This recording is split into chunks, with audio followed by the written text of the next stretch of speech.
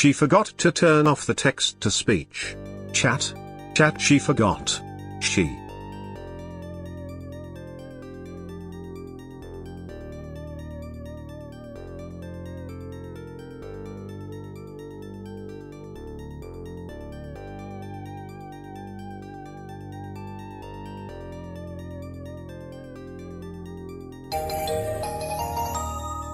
Disintegrate.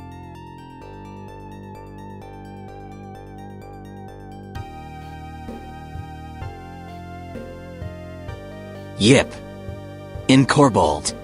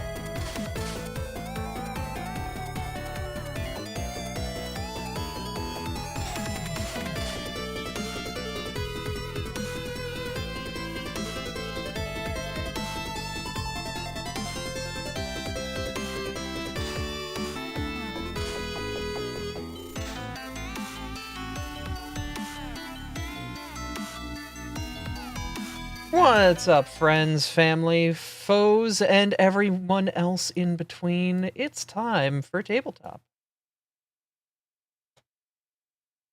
Here's a car. Vroom, vroom. Oh, my face! Did you just run over all of us, Abby? No, I approached menacingly. Did she just With a walk car. up slowly And with a car Yes. and down smash? And down smashed. I It's a can't down- believe it. She did. She really did, though. Mhm. I can't believe Abby's neutral special is Psychic Car. For her neutral worry special, about it. she wields a car. Runs you over with mind. Hello, everyone. I am Frosty. I use they, them pronouns, and who here is ready to start a big bounty elimination guild bounty? Yep. Yeah. Yep. Yeah. Yeah, these chicken wings are good.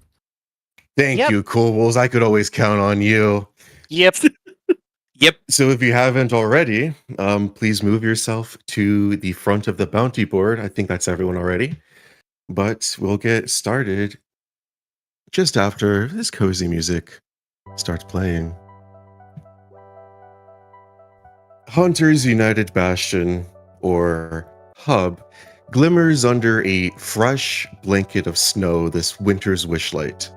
Its spires, streets, and districts are adorned with twinkling lights and evergreen wreaths. The sharp, crisp air carries the mingling scents of roasted chestnuts, mulled cider, and the occasional burst of chimney smoke from both the warm hearth and the augmented oven that you left behind in the Frostfire Fortunes Lounge. It's a rare stillness amidst the bustle of adventure present all throughout the city-state, at the frontier of the realm. But the winter season has a way of coaxing even the most hardened of heroes into games and battles of festive cheer. Home is a place where all journeys begin and where most end.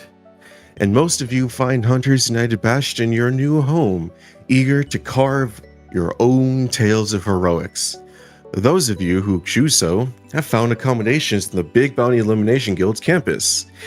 It's strange, though, getting situated and settled. Perhaps for some, traveling is a way of life. For others, it's a wrenching goodbye to your old home. but for all, it's a desire to fulfill your goals, whether they to be to grow stronger, to help in ridding the realm of the nefarious, or something more purposeful. For some, it's an odd sensation of the familiar, and for others, it's a new experience. The Frostfire Fortune swings shut behind you with a soft chime, muffling the hearty laughter and camaraderie inside. For a moment, you linger, feeling the warmth of shared tales, friendly challenges, and the lingering sweetness of a peppermint cocoa prepared by the ever-cheerful chef's assistant, Pumpko. Kane, would you like to give an impression of Pumpko briefly? I have never thought of what Pumpko actually sounds like. We'll get back to you in a moment.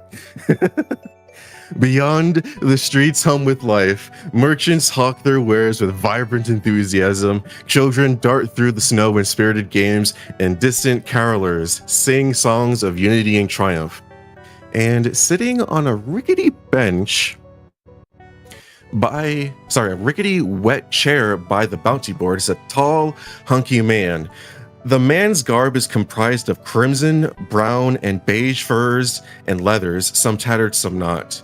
He has a wild mane of blonde hair and a mean, gruff scruff to accentuate it. You can spot a bright red brand marking his left arm that faintly glows, and by his chair rests a great sword blackened by scorch marks.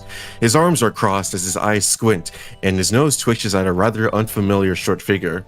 This is Roscoe. Let me show Roscoe to everyone here.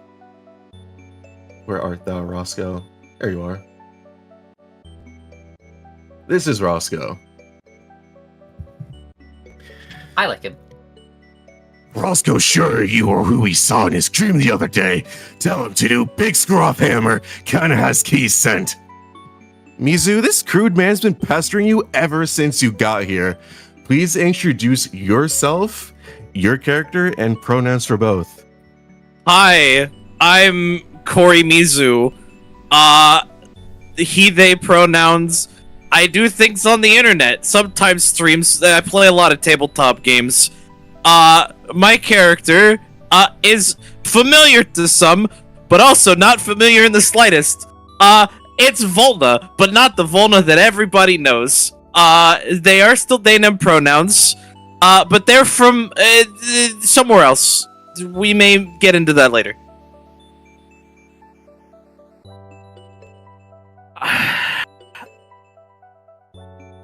I did not spend 3 days going through interdimensional loopholes, wormholes, whatever, to be accosted by some strange Rogadin man.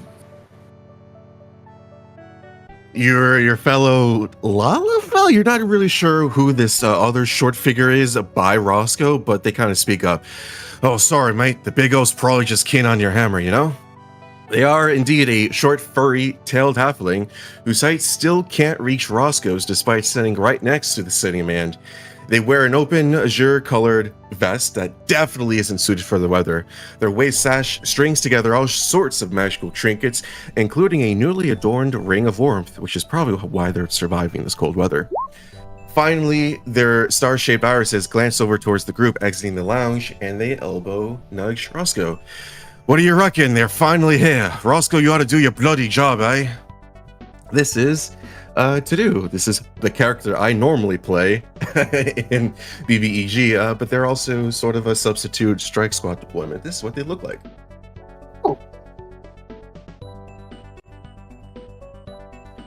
Roscoe perks up. Ah, new fledglings finally coming to their first ever bout as a pack group. You's going to protect those belt plants at the park this year? He shows a fanged smile, very oblivious. Roscoe and his packmate had one of those plate tonic, plate potion, whatever. One of those dates a few moons ago. What do you guys say? Well, it'd be nice to do something between the holidays. This is true. I mean, the chicken wings are nice and all, but do some activities. Swallow I think your face is still stuffed full of all the food Dinner Bells made for us.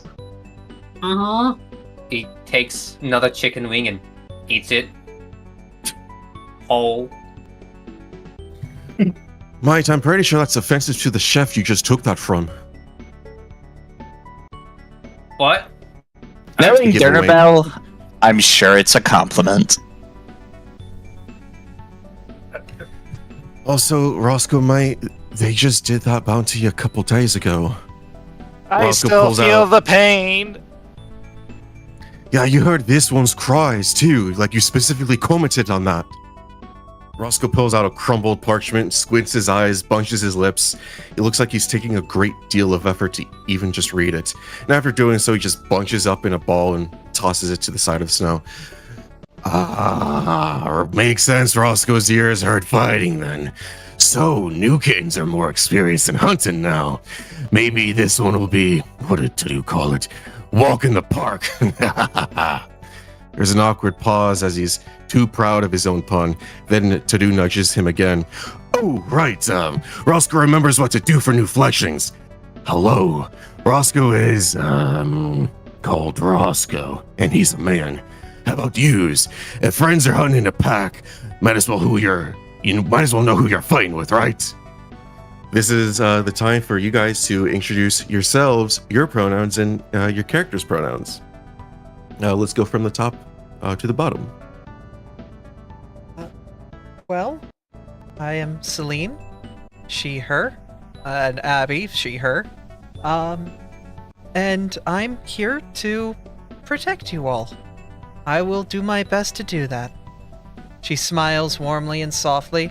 I know I've already fought alongside a couple of you, but it'll be exciting to meet more of you. I didn't know books could be alive. Yeah, well, back where I come from, that's kind of the only kind of people that were around. Neat.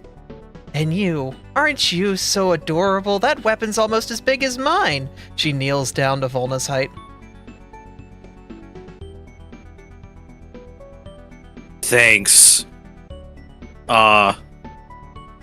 First a Rogan and now a Hrothgar. Where am I? What's a There's- Rogan? Don't First worry time about it. traveling. My time magic takes me everywhere. I never know where I am. Guessing it's your first time traveling to Dragon Veins, huh? Roscoe likes this one. What about you? Roscoe's never met you. He points to you, Azure. I am Artemis, playing as Azure, both of us, he, him. And yeah, we're pretty much time mage who gets thrown into the time and ends up at places, has Sora syndrome, so usually starts out as level 1 or something similar when he arrives.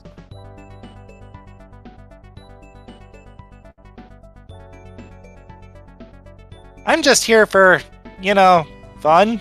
I mean, you guys are pretty cool, this place is chill, and I'm always down to use my spells for something.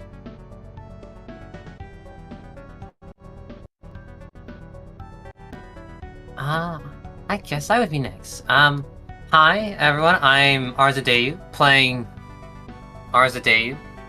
Pronouns if any, all yes, thank you for asking. Similar boat to our Azure, I guess, just traveling. He just wants to have fun and not be lonely.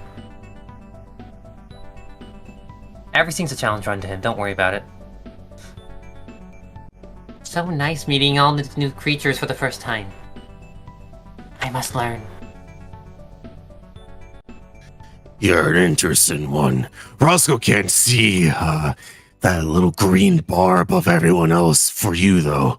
Can you go into your token and add your health bar, whatever it is, so Roscoe can see it too? So everyone else can kind of see how you're doing in battle without asking you. Actually, Frosty, I think it's only GMs that can do that. I think that's No, you can add No. it yourself.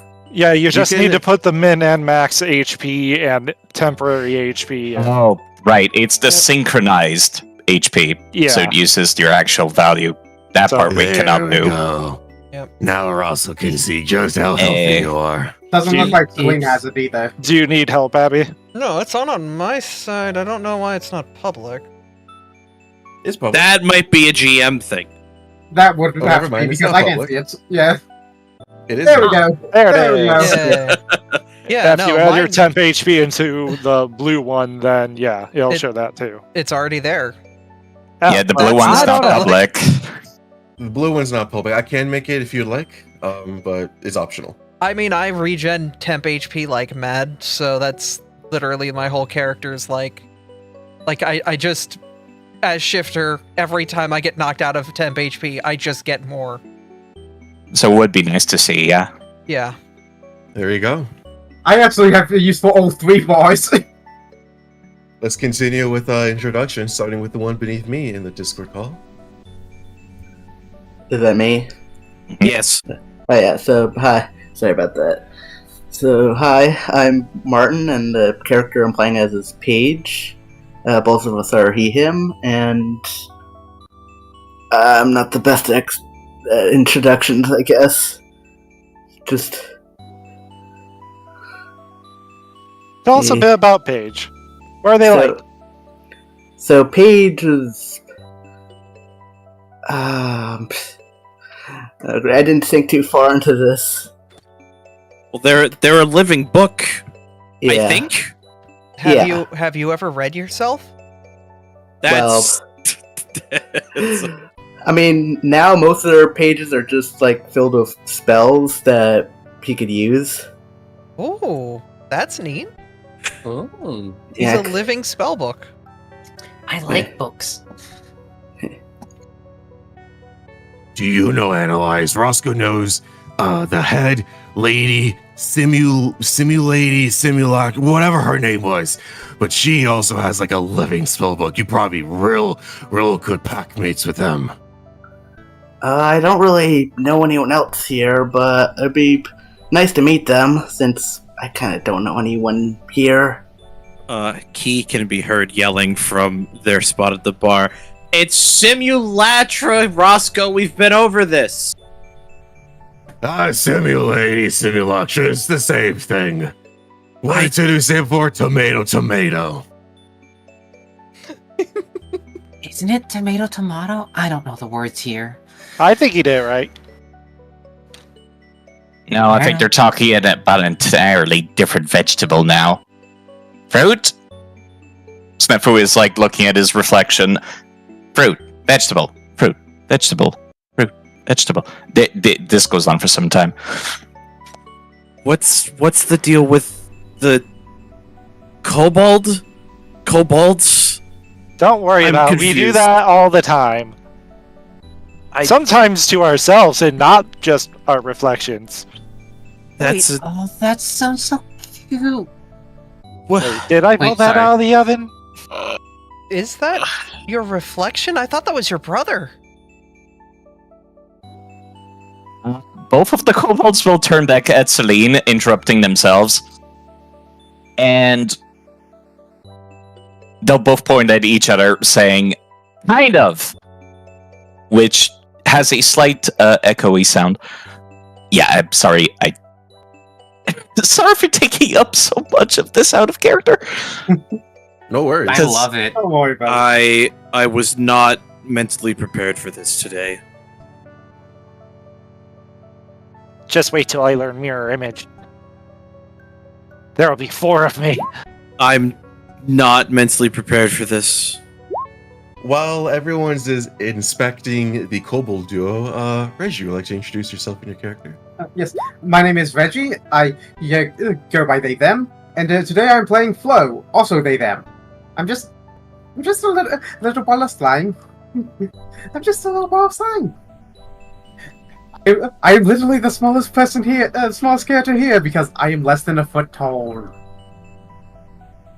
And side, who's everyone admiring? Yeah, I'm Side Effect. The character I'm playing is Snafu the Kobold. Any pronoun works as long as I know you're talking to me or about me.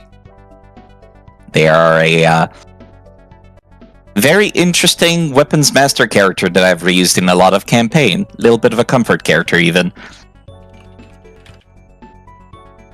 And Can't that's wait it. to see you in work. I mean, I already have once, but you know what I mean. Afterwards, Roscoe sizes up your group. So yous are just fighting, or you're just doing a show-off fight at the Hall of the Novice, yeah? Show even newer kittens how to fight? Sounds easy. Does anyone have questions for old Roscoe before yous? Roscoe. He's way too proud of this. I like him. Yeah. He has charisma. As they say, there is. Please I like the cut never of his say that chin. in my presence again. What? It's something I heard in a timeline. Don't worry about it. Please I purge like- it from your memory. I try to purge a lot of things. That is unsuccessful a lot of the time. Yeah. I'm so Don't sorry. worry about it. I'm sorry, little one, but Kobolds work on a more primal level.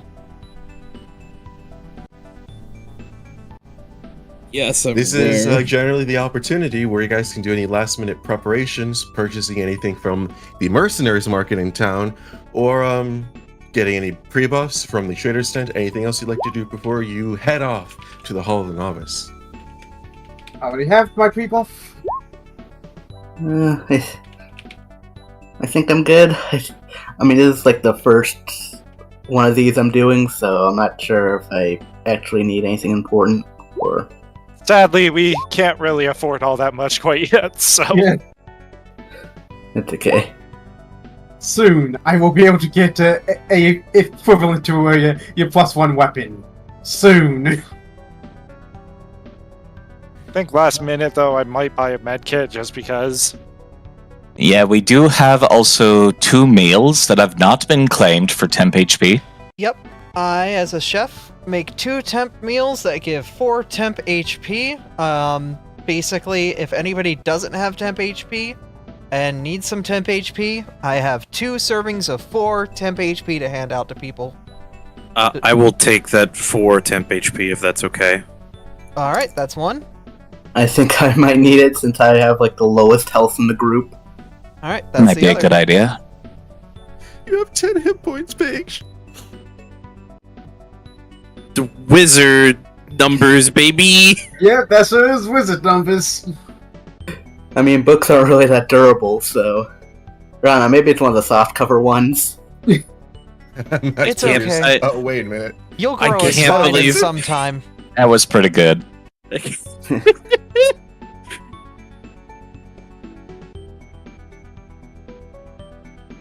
After the last minute purchases, would anyone, is everyone ready to just head over to the Hall of the Novice?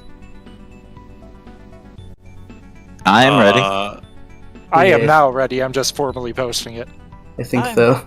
I'm making sure, but I'm pretty good. Everyone's got a good meal. Everyone's happy. This is gonna be a fun day, and nobody's gonna die. We'll make sure I'm- of it. I'm as ready as I can be.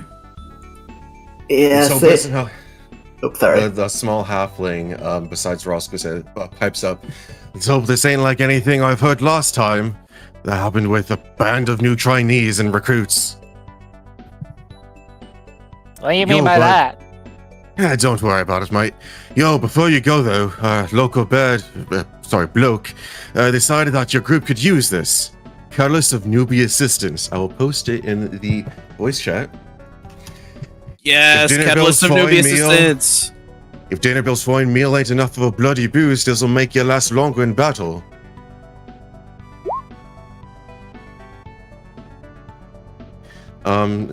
To do, we'll hand it to Snafu because he's the most experienced and will probably know who to use it on.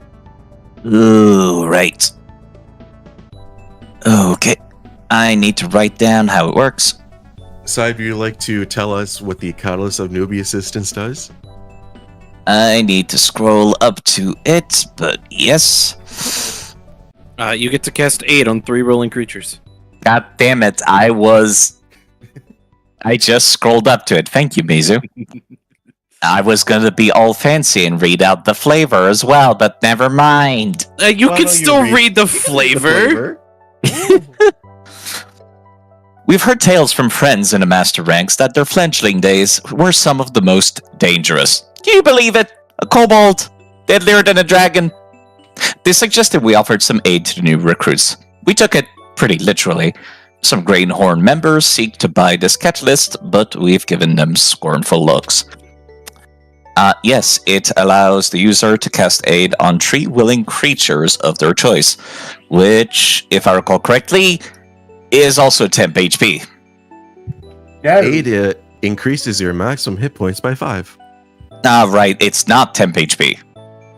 It's another secret thing. It's Yeah, actual. another secret thing. It's actually just straight up hit points. Also, how do I add the thing from the meal? It's Is your character sheet in D&D Beyond or in Roll20? It's in roll 20, I think. Okay, then if that's just a section. Yeah, underneath where your current hit points are, there's a spot for temporary hit points. You just Okay, I just need to pull it up. you just pull it up and stick the 5 in there. so Under current hit points? Yeah, like there's no. So- There's another section called temporary hit points yeah, underneath it. like directly under where it says current hit points. There's a Alright, box that I says think temporary hit points. Yeah, I think I just did that now. Okay. Is Yeah. that all set? Yep. Alright. All right. So let's actually cast this catalyst of newbie assistance, shall we? That would be a good idea, TM. I would like to cast it on Paige, Flo, and Azure. Makes sense, makes sense. So your current and maximum hit points increased by 5 for the duration of this bounty. Yeah, just remember to put it back to normal afterwards. Easy to forget because it's not temp HP. Got it. Oh, look at that. A good meal did put some meat on your bones. Now you can almost take as many punches as I can.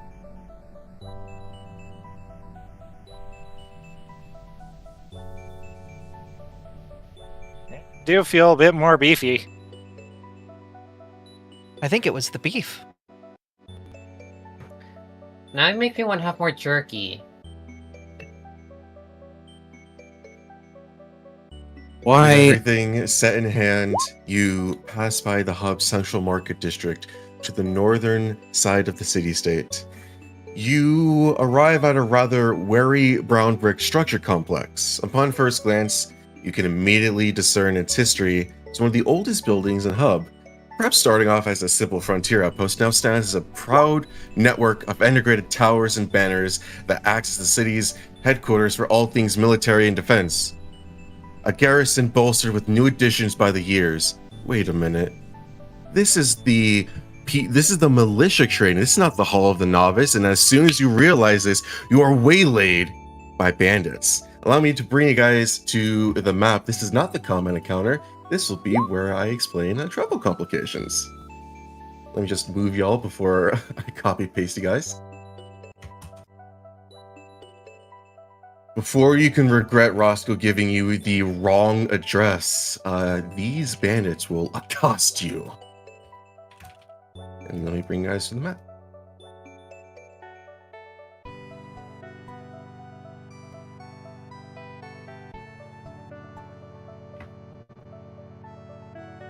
We will be focusing our attention to the top left.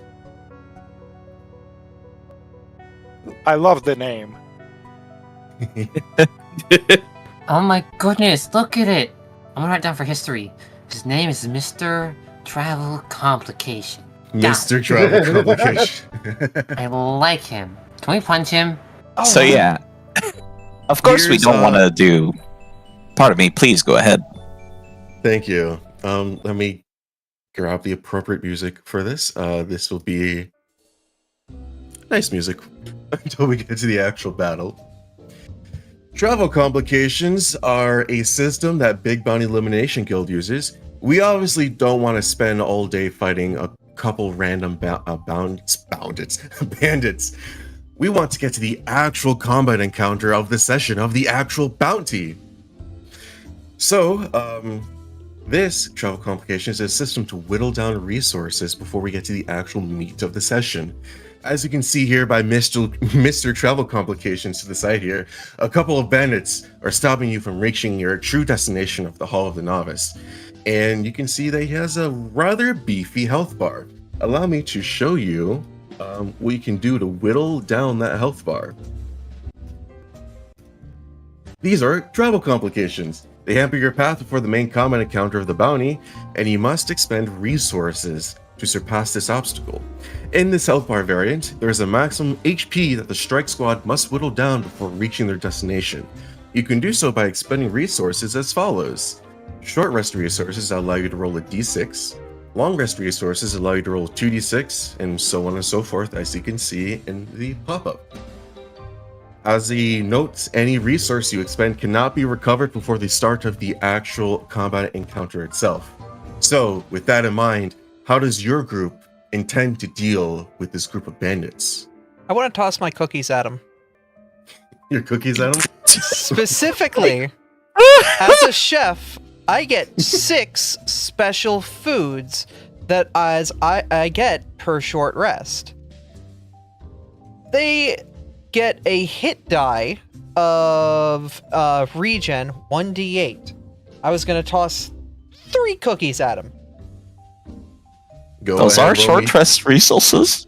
Those are short rest resources. Because I do mention that there are some exceptions, and the chef's food thing is sort of like Divine Sense, where you don't get to really use it that much, since BBEG is not a server where we have a lot of short rests. So I will say that in total will count for 1d6, if you're okay with that. All 6 of them, or just a section of them? 3 of them will count for a d6. Okay. Then I will toss a d6 of damage at him. Of course. I mean, it's cookies. Cookies. I mean, it's So probably she better just- than mine. She just takes a box of Oreos and wails it at his head. Surprisingly effective. If you throw anything hard enough, it is very effective. I will say, if we decide to use any of my sorcerer points for this, I might as well use both, because me sitting with just one is going to be completely useless. So from me, we either get 4d6 or nothing. I would like to expend a feature that I'm probably not going to get to use a whole lot. Protective Wings, which are long rest resources. I have 3 of them. I would like to expend 1 currently. Oh, Go ahead, roll me that 2d6. Hmm. 3 Man. hit points to this travel complication. As you can see, the health bar slowly whittling down. Describe to me how you use protective wings to defend against one of these bandits as axes. In a very similar manner to Snafu's Echo, being a creature that looks kind of ghostly, made out of ki, Snafu manifests wings made out of ki and starts battering the opponents as he deals with the bandits. And as a matter of fact, I'll roll a second one. What are with these ones? That's Ouch. fine. Oh my goodness. It's better I waste my resources than you guys do. Oh, To be fair, I also have Draconic Cry. I could use one of those right now. Probably will. I should Yeah, probably but- use a press weapon. Yeah, I I'm gonna do know. it. I don't know, Draconic Cry is pretty useful. It's a bonus action, and you don't get to use many of those otherwise.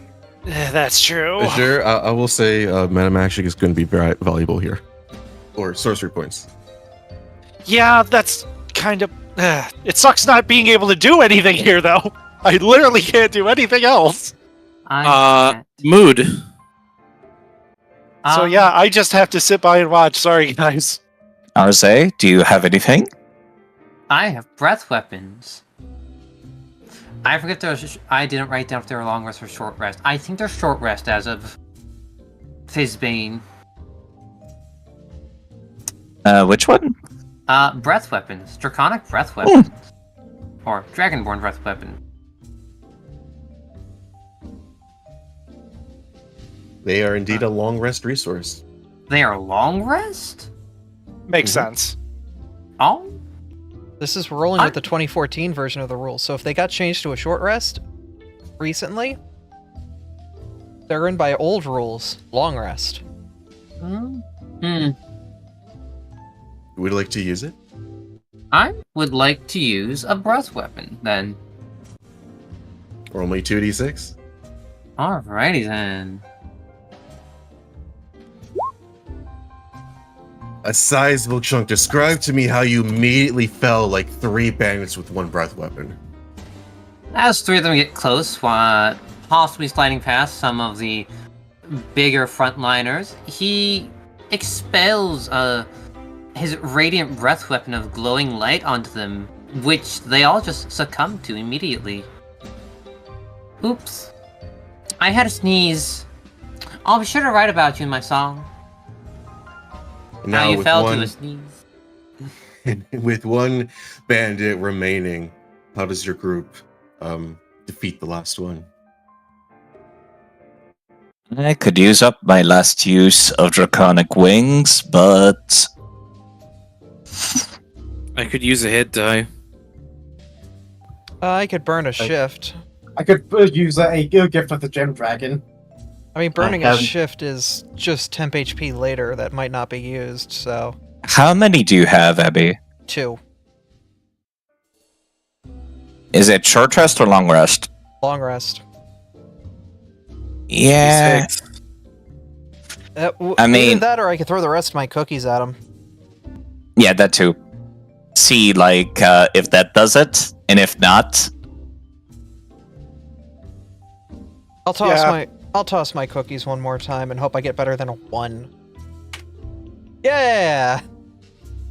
Your cookies fell. The final bandit. I'm sorry, are you allergic to peanut butter? He was allergic to Oh peanut my butter. god. What a terrible fate. Wow. And with that, you are able to reach your destination of the actual Hall of the Novice.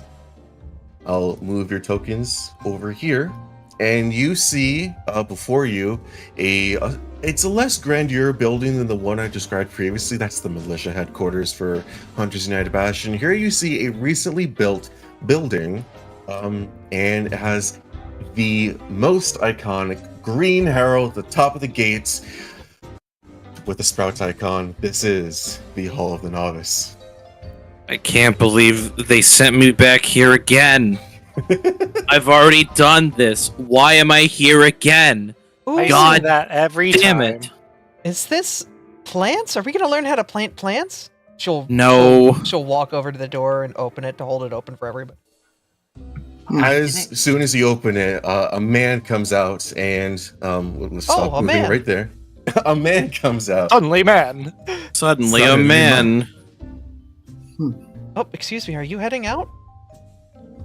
You see this guy. I'll post him both in the chat, and I'll just zoom in on him. Hold on.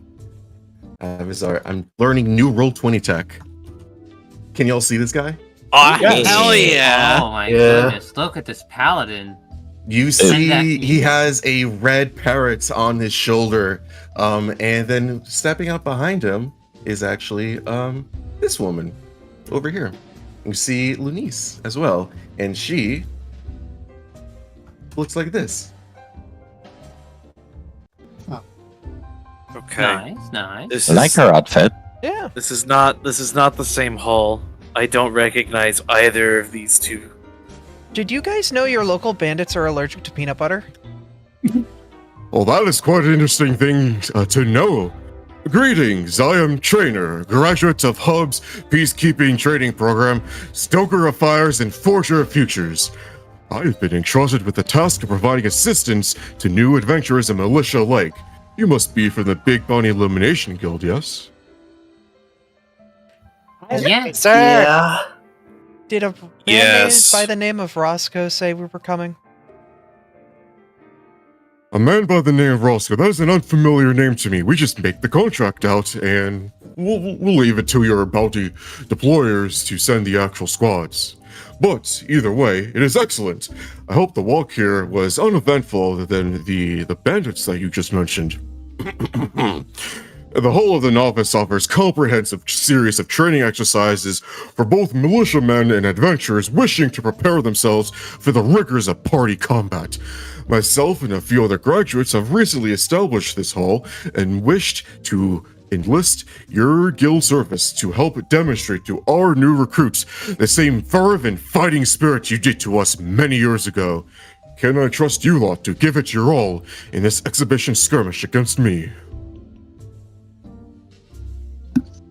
I'm ready whenever the rest of them are. I'm almost a chaperone, you could say here. I just hope it's not too dangerous.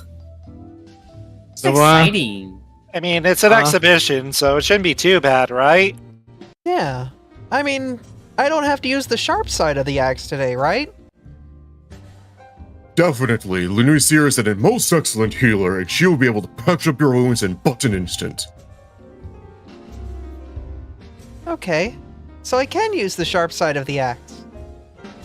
Oh, against me, you'll need it. He gives you a wink. Are you coming on to me? He doesn't respond to that. Otherwise, he ushers you all in past to the actual arena proper. I just showed Lunis in the voice chat, by the way.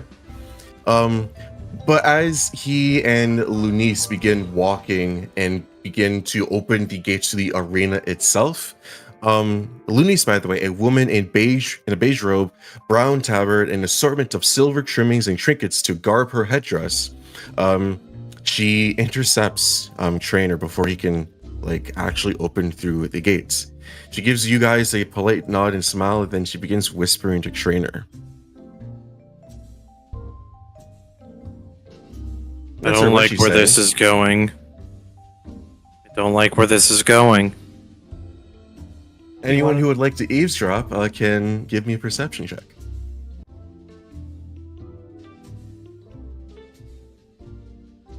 I mean, heck it, we ball, but I'm not trained in perception at all. Can I lift Volna up so they can hear clearer? Sure, you can give Volna advantage. Okay. Can I roll athletics to lift them? You don't need to roll athletics. You just lift up Volna. Sure, I'll give it a try too. I'm gonna roll the die again. Why am I off the ground? Who said my feet could leave terra firma?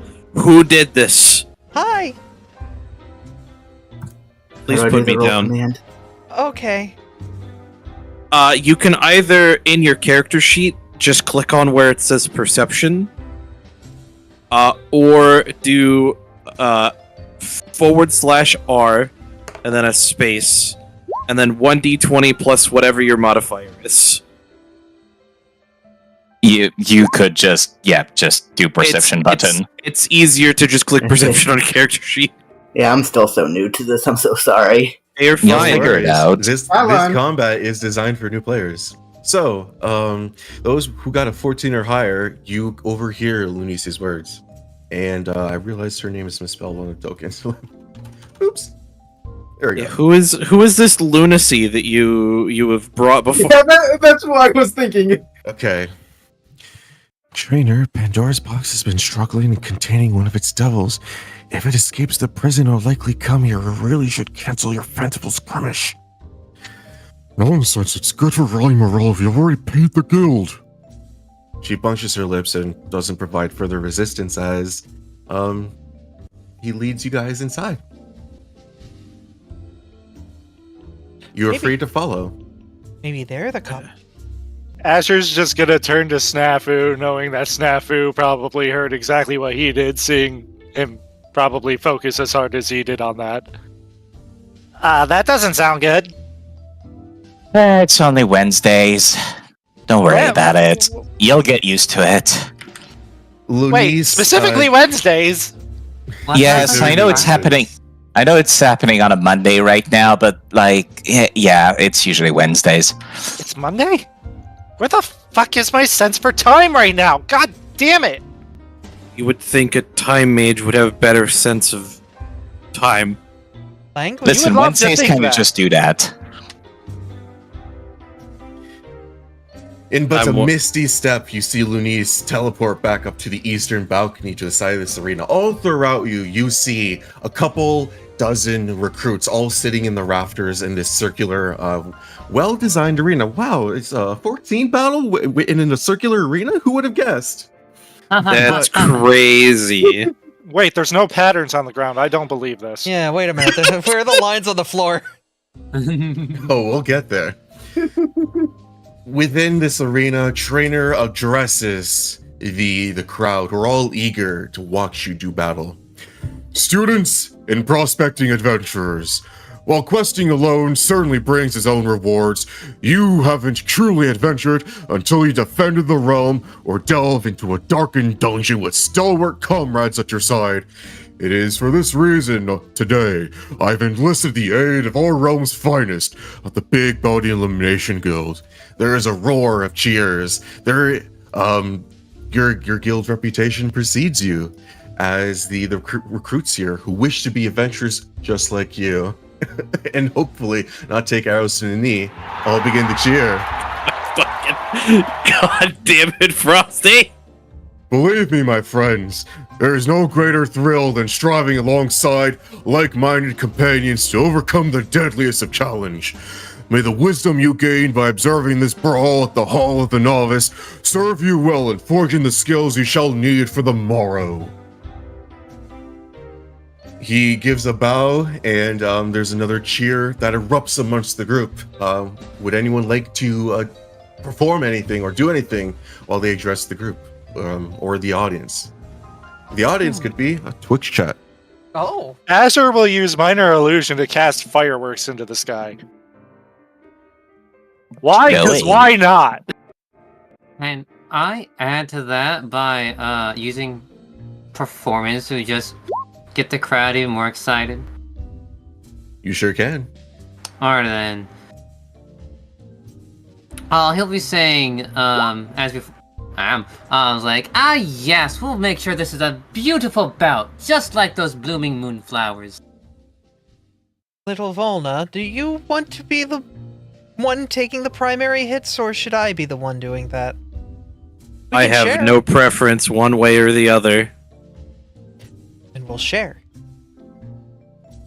And she'll turn around to the crowd. Everyone, we're sharing! And I'll roll performance. Watch it. Maybe not. With the fireworks, the performance by Arzadeo, and the great rallying from Celine, you all are able to prepare yourselves, and then Trainer will continue. For those who have perused the Adventuring Player's Handbook I helped author, page 189 outlines the properties of how a battle begins. Oftentimes, for bounties we pursue, a battle begins with its constituent adventuring party, beginning somewhere within the confines of the red polygon drawn in the terrain. You look behind you. Wow, you didn't notice that before, but it's certainly there. God, Go! Position Damn it. yourselves. Okie dokie.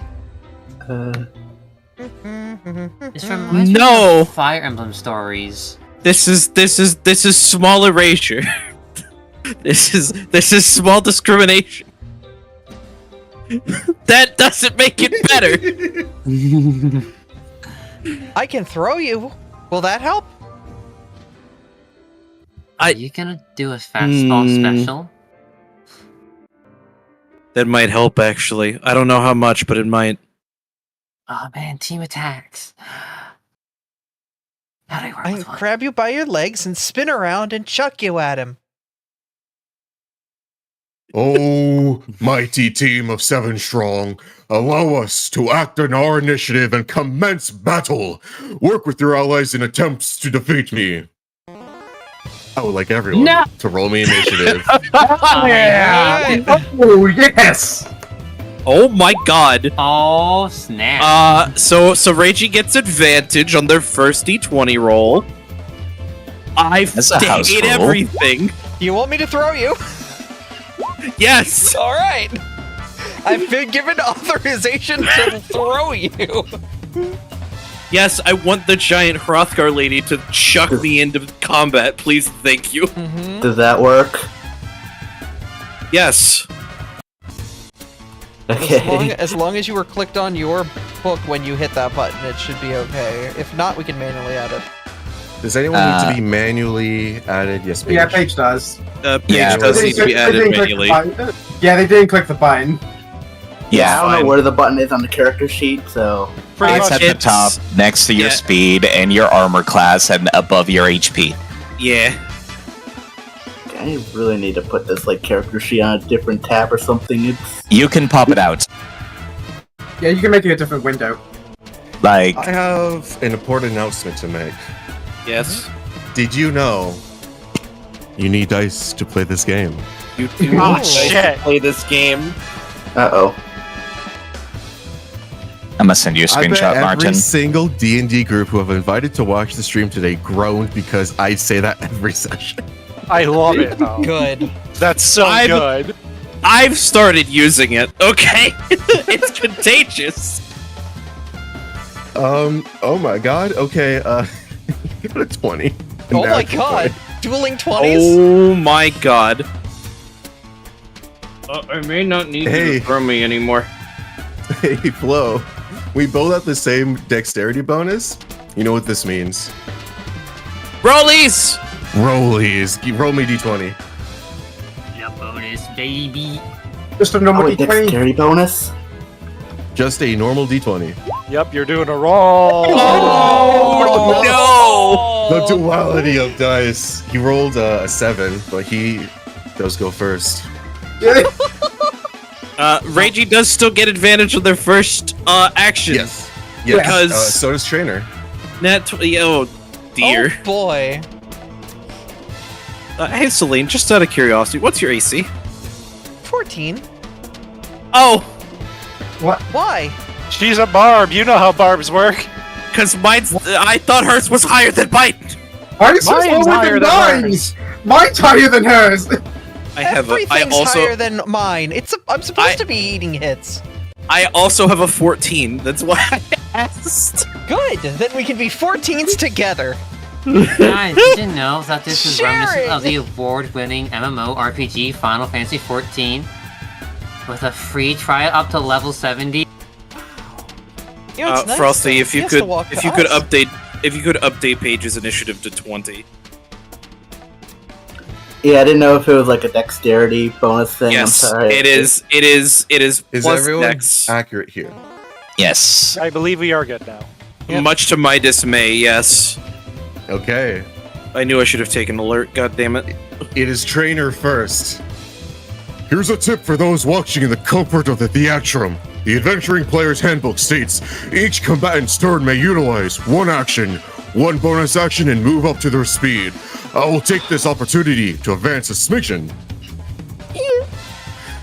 And brace for my opponent's assault. By taking the dodge action, my opponents will have a harder time landing blows upon my person. Pay close attention to my opponent's recruits, as their keen eyes also afford them the chance to analyze my abilities. Trainer takes the dodge action. And Flo, it's your turn. Well, let's demonstrate some of what he was talking about. Let's analyze. That's a miss. Okay. Then I will use my normal action to cast Longstrider on myself. How does this look, Flo? How does Longstrider appear on your person?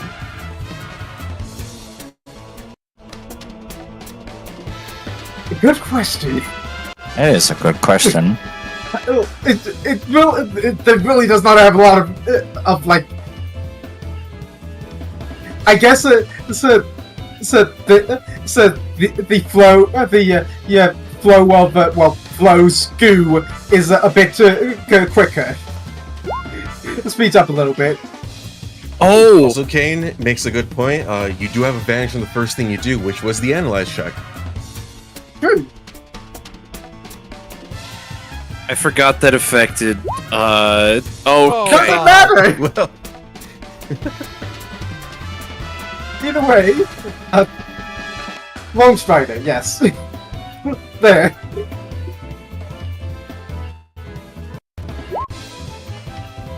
Remember to actually speak it.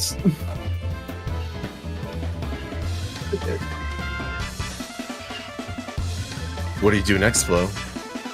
Next, I'm going to use my bonus action to wild shape. Let's go with, because it's my go-to, Dinosaurus.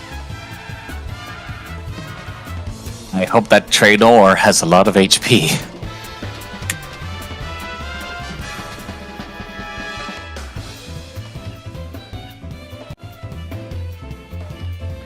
How does your wild shape look, Flo? As a circle of mutation. Flo, Flo grows outwards as they reshape, but into a significantly larger creature than they were before, or with menacing claws and powerful legs. Excellent. I like it. And then, I guess I'll move, so let's see. Where should I go?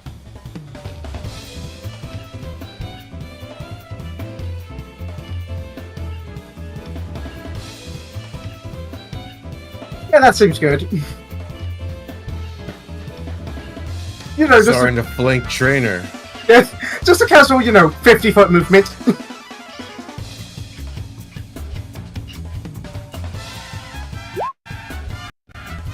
Okay, that is the end of your turn. Also, a great thing that I like to do in BBEG is that when you end your turn, just to type it in chat, that's the end of my turn. So I don't have to keep asking everyone, hey, do you end your turn? So we can keep things flowing, pun intended, very smoothly. Next, Paige, your first combat as part of the Big Bounty Elimination Guild. What do you do? Oh boy.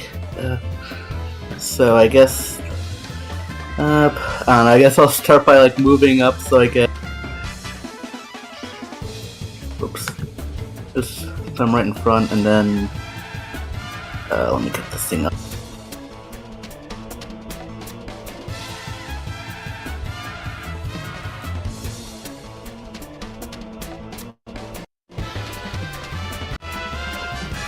Alright, so if I just click on the spell, or I'll just go for a spell.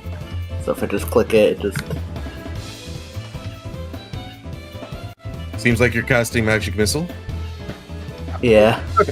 If you Describe click, to me how you cast Magic Missile. How does Paige's Magic Missile look? So it's... I'm trying to think of... I mean, I guess it's since there's two of them... Oh. There's three of them, actually. Oh, three. So I guess they're three different colors. One's teal, one's gray, and the other's yellow. Excellent. Why don't you roll me 3d4 plus 3 and see how much damage you do, guaranteed, to trainer. Yeah, one of that button you pressed at first, that's the one you want. So that's already You don't one know of how the to three. roll? Yes. You can So I just do copy and paste what I have in the chat and just remove the dot.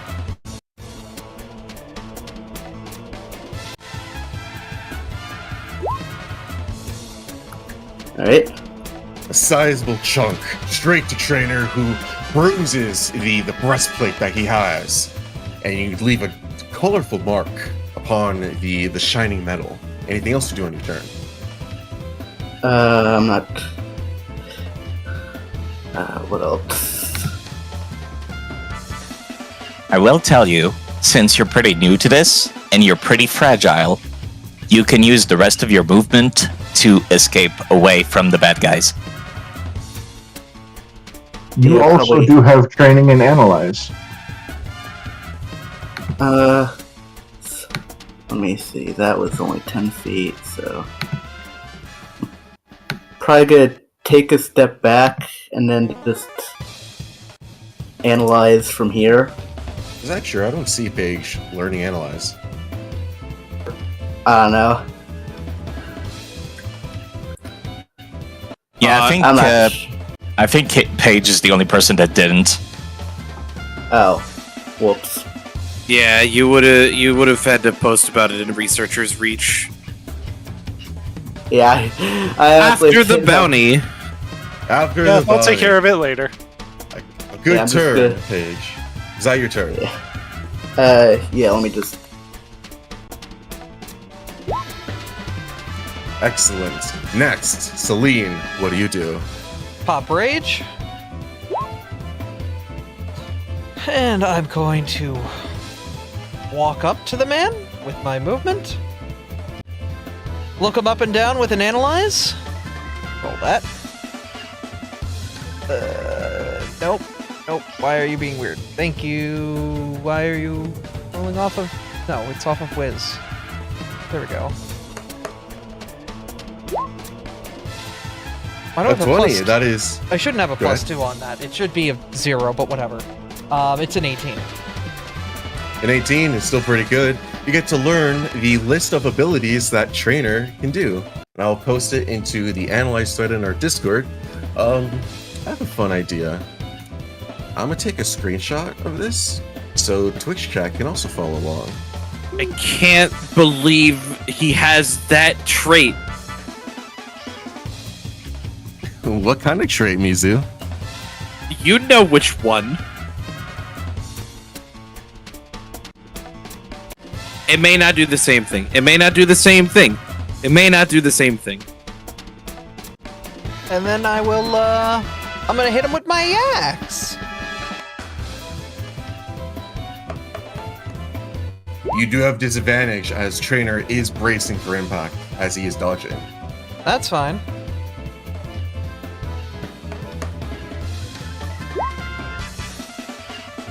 Oh, Does a you 12 were hit? reckless. Does a 12 hit? You raise your great axe, and trainer raises his shield in response. It's not the reaction of parry, but you miss the AC of trainer. My axe will bounce off of him, but she'll look him dead on. Be like, all right. Let's An go. excellent attempt. And that'll be my turn. So I'll just type end turn. Oh no. A great thing that we could do is because you are raging. If you click on your token and you see the bubble icon at the direct south of your token, that's a whole bunch of fun icons that you can add to put as token markers or status effects, like buffs or debuffs or anything else. We will use that later. There. You can put one. And for there's a cool one that looks, yeah, that's the one. Angie! I am angry, but not actually yet. Ours, what are you doing?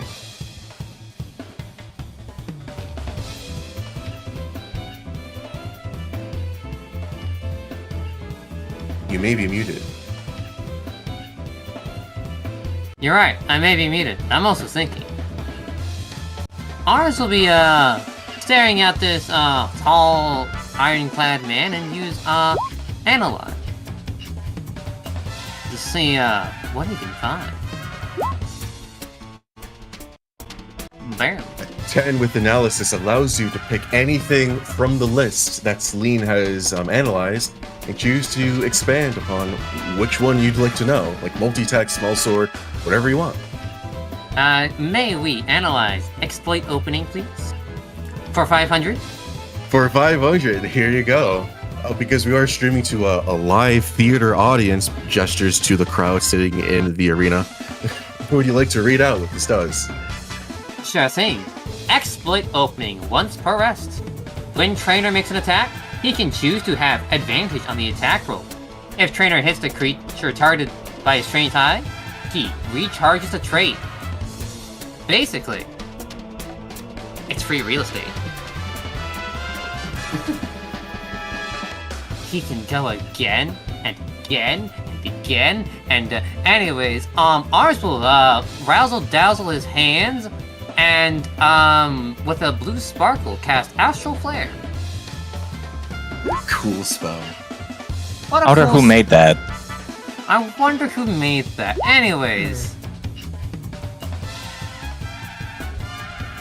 With A 9.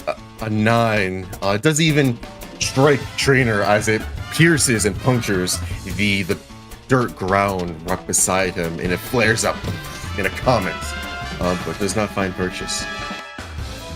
Oops. I missed. Sorry. You're gonna have to fix that ground. I'll pay for it in 500 years. It'll probably grow back, right? That's the point. Haha. Other than that, there is not much he thinks of doing right now. So he will. Alright. Azure, what do you do? Alright, Or first Azure. things first, I'm gonna analyze.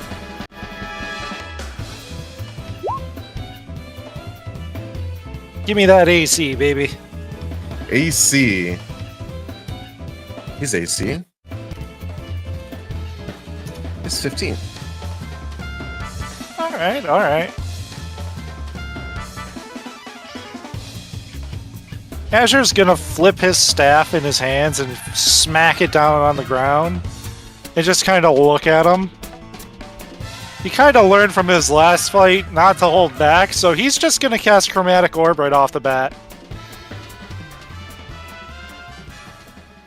Trainer is dodging. Give me an attack roll with disadvantage.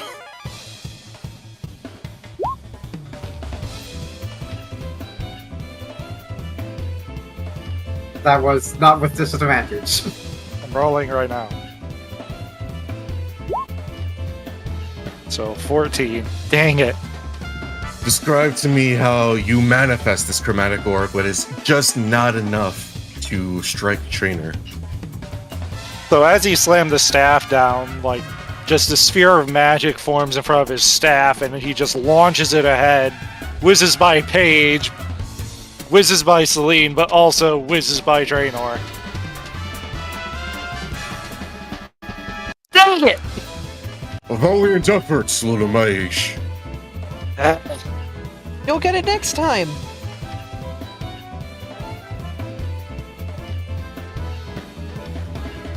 He's actually going to take a few steps back. So right there. And that's where I end my turn. Snafu, experienced veteran of this group, what do you do?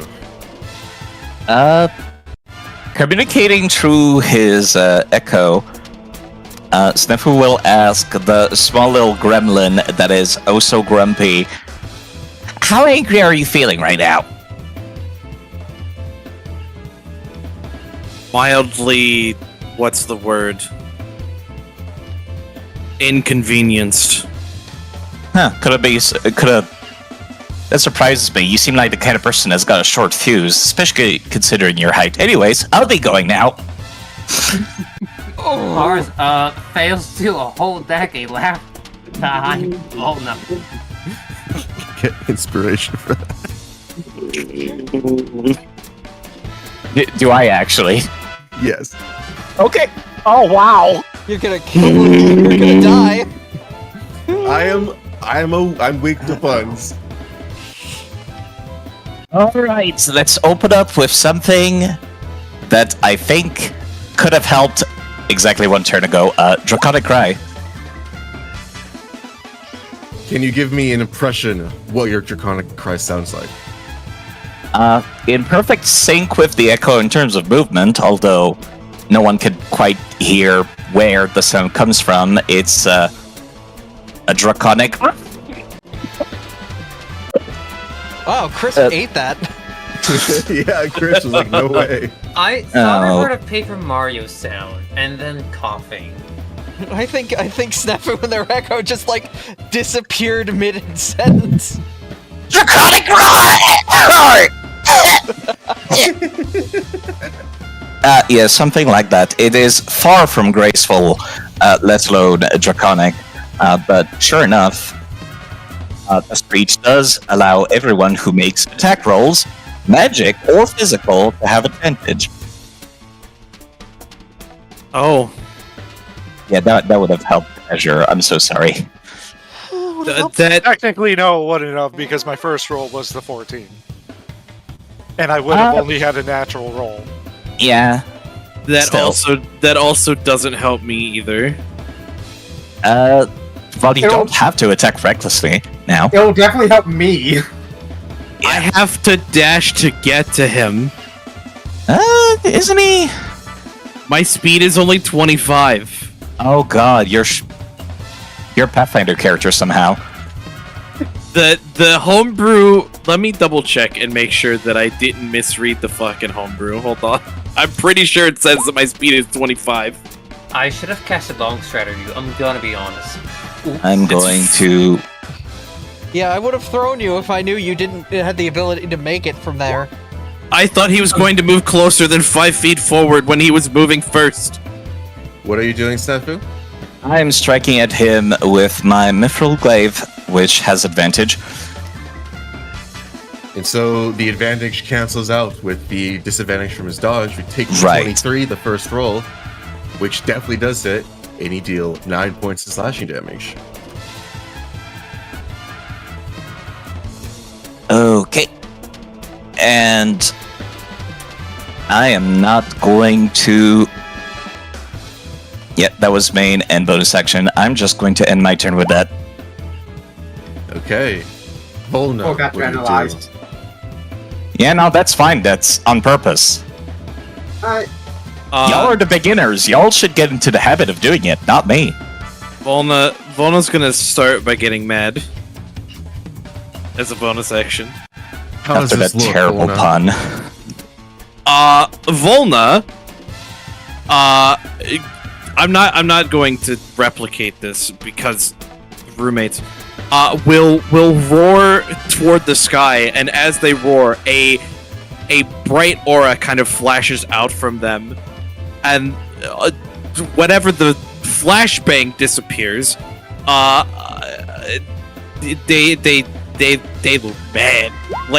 Like you thought they had RBF before. No, they're pissed now. Oh no, they can use heat moves. I hope they're not mad because they're small. Are they jealous of Thrall? Yes. Volna is going to dash here, because I can't. Person, tiny legs. Yeah. And we'll just stare menacingly at Trainer. That's my turn. My turn's done. It's over. Okay. It is the start of the next round.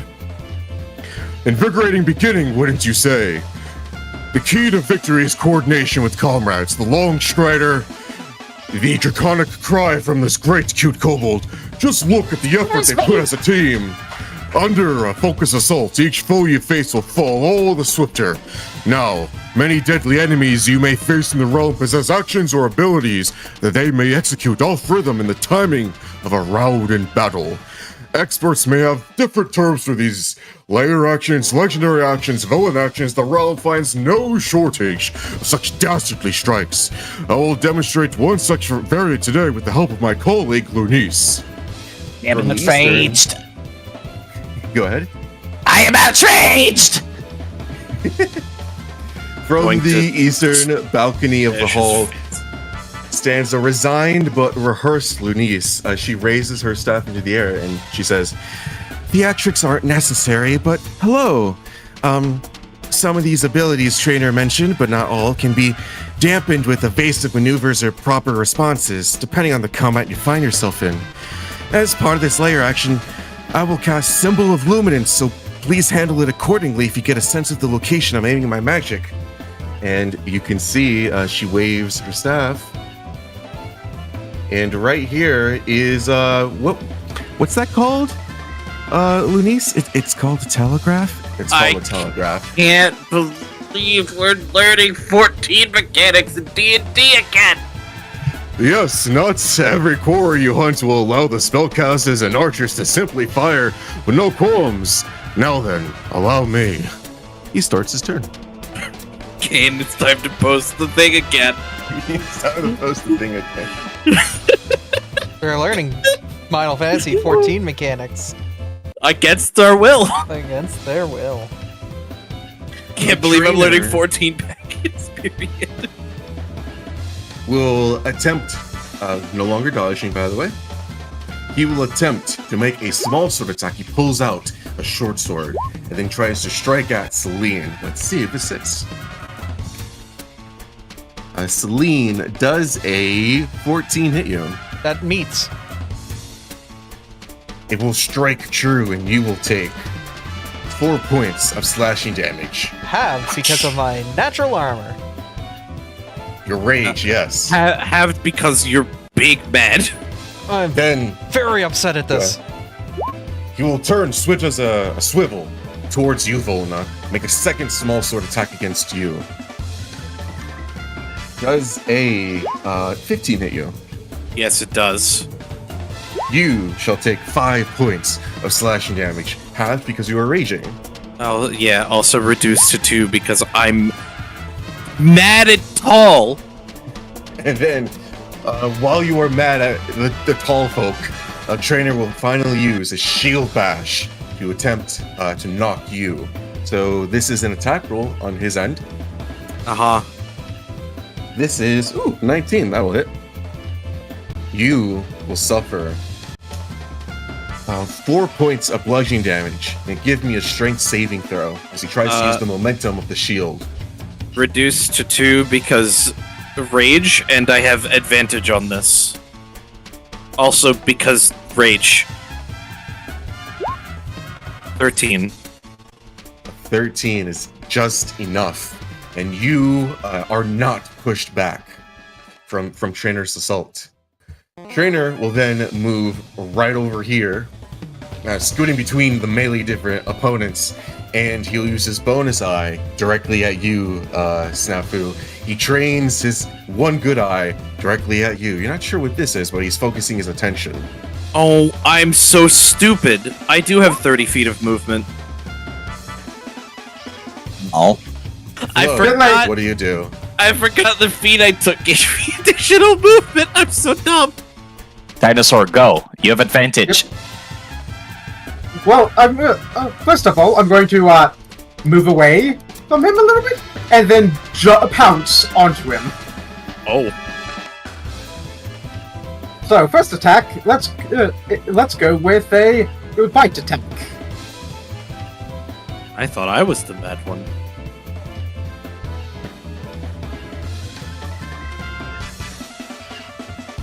Well, we're all a little mad here. I'm very upset. 19. A 19 does hit.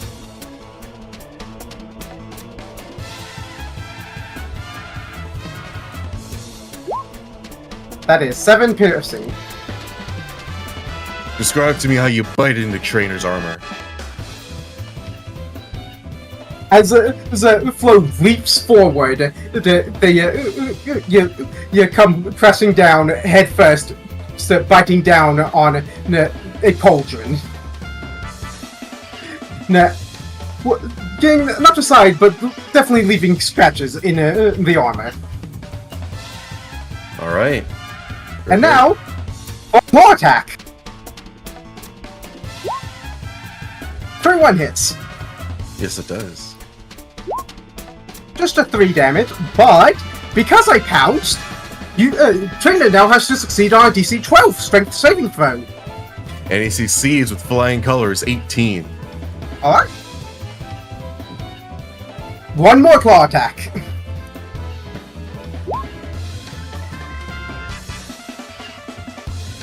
Doesn't 18 hits? Yes, it does. You know his AC to be 15. He takes 7 damage and has to make another strength saving throw. And he succeeds once more with a 14. Alright. And I will then use a bonus action to spend a spell point and gain a mutation point. How does this look, Flo? What is a mutation point for you?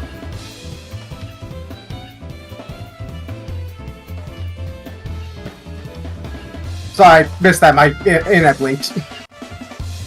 What does a mutation point look like for you, Flo? Imagine,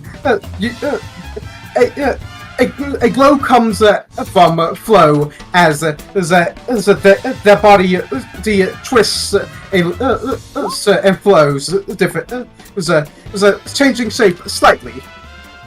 It's only a level 1 spell slot, so there's only 1 mutation point. It's not a big difference, but they seem to be a little bit more evasive now, as I gain +1 AC using spending the mutation point. I believe you have to use a bonus action to spend the mutation point. No. And it's a bonus action to gain the mutation point. I have you to can't do it the same turn. No. It is a bonus action to spend a spell slot to gain a mutation point, but no, it's a free action to spend it. Could you post it so we can make sure? Yes, please. Yes, This is why I'm always posting my nonsense all the time. Fine, it's a bit of a long one because it has all of the mutation options as well. You can use this as a bonus action to use your wild shape. In addition, you can use a bonus action to expend a spell slot and gain a number of mutation There points. is no action required to expend a mutation point, so that is valid. Yep. No action required to you. Okay. Thank you. Is that it, Flo? Well, no, because first, I need to analyze for this turn. And I actually do succeed this time. What do you like to learn? Let's learn about Indomitable. Sure thing. Would you like to read it for the theater? Indomitable. Once per vest, if trainer fails a saving throw, he can choose to re-roll it and use the new roll, potentially succeeding. If the creature targeted by trainer's trait I misses him with an attack, or he succeeds on a saving throw originating from them, he charges this trait. Good to know. Snafu, you're being targeted by trained eye. Mm-hmm. And with that, I end with it. Paige, there's a symbol seared on the ground below you. What do? You're not sure what it does. Yeah, I'm just gonna step away from it just to be safe.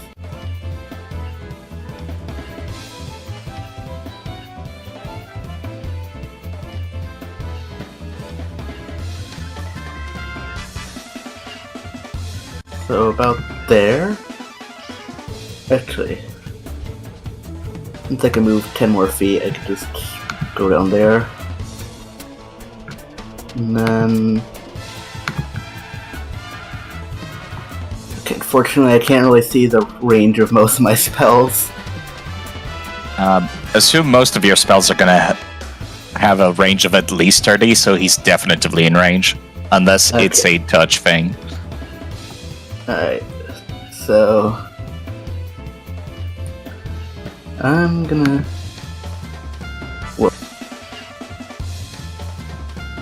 cast that. So I'm gonna try and cast Sleep. Pretty sure that one's at long range. Alright, so it says cast at what level? Is it 1 or 2? You're casting sleep? Yeah. Can you post sleep for me, please? The description. Would that be the eye icon or the chat icon? The chat bubble icon. Okay, I think that's it. So sleep allows you to roll 5d8s, and that is how many hit points of creatures you can affect. Trainer likely has a lot of hit points if it is a 1v7 in battle, so likely 5d8 won't be able to affect him. So probably not that. It would be an unwise decision if you casted sleep.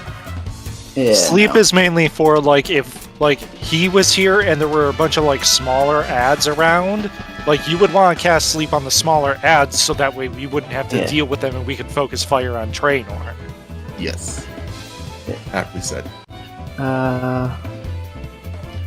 Guess instead, let's go with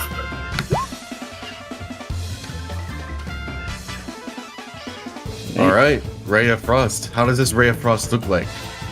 Looks like. I mean, the only thing I'm thinking of is just like a giant ice cube. That's like. It has like I guess a teal glow around it. So, like, the pages of the book open up and then just an ice cube comes out? Yeah. Yeah, that sounds like your vibe. Give me an attack roll with advantage because of the Draconic Cry from Snafu. So just roll it twice. So is it a d20 twice? Yes. Yeah.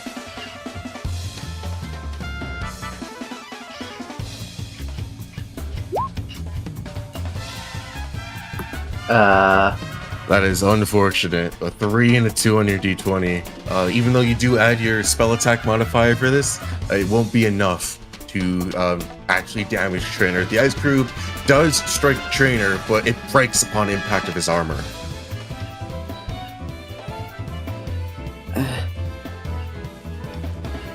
Anything else you'd like to do, Paige?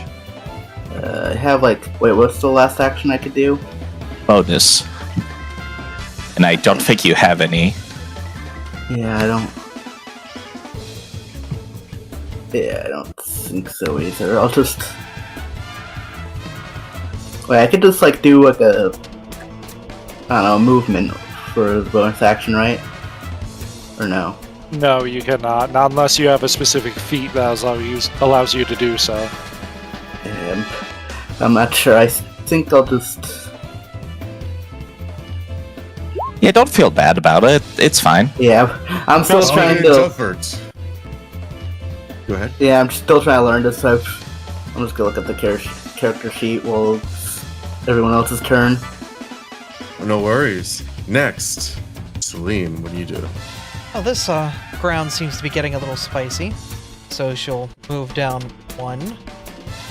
And then I will roll analysis, which should be fixed. Alright, cool, that's fixed. She It's can't still really, a 7. can't really learn much more here, so you know what? She's gonna try and hit him with her massive axe again. Just bring it down on his head. With advantage. Yep. Yep. Yep. Yep. Yep. I believe that 20 will hit. Alright. 24. Dangerously close to a crit. You do Yes. find purchase on Trainer. How does this axe strike look, Celine? She takes both hands on the axe, throws it overhead, and just chops down hard, trying to clock him on his shoulder. Excellent. Anything else you're doing? I tried analysis, I've moved slightly out of the way of the blast zone, and I've done my thing. I have no other actions, so I will end turn. Don't know why I don't get the fancy text. I need to figure out how. A searing symbol in the ground beneath you is glowing with a profuse blue glow. What do you do? We got time, a little bit of time. Analyze. We'll pop in another analysis as he stares and thinks some more. What would you like to learn? I would like to learn how the trained eye effect works. Sure thing. Here is Trainer's trained eye. Would you like to read it for theater?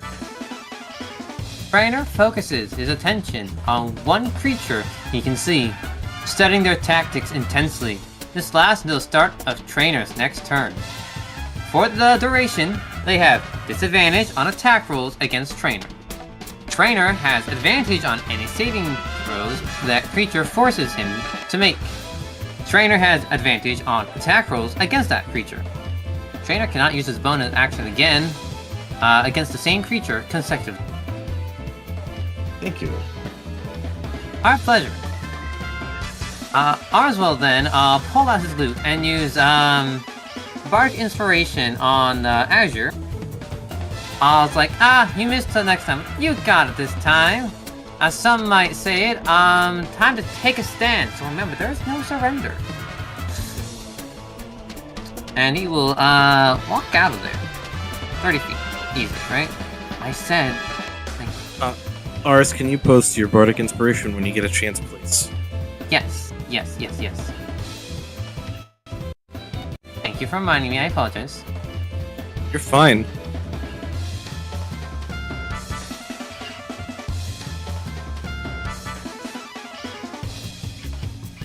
I want to make sure Azure knows what they're getting. Yep.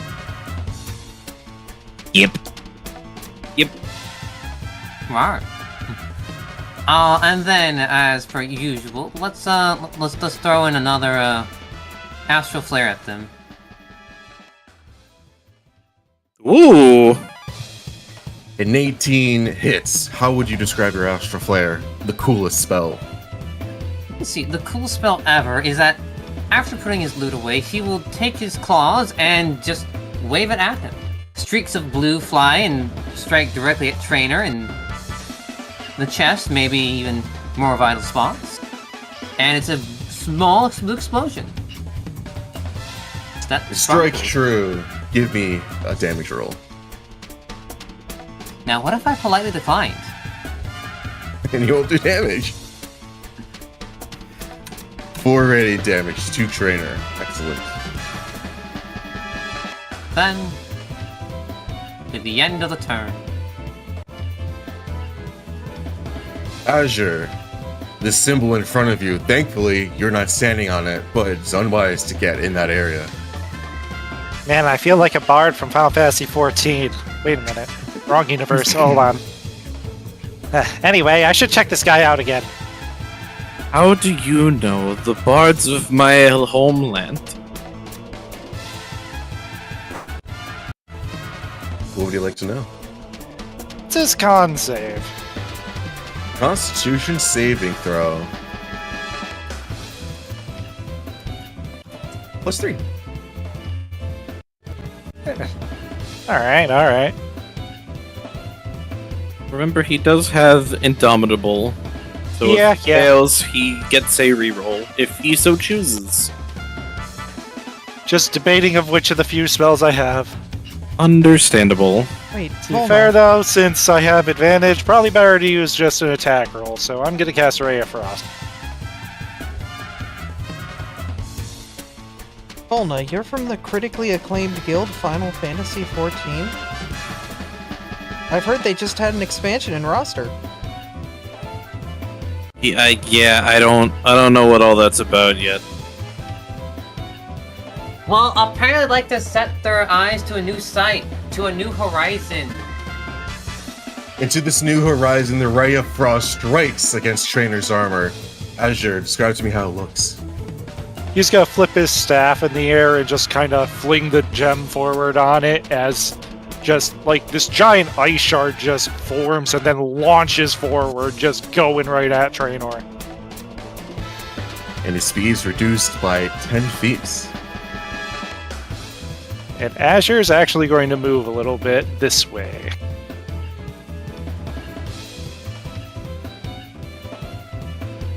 That's turn. Okay. Snafu, you are used to these, what you call them, telegraphs. No bother to you. Attack rolls, saving throws. Not skill checks, though. I'd like to take the shove action on this guy.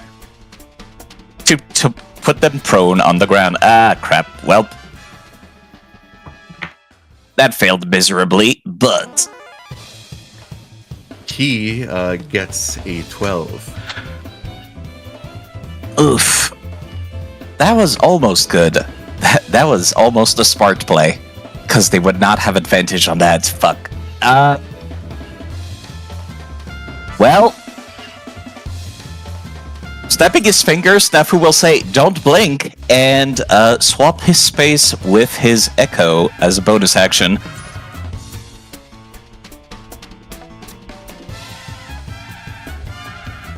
As the Kobold has been replaced by a ghostly white-ish illusion. And I'm going to make use of that fact to not provoke attacks of opportunity as I move away from the zone. Smart play.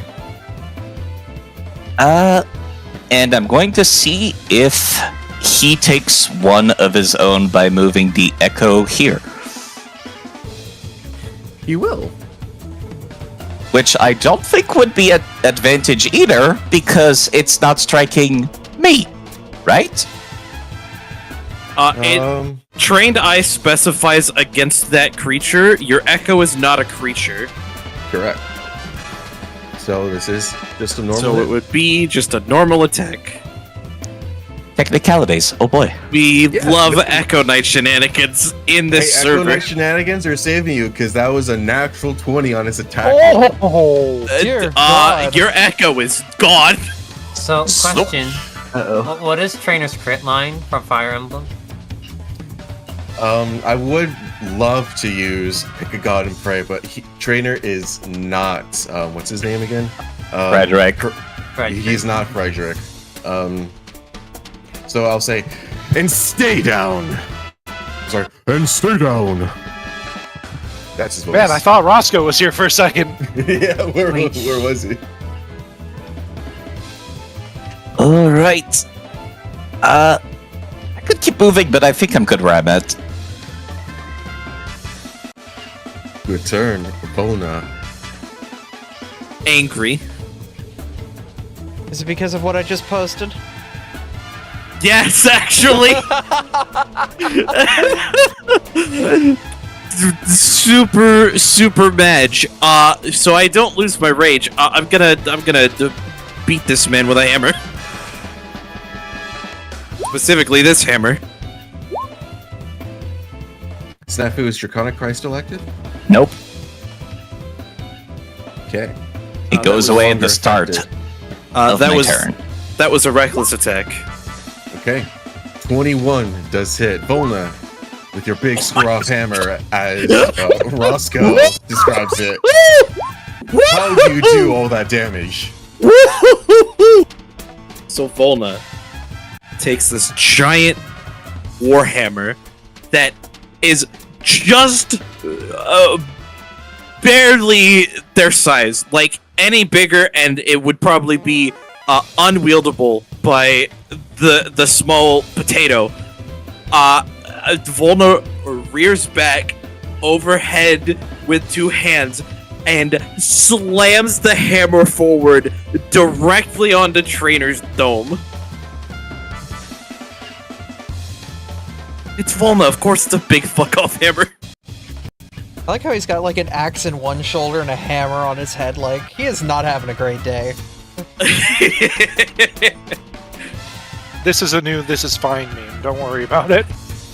Got bit on one of the shoulders.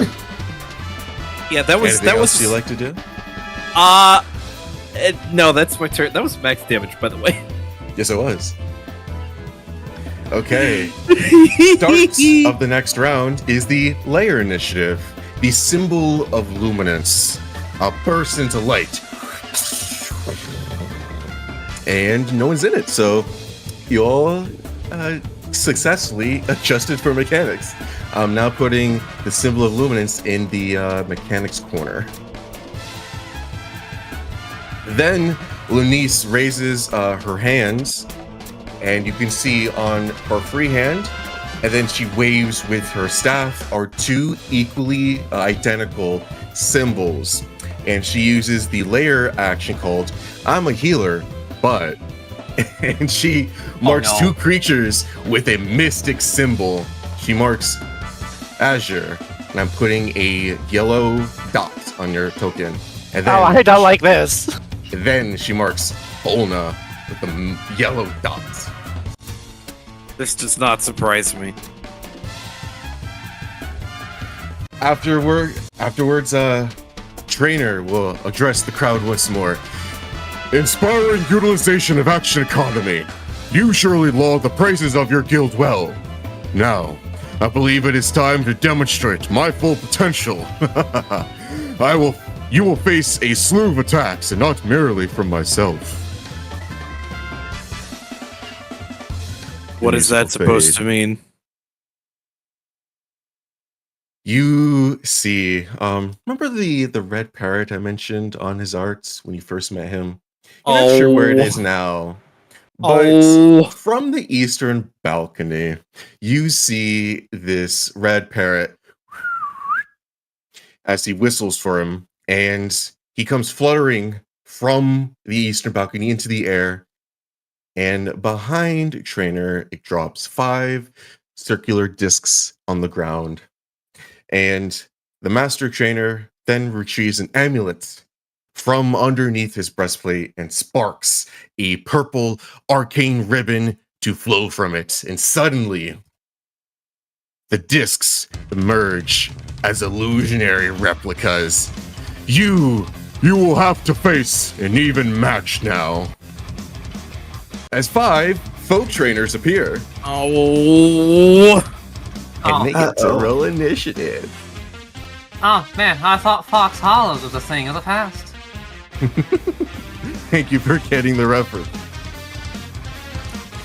It's fine, it's fine, it's fine. Have you done your Unreal re-clear this week, Smile?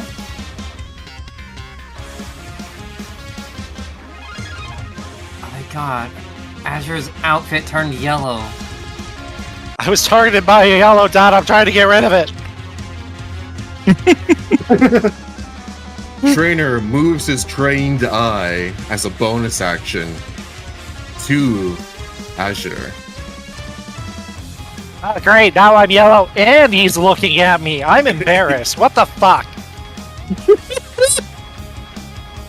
As he trains his eye on you, Azure, he swifts quickly to Celine and uses his multi-attack, one action of his multi-attack, to shield bash you. Let's see if he hits. This is a 14. I believe that hits. For against Celine. That's exactly her AC. Yep, that is meats. That is 6 points of bludgeoning damage, and give me a strength saving throw. I think I get advantage of this because of rage. Yes, you do. Okay. Thank goodness there was advantage because there was a 1 in there. Yes, it was. With a 17, you resist being knocked prone from his shield bash, and then You're gonna need better to knock me off my feet. he has just enough movement, even while slowed, to reach Azure. We got opportunity. Attack of opportunity. Attack of Yes, opportunity you do. time. Why is Odyssey playing? YouTube autoplay.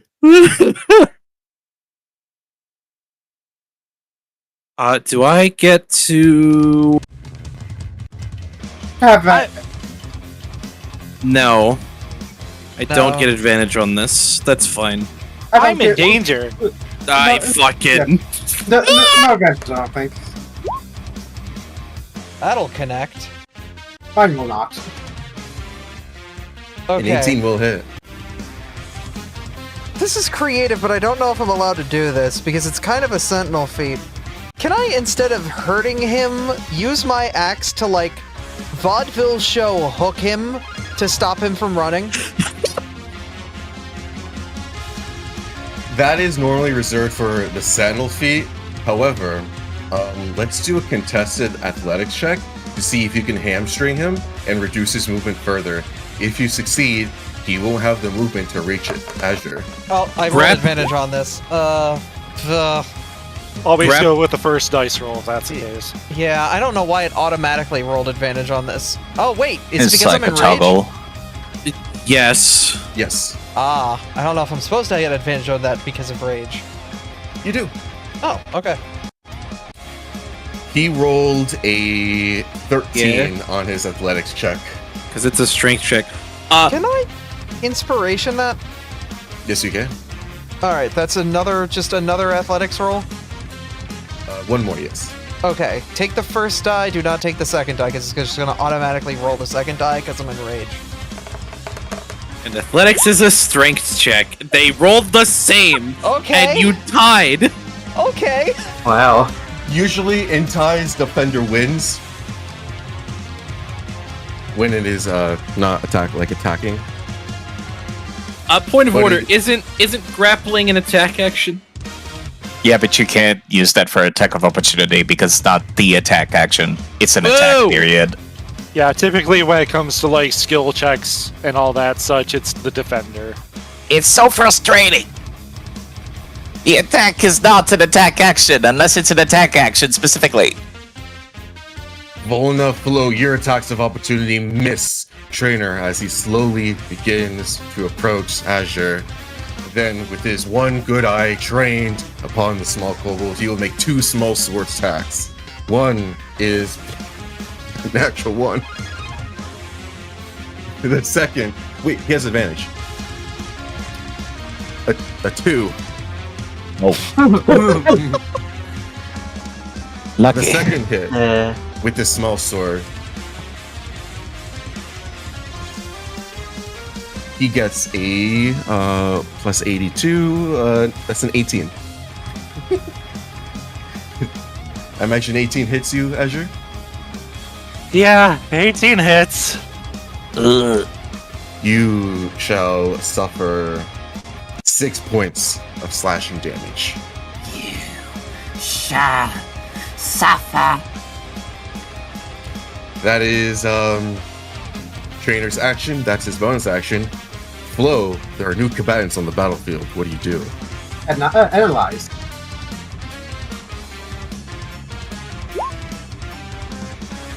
And get learn nothing. Alright. Alright then. 1, 2, 3, 4, 5. Pounce. What is 6, 7, 8, 9. Alright.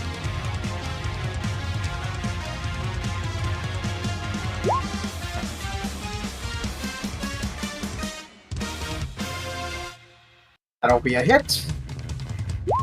Yes, it 4 is. damage on the bite. We're so close to the nice number. Hit on the claws. 3 damage and make a strength saving throw.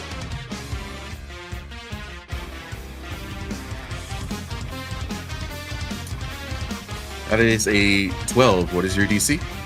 Exactly 12. Good to know. Last claw attack. Which will miss. Describe your own slew of attacks, Flo, against Trainer. Once more, Flo pounces on them, chomping down on to the other pauldron, hitting with one claw into the side of the armor, and but the other claw going wide. Excellent.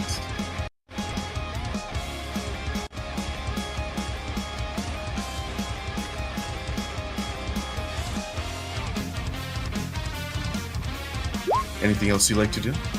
No, I can gotta keep a spell slot in reserve after all. Good thing. Paige, what do you do? Alright, so because there's 6 enemies on the field, I might try the sleep spell now.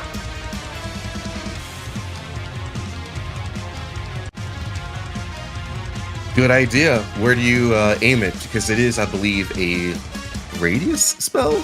I rarely use sleep. Let me check. Would someone Creature like to within aid in 20 measuring? feet. It's a radius within 20 feet of like a burst, so yeah, let me just try making a radius for you.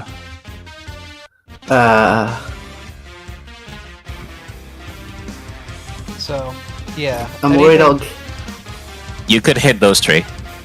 You could. Yeah, put but it I'm worried here. I'll get Volna and the... If you It's put- fine, Yeah. you decide. You decide who gets slept. Yeah, I think that radius is good. It doesn't matter. You're not gonna put people asleep unless you want to. Well, I want to put the 3 figures into sleep. Yeah, even if I was like right next to them, it would not affect me. Because you have to decide actively who is affected by it. So, cast at level 1 or level 2? Or... You decide. Oh, You it's only one have of level those. 1 spells currently, as a level 2 character. Alright.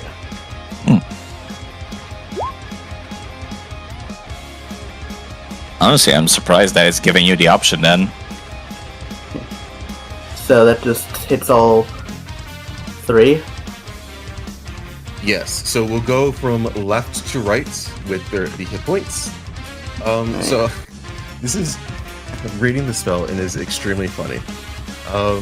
So the way these creatures popped into existence was Trainer's Red Parrot dropped a disc and then illusions appeared out of them from his amulet. So these are kind of like constructs. Which usually, you can't put a construct to sleep, but nowhere in the sleep spells does it say constructs are immune. Just undead and creatures immune to being charmed, which these guys are not immune to being charmed, so you put the left one to sleep. You put the left one to sleep. And I guess if you're looking for like a certain description, I guess like a swarm of flying sheep come out of a page, or one of the pages, and just flies around all 3 of them until they sleep. And this illusory construct of faux trainer begins to nod off while standing up.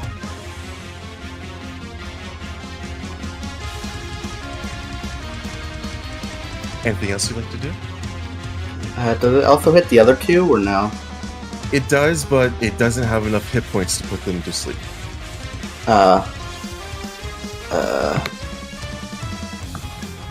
So I guess I'm gonna take the rest of this turn to like move over here so I could protect myself from any possible damage from these guys.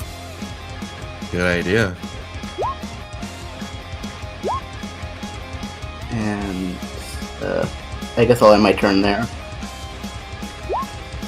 Great crowd Wait, control. unless there's... Go ahead.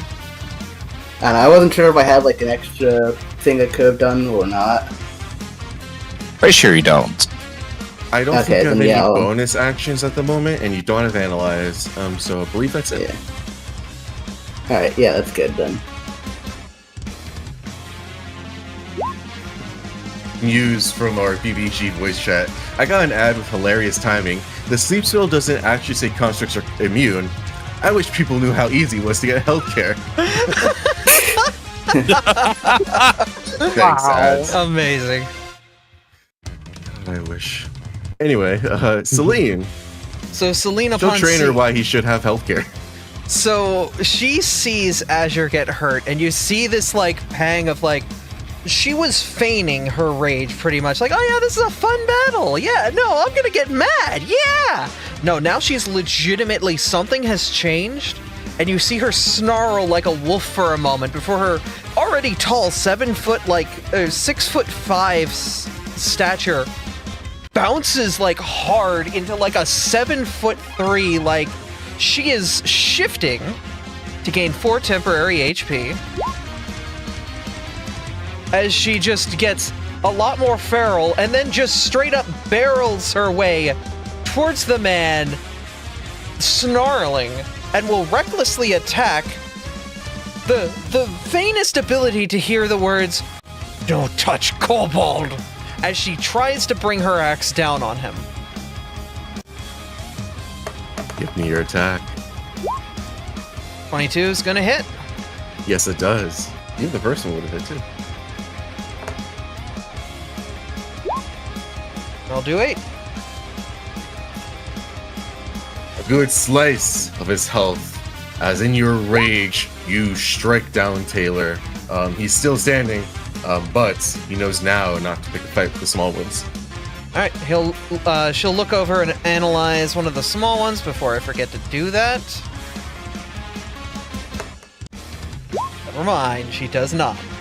She's too focused on beating the crap out of Trainer. Anything else you'd like to do? That is my action, my bonus action, and my free action. So, that's all I can do. Ours, what do you do? Well, standing in a corner over in Narnia, as Raiders would like to call it, this is actually fine. For now. May we... can we analyze Lucini? Sure. If you'd like to know what the layer action is doing, you could also do that.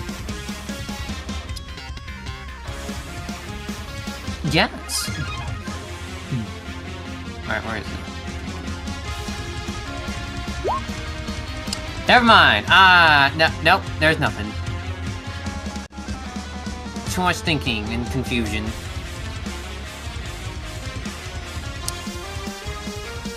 However, I would like, or ours would like to give, Snafu, some bardic inspiration with a... Surely those echoes are, small fry to someone like you, right?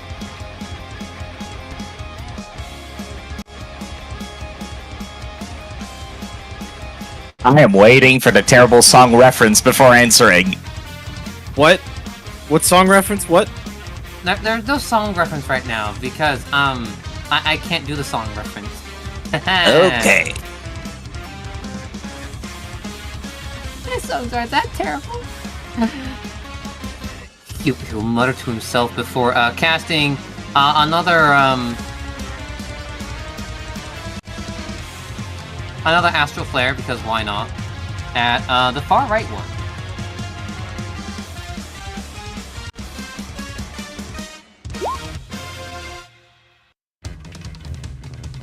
A 13, scroll up. 13 just misses the foe trainer to the very right. Oh, damn it.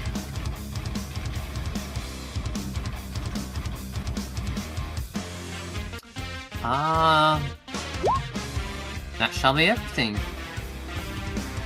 Okay, it is now the foe trainer's turn. These illusion constructs. Let's go to from left to right. The one on the far left is sleeping. This one over here, you see, it doesn't have the same weaponry as trainer, so it pulls out a ricocheting crossbow and aims at Celine. It will fire at her. Do it. It gets a dirty 20 to hit That'll hit. against the raging wolf woman for 5 points of piercing damage. This is a ricocheting crossbow, which means the bolt ricochets and he gets to make another attack against a different creature within 30 feet of you. That 5 damage, See is, here. when it's halved, does it round up or down? Always up, so you'll take 3. Okay. No, we round down always. Oh, you do? Yeah. Oh, that's different Yeah, than official. it's- All right. It's down.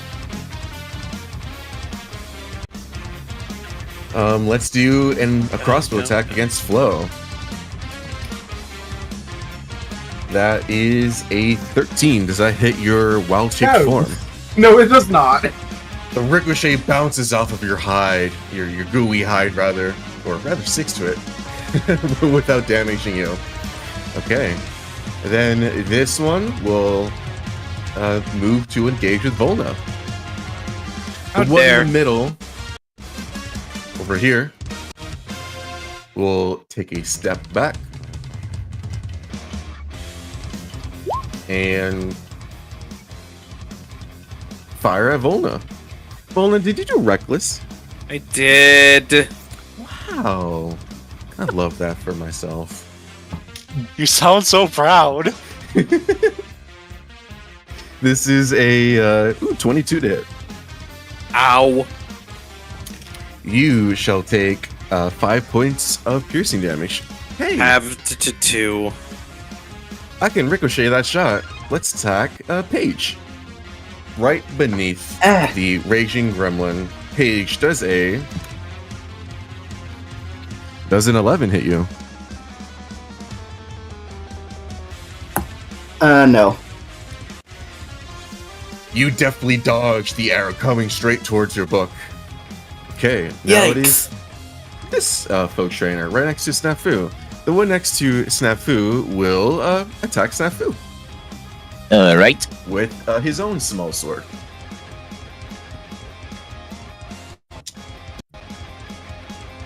That is a 21 to hit. Yeah, that'll hand. You shall receive, that's max, 9 points of slashing damage.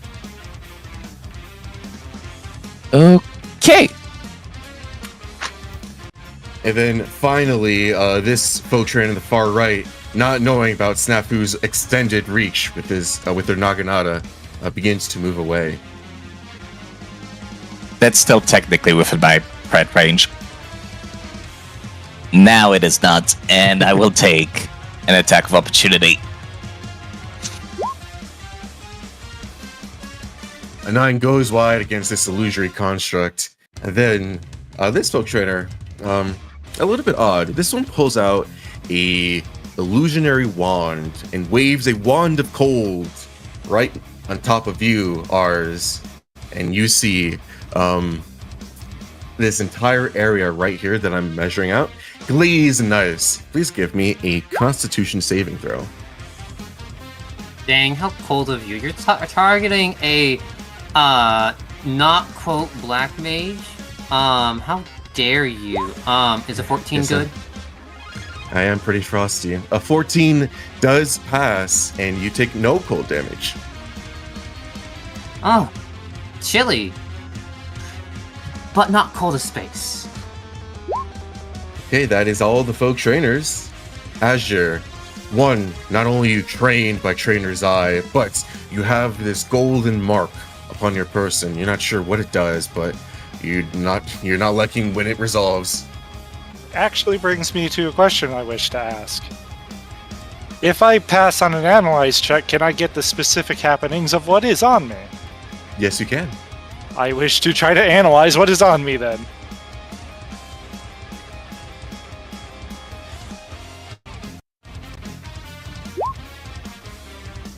A 16, I will give you this layer action. I'm a healer, but would you like to read out what it does? I'm a healer, but once per cycle, Lunacy magically marks 2 creatures with a mystic symbol. At the start of their next layer initiative, if both marked creatures aren't adjacent to each other, the mystic symbol unleashes judgment. They must make a DC 13, con save, or take 3d4 radiant damage, half on success. Also, for this is the first time you're analyzing a layer action. This is what layer actions are like. You don't have to read that one out. It's just a way for me to say, hey, there's a pattern to all these layer actions. That's about it. What would you like to do? Well, this actually makes my turn rather interesting because it changes everything I have to do by learning that. I'm glad I learned it though, because otherwise, Man, don't you love abandonment?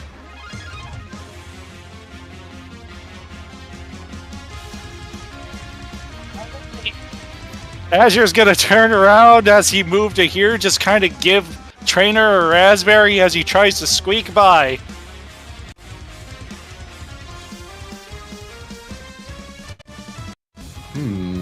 Does this provoke an attack of opportunity? Yes, it does. I'm gonna shield bash you.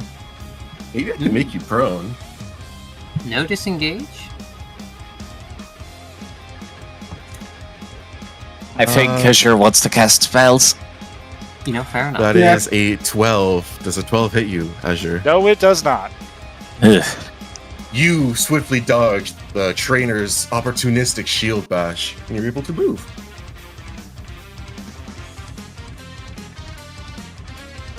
Oh, wait, he has advantage. He's training his eye on you. That Never he mind, does. He still yeah. misses. Kobold gets away with teasing, how dare. And he will end up moving there to finish his movement. Why are there not actually next to them where you would not take the damage? They can't reach. Yes, they can. I can, but I also don't want to be in melee range of the foe trainer. Volna can move 5 feet on her turn. It result On their turn, yeah. Yeah, no, they are actually before the ground start. Yeah, no, that is true. Yeah. For some reason, I thought that Volna didn't go. I'm trying to think this through, damn it! You know, just like. Don't worry, we got plenty of people to go through still. He's going to turn back towards the real trainer, and he's going to cast Frostbite. Hey, this is a Constitution saving throw from him. Would you like to describe what it does? Pretty much Azure's just gonna turn towards him and he's gonna just focus all of his attention towards him, like mainly targeting like his sword arm, like try to freeze the sword in his grasp, try to like make it hard for him to hold, kind of thing, make it harder to wield. He rolls a 10, and I believe you have Holds Adept, right? Yes. Do you re-roll it too? Let me find it.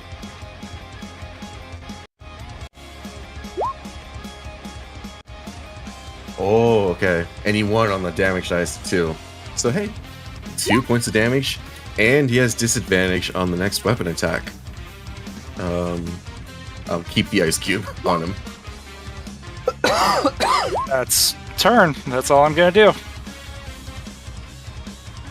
I feel like it was a very successful turn though for what I had to do. Yeah. A good resolution of mechanics. Snafu, what do you do?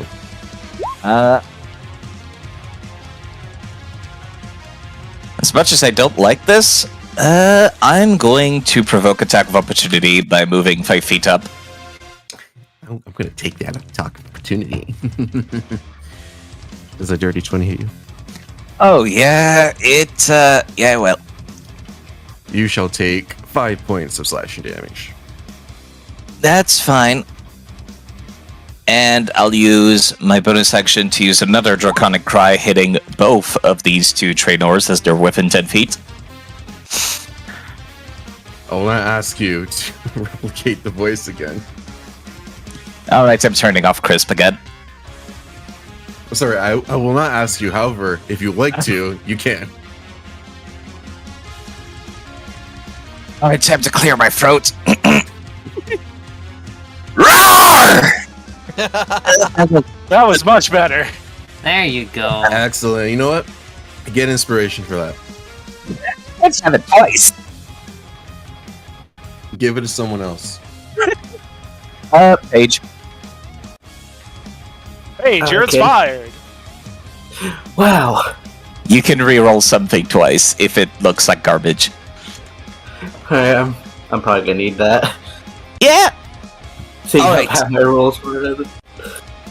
I'm going to strike at the Mage Trader with advantage using my Mithril Glaive.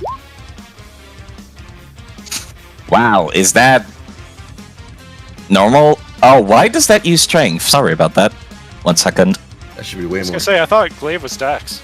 It's not, but I'm treating it as a monk weapon, so it does use dex for me. Oh, okay.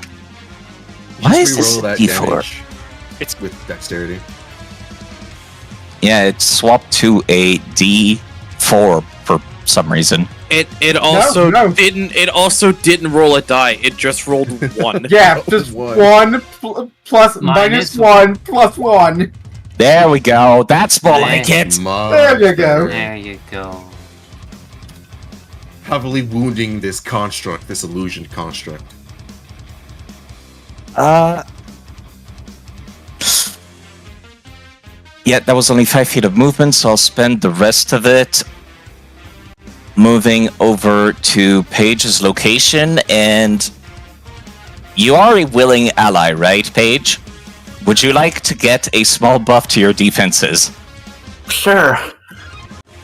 I will move over to Paige's location and swap spaces with them using the ability Bait and Switch, which costs me 5 feet of movement. But I get to roll the superiority die, which is a d6, and give you that bonus in AC. You now have Damn. 5 AC extra. Alright. Should I just like type that in so I remember, or? I'll tell you when you get attacked. Don't worry about Okay. it. A great thing to do is if you click on your token and click on the bubble icon to the south of it, you have a whole slew of different cool icons, and there's a shield icon that you can put to indicate they have increased defenses.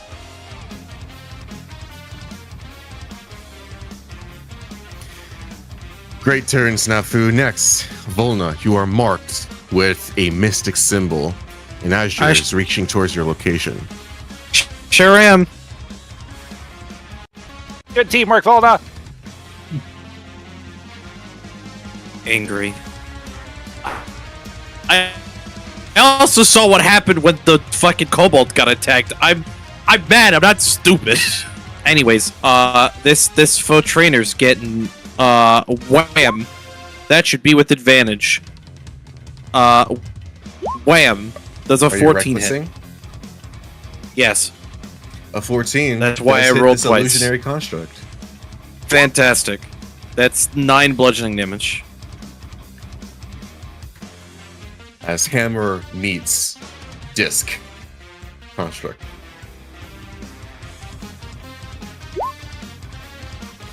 End turn. The next round starts. And the mystic symbols present on Azure and Volna flare up, but because you two are within 5 feet of each other, the magic does not take hold, as being too close and negates the magic entirely, and the mark fades off, and Azure's cool gold robe returns back to their normal color. But instead of another layer love how action, you guys caught on with that. That was great. had this stream open in the corner of my eye. But instead of another layer action coming off, Lunice hops off the balcony, and you see she uses Featherfall to slow her ascent. She walks over near to Trainer and whispers something to him. Flo and Celine, give me perception checks.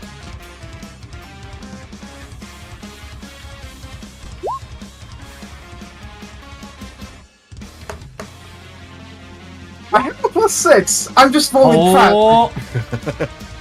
Fox Girl has the ear Celine, perk. you hear exactly what Lunice is whispering to him. Hold on.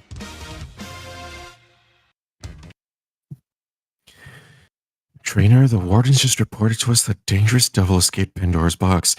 I'm evacuating those within the hall. You need to do the same out here now.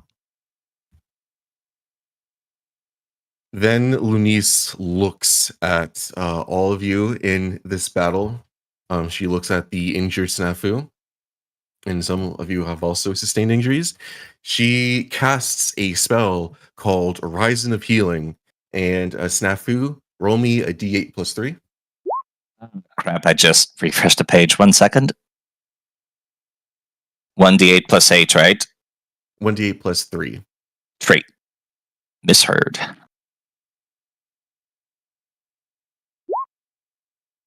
You can choose to have that 7 as healing or temporary hit points. I would like it to be temp hit points.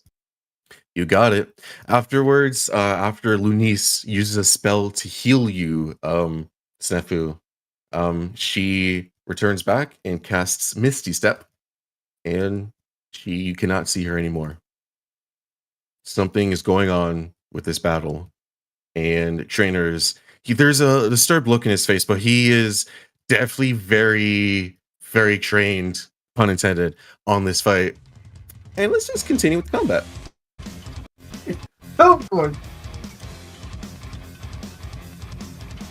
Oh, that doesn't Trainer. scare me at all. Because I heard that, am I able to react at all? How would you like to react? I want to snarl at him and say, call the fight. No, this is great for morale. You're an The idiot. recruits need it. If something is coming, we prepare. Lunice has got it handled. I trust in my colleague. Now, prepare yourself. On his turn, he will attack you thrice. Bloodshed's on your hands today. This scuffle from between Celine and Trainer, definitely audible between the rest of you guys and even parts of the audience, as the new fledgling recruits of the Hall of the Novice, they don't know what's going on, but they just see this fight and they just think it's part of the whole quote-unquote script. Trainer, let's see if he can attack you. He'll put his trained eye on you, Celine, so no longer on Azure.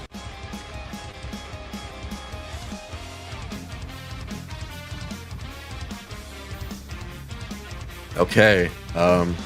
One small sword attack against you, Celine. With advantage because of the trained eye. A 16, does that hit? That'll hit. That is 7 points of slashing damage. Okay, that's halved down to 3. Ooh, I forgot. Frostbite gives me disadvantage on the first weapon attack. I had advantage, so it was just a normal straight roll, and the Frostbite's no longer there. Okay, so what was the normal straight roll? The normal straight roll... No, I forgot, so let me... we rolled it, so let me just roll again. Okay, that is a 14. That'll 14 meet. at you. There we go. Whew, okay. Second attack. Now he has advantage. Oh, he'll need it. This time it is a 19 to hit. That'll hit. For 4 points of slashing damage. Half down to 2.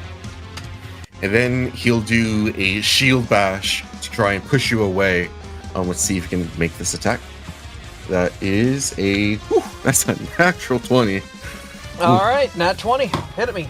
Thankfully, it's a lower damage die. Let's see how much damage it does. So this will just be normal because it'll be halved by my Barbarian Rage. The math will end up like that, yeah. This will be 6 points of bludgeoning reduced to 3 for you. And give me a strength saving throw. She stands firm and tall, staring him down.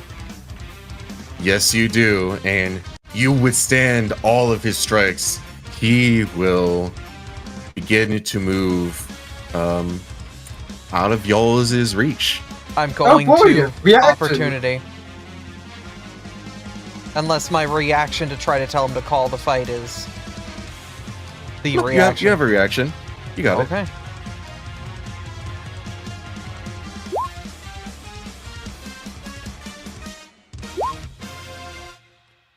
I'm curious, though, if Celine actually does want to attack here, because if she knows something is coming... No, she's gonna do something different when her turn comes up. Okay. She's omitting her opportunity of attack because she needs to sell a point. I like it.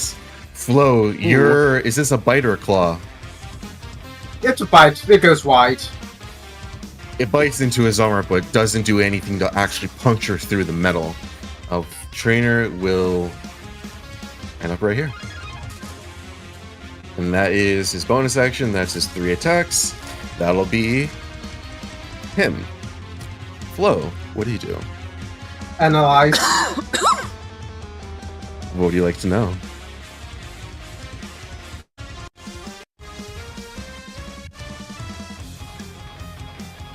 Let's learn parry. I never got a chance to use this because y'all keep rolling so high. We like to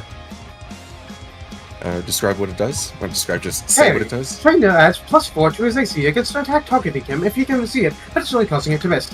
This is a reaction, so he can only do this once per round. Mm-hmm. And then Flo will skitter back 5 feet before once again pouncing.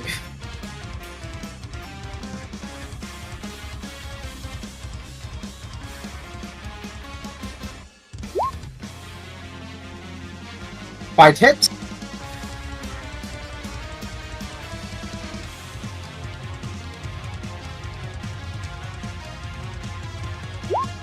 Dealing 9 damage. A good number. Claw hits. Dealing another 9 damage. And forcing him to make a strength saving throw.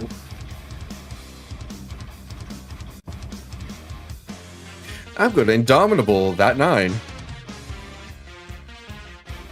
Uh-huh. To get another 9. He is not prone! 99. Describe to me, Flo. Despite Trainer's indomitability and standing firm, his resolve wavers from learning this news from Lunice. How do you knock him prone?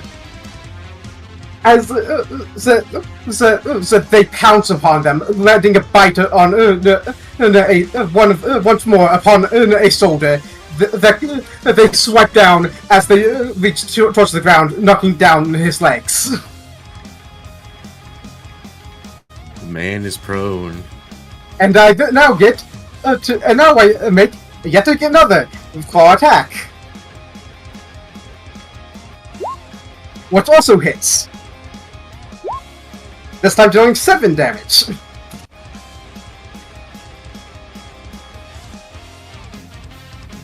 Use my bonus action to use a bite attack. Oh my god, you just don't stop. You do another 5 damage. Yeah, there's a reason why we say that challenge ratings are bullshit. It's because Moon Druids and mutation, in this case. CR is really wild, which is why I don't use CR. Is that your turn, Flo? I used my analyze. I used my action. I used my bonus action. I've got nothing left I can do. Yes, that's the end of my turn. Let me actually press the button. Thank God, finally. I mean, good job. How much damage was that all together, though? Let's see. That was 975. Yeah. Now that's a lot of damage. Let's see. So that was what? 21 plus 9, 30.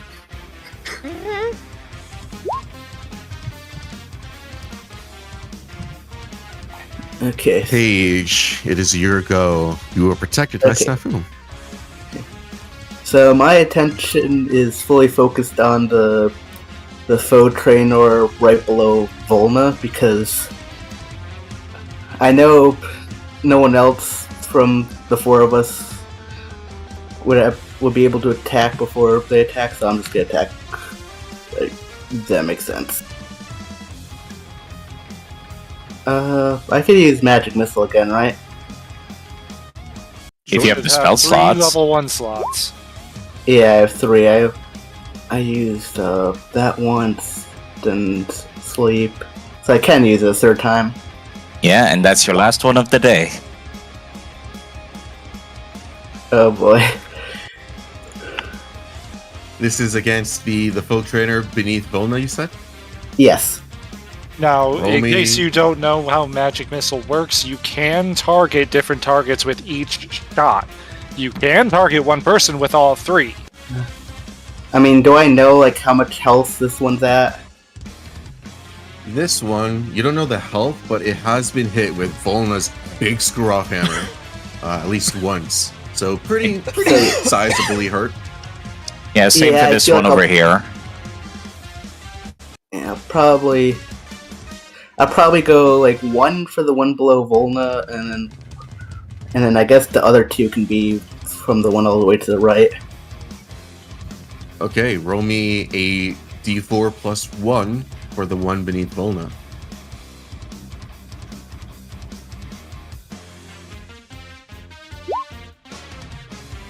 That is 5 for the folk trainer beneath Volna, which hits true, and the illusion wavers for a moment. And then roll me 2d4 plus 2 for the one over here.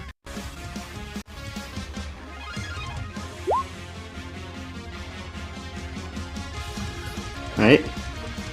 An 8 is enough to completely destroy this folk trainer, and the illusion flickers and fades out away. I said fade Well, out at and least fade one's- away in the same word. Well, at least one's gone now.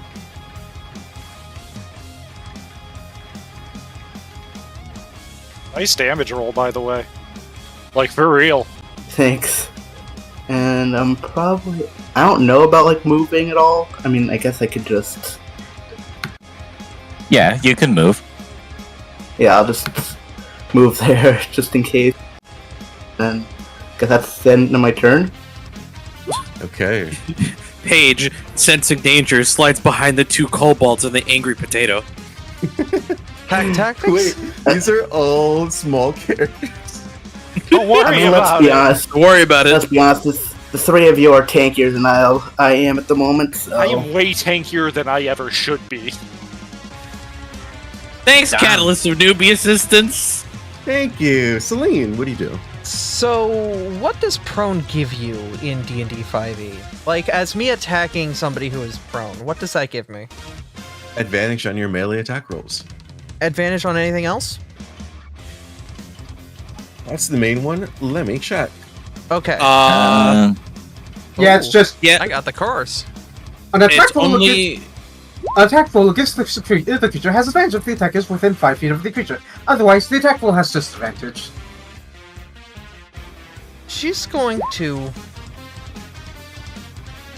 walk here. And what's the orientation of the man relative to Celine right now? Like, is his head towards her? Is his legs towards her? Let's go with what the token has. So his head is towards her. She's going to drop her axe right next to his head and lean down next to it, real close to his face, and say very slowly and deliberately, "You're going to call the fight before someone gets hurt." Can I roll intimidation? Yes, you can. Alright, dice, do me well.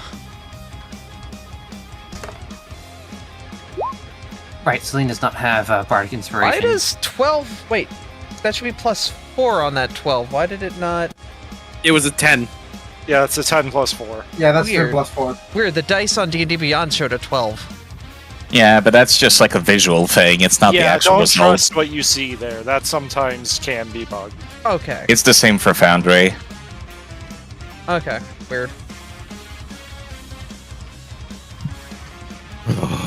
He's gritting his teeth. Fine. At the start of the next round. He looks up. As soon as I can get my legs back on my 2 feet. Alright. With the rest of her movement, she'll walk down to here, basically put her arms out in front of the foe trainer to make sure she knows, like, you're shooting me, not the little one behind me, you're shooting me. And that will be my turn. No, she can. They can shoot the small potato behind you. That's fine too. This one's asleep. This one's awake.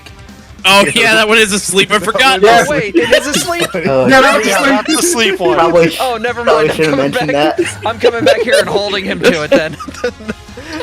Does Celine walk over, You'll realize... walk 5 feet, realize he's still asleep, put up one finger, never mind, and turn back around. And that there is what we call a sitcom. She had this great moment You of laugh track. intimidation, then immediately faux pause it. Now, There He's we getting go. evacuated. That was loud. oops. Oh, that was foreboding. Don't worry about it. She'll like Oh, look, that's how Really you laugh do. track. yeah. She'll look to the group and be like, "You'll know why." Is this about Wednesdays? Wednesday Well, just this- became Wednesday just became a Thursday. was gonna thought it was say- Monday. Yeah, I was gonna say, I think this just upgraded to a Friday now. If you have any buffs, you might want to start casting them, folks. I've got a bad feeling about this one. Ours on Monday, December 30th. What do you do? On Monday, December 30th. Good gosh darn question. It was thinking about taking the dodge action. However, hang on, I need to see move. Feed the movement gets me. Go. Who do I? We're gonna.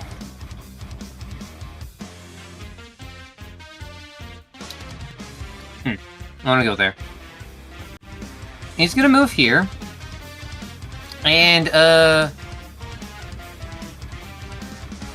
right, cast takes an action if I'm correct. Yes! Yes, it does.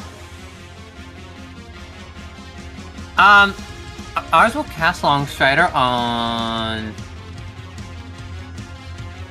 Snafu because he's not able to reach Volna. Wait, really? Where's my tiny legs? Uh-oh. Pretty sure Unless- it's a touch spell. It is a touch spell. Yeah, that's why. Unless- You might want to give it to Azure. I already have a pretty hefty amount of movement currently from being part monk. This is admittedly a very, very niche thing, and probably doesn't work. However, where is it? Where's the thing? Hold on, give me a moment. I think this Oh, wait. moment. 30. No. 30 feet does Where- make me there. What? Where... Did I not add the thing? It's because diagonals work weird in 5e, so you could totally make it, yeah. Unless I was Hold on. starting here. I was starting one square Oh, up. then There never we mind. go. Oh, here it is. Lalafell Nimbleness. Let me post the image. Because I, for some reason, didn't add that to my character sheet. It says move through. I guess I could stick my hand through extra space to touch arms. That is on your turn. You can move through. It is the same as halfling nimbleness. Yeah, okay. I figured. Can I hold my action then until Volna's turn? Also, we are the same size. What would you like to hold, Ars? I would like to hold Longstrider until Volna has moved into range, so I can cast it on them. You got it. A very well thought out hold action. As for Bardic Inspiration, I'm probably going to save that for a rainy day. Because, Azure and Snafu have not used theirs yet. Right, I should Nope, I haven't marker. needed it.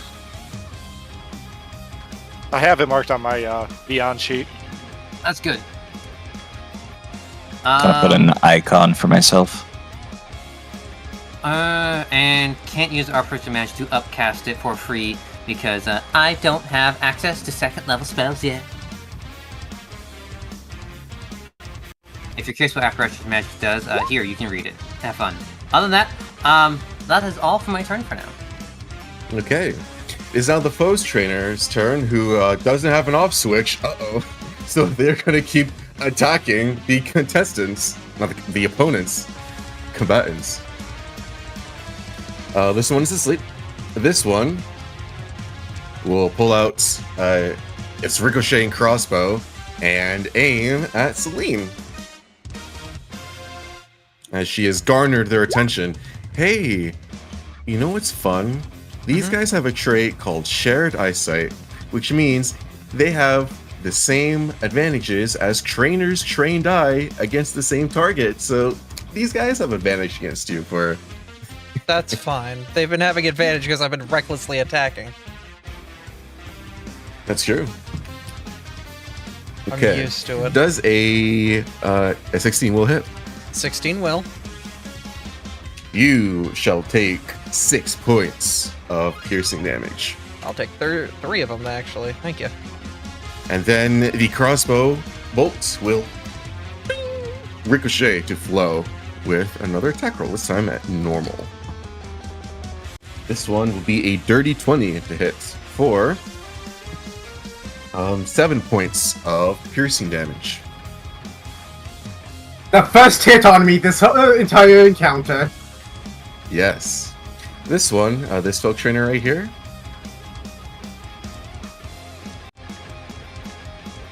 You guys have a great circle, a great square right here. I was afraid of that. This guy also has a wand of cold. Oh, The really? illusion construct waves an illusory wand and targets this 10-foot cube. Is it Everyone- is it the one in front of me, or is it this person over here?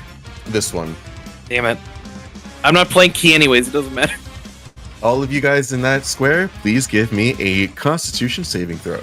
At least it's my best one.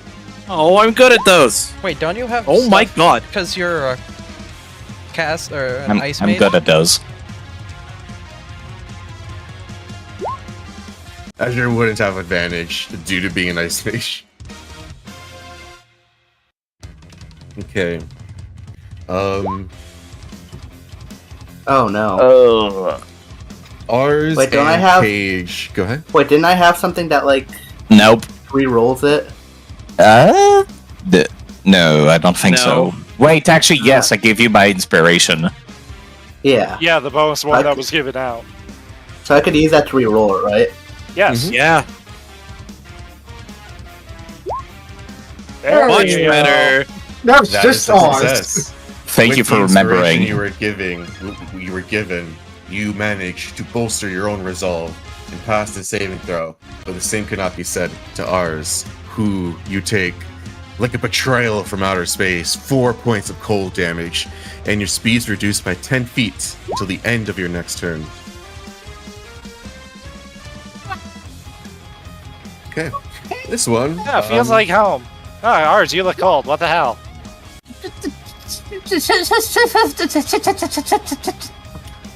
Yeah, you'll be fine. How much damage again? 4. Hmm? What about Bolna? Volna, the one in front of you is going to be attacking you with a small sword. Okay. Does a math 16 hit you? Yes, it does. You shall take. Hold up. I would like to use my reaction to provide +3 AC if that would save and change the result. That does change the result. Protective +3. wings! Plus 318 plus 3 AC puts me to 17. Let's I go. can fight. Snafu, describe how your protective wings blocks this strike from foe trainer. This has been used a grand total of 2 times! Let's go. Once again, bursting out gigantic wings out of his key energy that resemble his echo, Snafu will place a very large dragon wing as a shield, completely surrounding the small Lalafell, quite easily, might I add, which he thinks but does not say aloud, and then they retract and fade out into ghostly mist. Love Azure's it. in awe at this.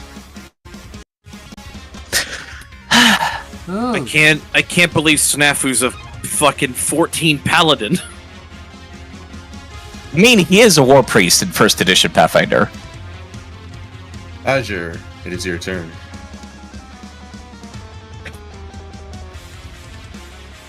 I was thinking to analyze, but I don't know if it's even worth it just because, well, he's supposedly calling off the fight at the beginning of the round, but Azure wouldn't know that. So he would probably analyze.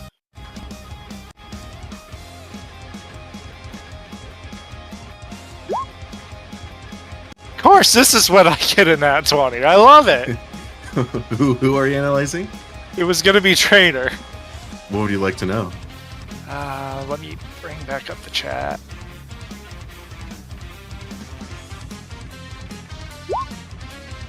I think you get 2 things because it was a nat 20. Yes, you do. Or over 20. Sorry, 20 and above. Thank you. Probably do multi-attack and dex save. This is Trainer's multi-attack. And his dex save is... I already 2. pieced that together for his attack, but I wanted to make sure that's what it was. Alright. I wish I had dex spells. Note to self, grab those next level. I have deck spells. Alright, and Azure is going to just look at the foe trainer right below Volna. And he's going to cast Frostbite on him. On this meek illusion. So DC 13 con save. That is... 11. That's a fail. So disadvantage on their first attack roll and 6 frost damage. No disadvantage because Azure, describe to me how you freeze this construct. Destroyed. Oh, he's gonna pretty much try to do what he attempted on Trainor, but as he sees like the ice quickly enveloping the construct compared to the real thing, he's just like, oh, alright, fuck it, and just puts so much power into it that it just freezes it completely. Excellent. The illusion wears off and the disc returns back to its just item form. And I wish to move, I just don't know where. Is it me or your Move left icon one. isn't visible? Is it a broken link? I On the don't chat. know, actually. Yeah, Probably a that's broken weird. link, I'll have to fix that. Something to do after the bounty.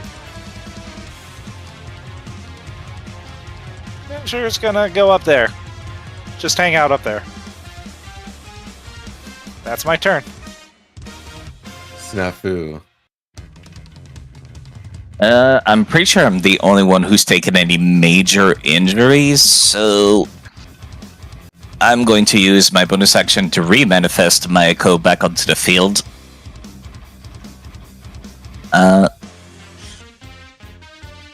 Which I am very careful about putting that in, and I'll use the other part of this feat that gave me those dragon wings to cast Cure Wounds on myself.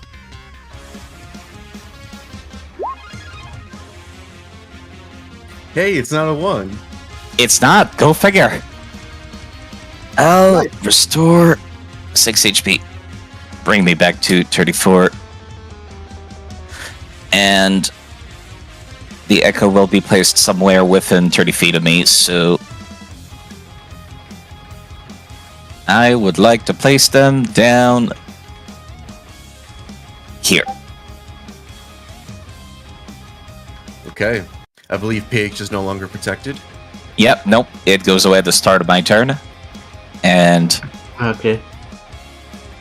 yeah, the bobbing and weaving can only do so much, so I would like to place myself over here in position between these two. That one's still And asleep. yeah, I know it is. I don't think they're going to take another turn, though. Fair. Volna. Hey, I'm gonna step next to ours real quick. May I activate my hold action? Yes, you can. Understood. The tall dragonborn compared to the small Lalafell is gonna kneel down and touch the Lalafell, giving them a wispy wind dragon that floats around them, giving them bonus to speed. Volna will use actually none of that speed because they don't need this turn. They will noom here and attack this traveler with a reckless attack. That is a 22 to hit. Can y'all hear me? Yeah. Yes. And now, Yes. My Discord you- is spinning. oh, You muted yourself for some reason. I have toggle mute. Ah. 22 does hit. Oh, there you go. Discord reloaded. hey, that is 13 points of bludgeoning damage. Volna's a menace in any form. Holy shit! Yes! You smack, and I think you just actually spend the image of this illusion. The head of faux trainer just has a caved dent in it. I need some ibuprofen. You know they're meant to use these later, right? Not my problem. I mean, they could've. We'll be they could fine, send a- right? They can send the bill to the guild. Is that your turn?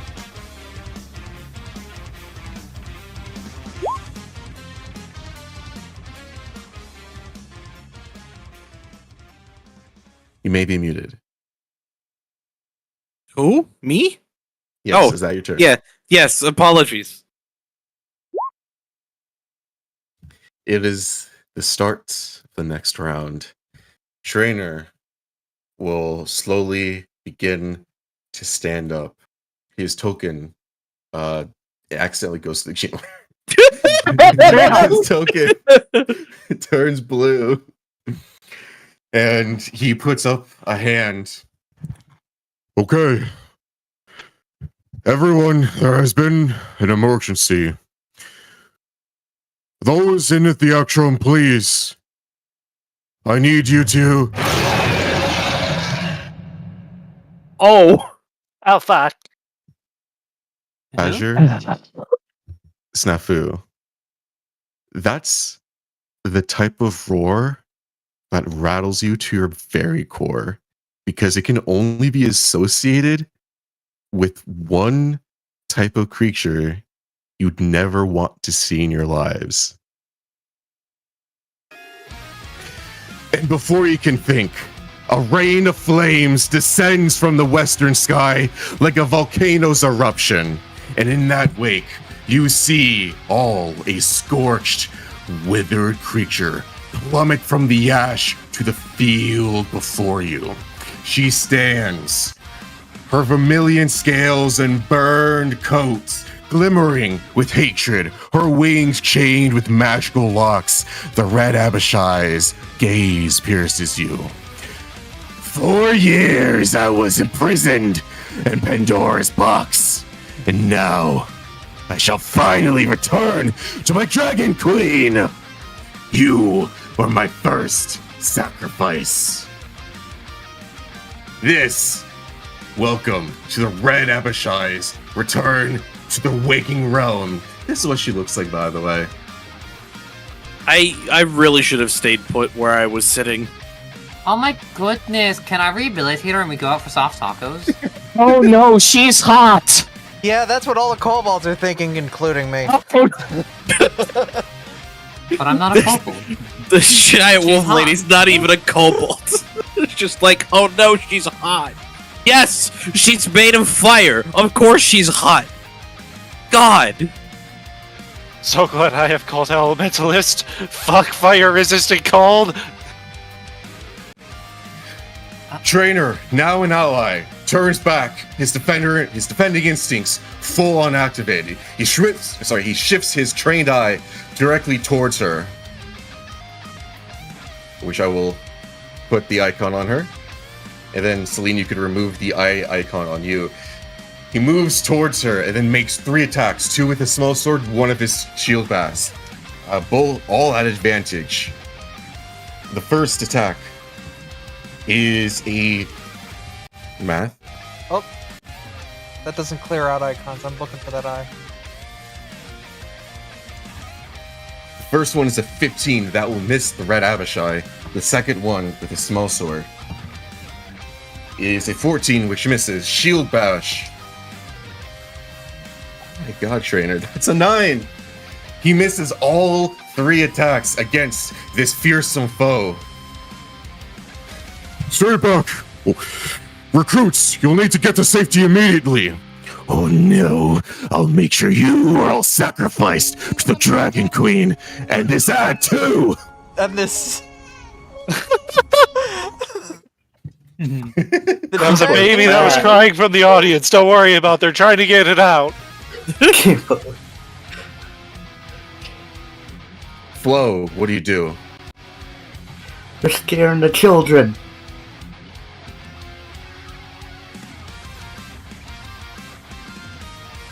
Well,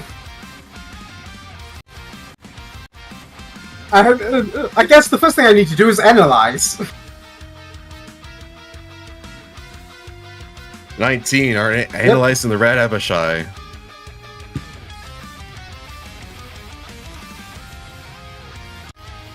I may have misheard you, or you didn't say anything. No, sorry. Person talking to me in real life.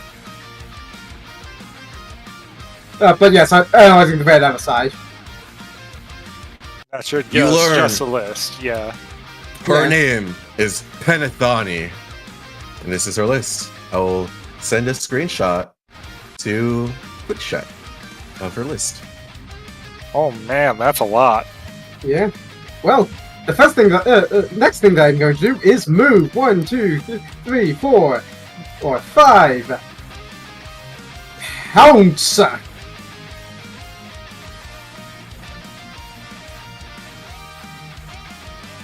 I do not... do I have advantage on her? I don't think so, I do. Don't think so from any sources. No.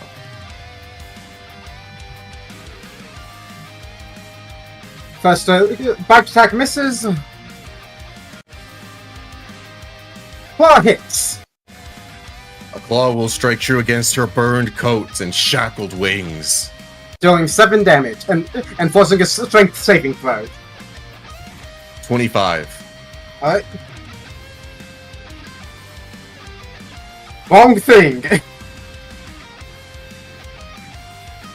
12, which I imagine does not hit. A 12 will indeed miss. Against her burned coat, the flash of fire prevents you from getting a good clean hit. And as I do not have anything I can spend a bonus action on, well, other than spending a spell slot, but no thank you, that will be the end of my turn.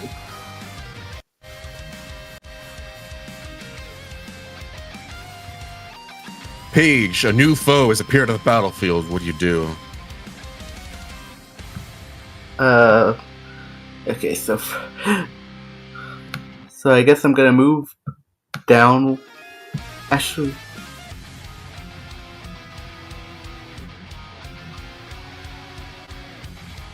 I guess I'll move down one to get slightly better sight of the dragon before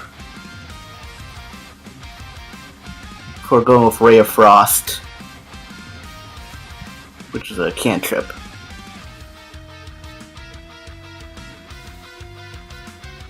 Roll me an attack. That would be...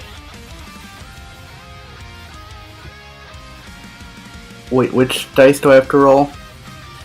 Give me a d20 and add your spell attack modifier. It's your intelligence. Plus Come your to think of it. +3. Yeah. Come to think of it, Martin, if you go back to the first page of your sheet where it says core instead of spells, do you not have an attack roll for your cantrips? Like where all your weapons would be normally? Attack roll, let me... It would be underneath the part where it says death saves.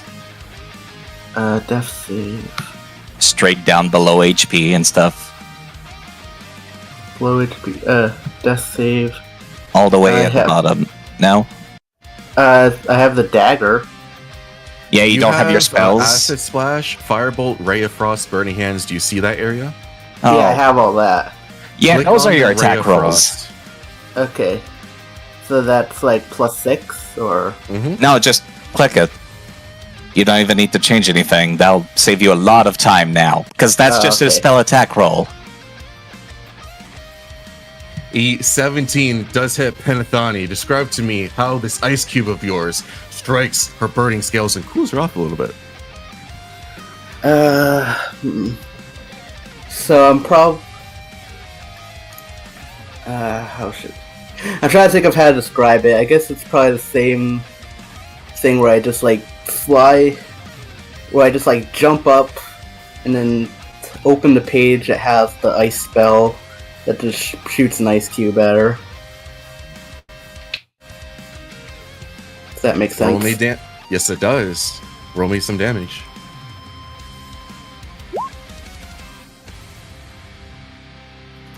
Five points of cold, and she's slowed.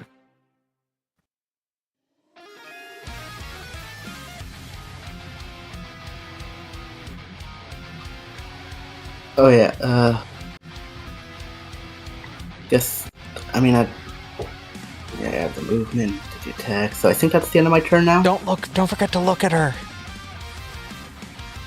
I don't think Book has analyzed yet. Right. Yeah, I'm like the only one that doesn't yet. I'm sorry. Celine, you can look at her. I will look at her, and we'll see if this actually goes through. I have to keep constantly changing this to Wiz. Normal roll. Never mind, I don't look at her. I'm going to shift again, But this time, like, Celine's shift, rather than being fueled by just rage, it seems like something different, as she seems to do something more.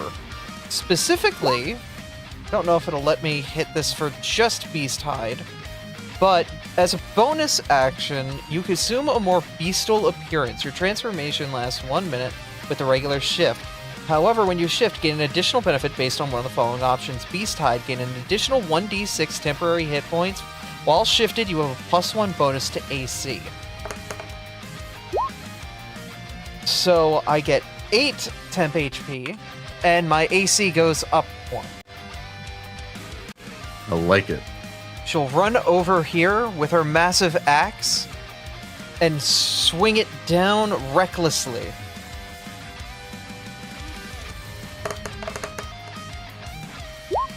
A 21's gonna hit. Yes, it does. And that is max damage. Describe to me this massive hit against Penethani. How does it look? Like, every ounce of actual rage she's been holding back is getting unleashed.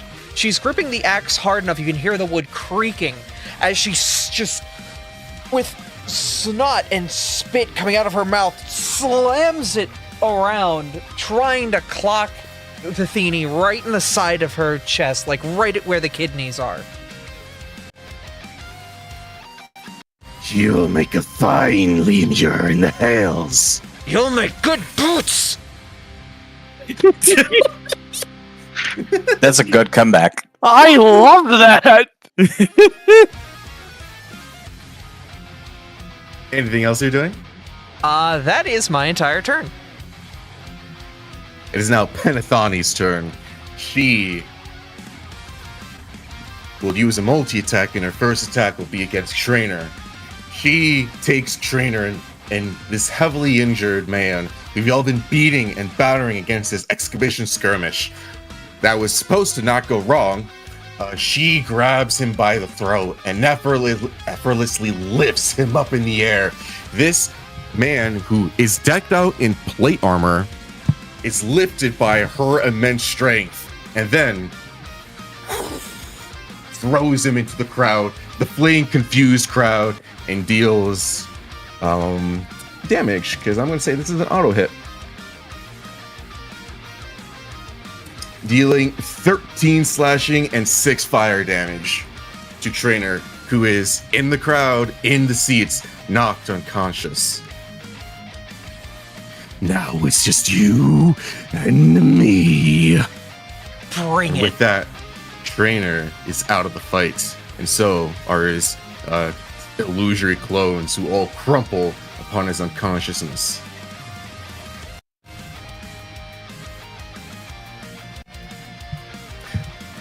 Her second attack will be against you, Celine. Let's see, does this hit? Does a... Yes, it will. 23 hits. It will.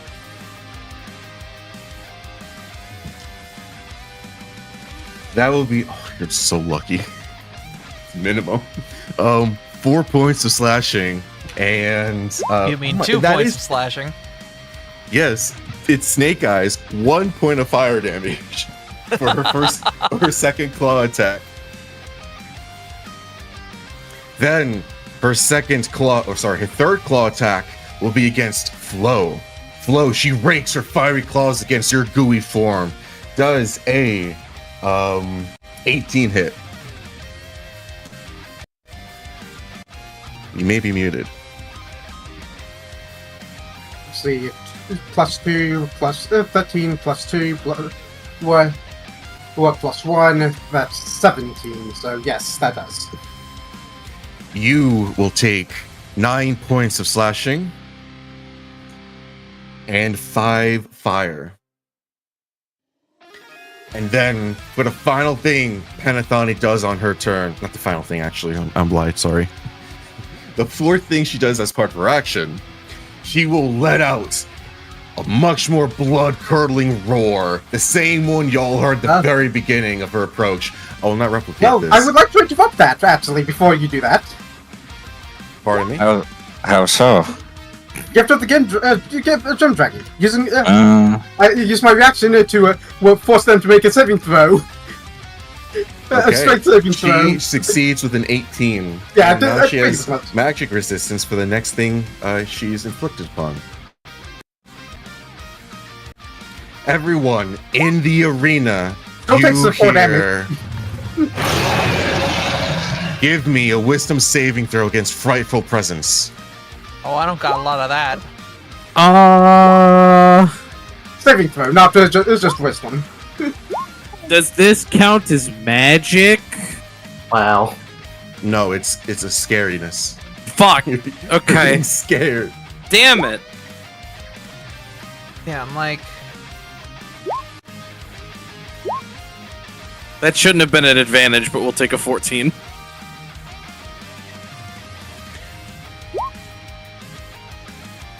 Those who got below a 13, you are frightened of Panathoni for 1 minute. You can repeat the saving throw, which is DC 13 for ease of brevity, at the end of each of your turns. And if you succeed, you got a 13 or higher, you are immune to her frightful presence. But if you are afraid, please put a scared emoji in the token markers on your icon, your token. What was the number? DC 13. Oh, we made Finally, it. her bonus I was action. 1 plus. She uses Hellstride. She blasts a coil of hellfire around her. Flo, Celine, give me dexterity saving throw.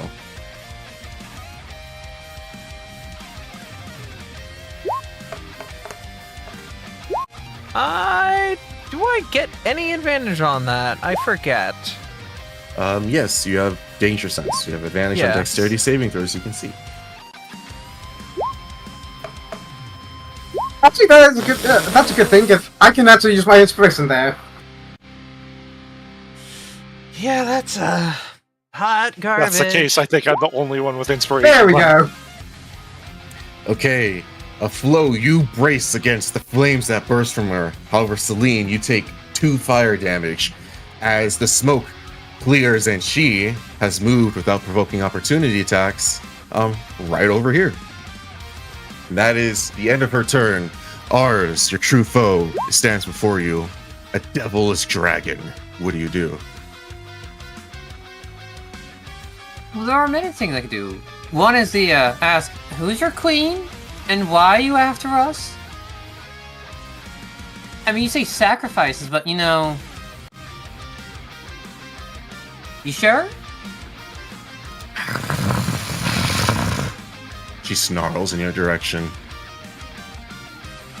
I don't think she's listening. Oh. Well, sorry for making me think, she looks hot. Anyways, I would like to use analysis on, Shackled Magic. Also, apparently, yes, I can use Bardic Inspiration on that save, I think, right? Bardic Yes. Inspiration can be used on... D20 rolls. Cool, thank you. Yeah, that's what I thought. That's why I told you. I used regular inspiration. I forgot about Bardic Inspiration. Alright, I'm not afraid. Uh-oh. This is Shackled Magic Resistance. Panathoni has advantage on every second saving throw she makes against spells and other magical effects. You can tell that she is very drained. It looks like she just got out of being imprisoned for over 100 years, and her wings itself are locked within a translucent purple, actual lock on her wings, and it is preventing her full brunt from being activated.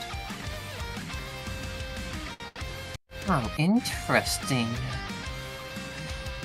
Is Panathoni currently under the effect of Shackled Magic with the resistance? Yes.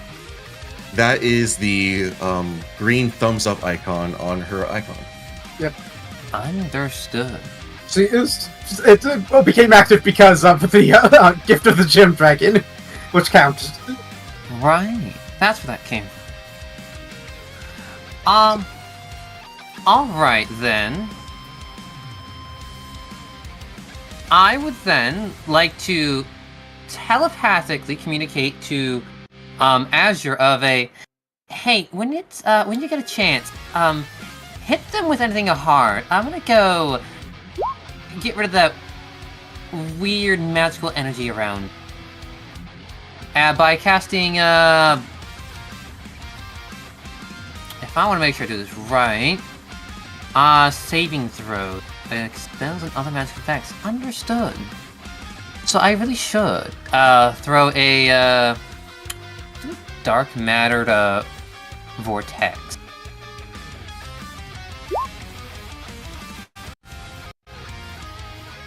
What a cool spell. It is a really cool spell. Anyways, 10-foot radius, if you're wondering.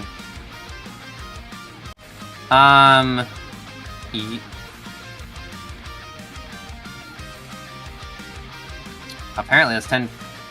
No, 5 foot. 10? No, it is 10. Damn. I imagine sorry, you're just aiming it away from your allies and just only hitting her. So we don't really have to measure. Yes, thank you. Understood. First things first, as I roll a d4 to determine what type, a dexterity saving throw, please. To which she has advantage.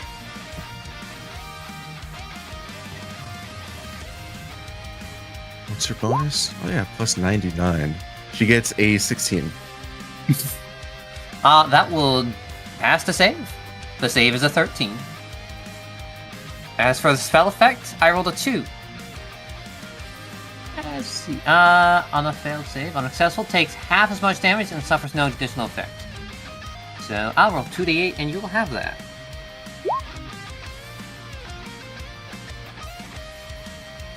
Six damage?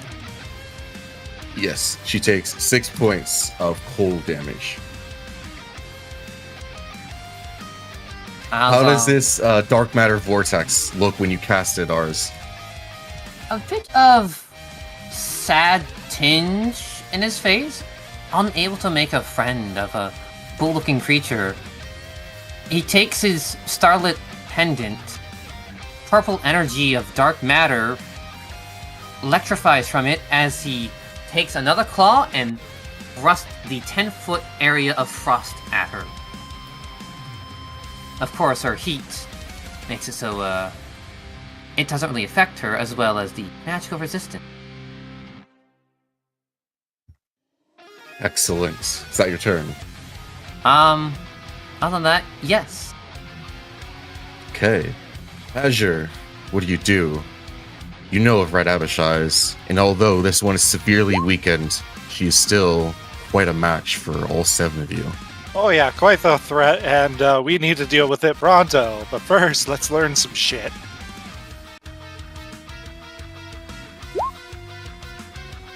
What would you like to learn? Devil's Sight. Devil's Sight. Quite straightforward. Alright. It's a good thing Key's not here. Magical Devil's Sight. Magical darkness doesn't impede Penethani's dark vision. Which, I mean, I don't use darkness myself. I see no point in it. Because I just want to blast the target in front of me. Why deal with crowd control?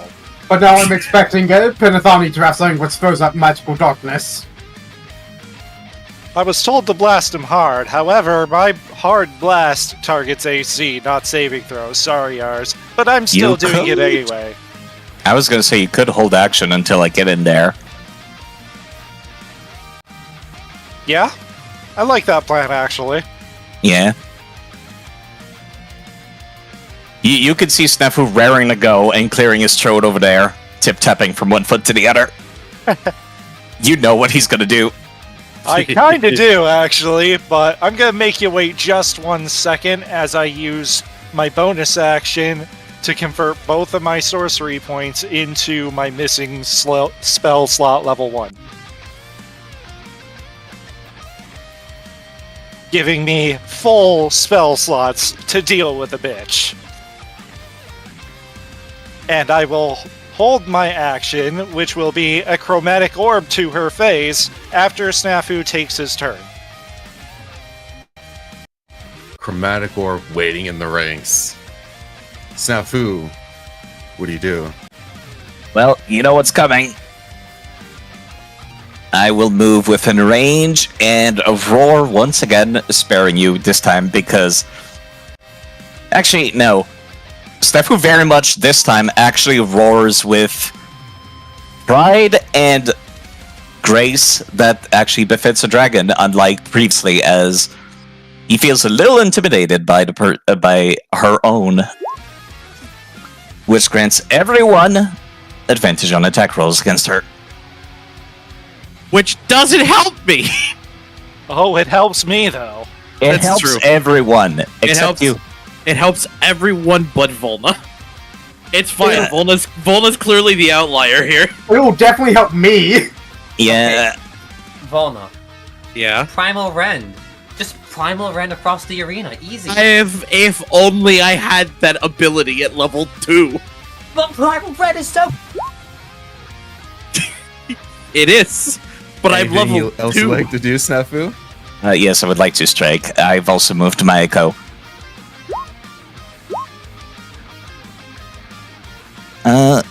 I'm a fish for a crit, because why not? 13 points of damage. How does your Naginata strike against her withered, shimmering scales? I would like to think that with the same motion that Snafu is unleashing a draconic roar, he actually takes a leap and makes a spinning slash, unleashing the both at the same time at her. Wordlessly, might I add, as he's actually taking things very seriously now.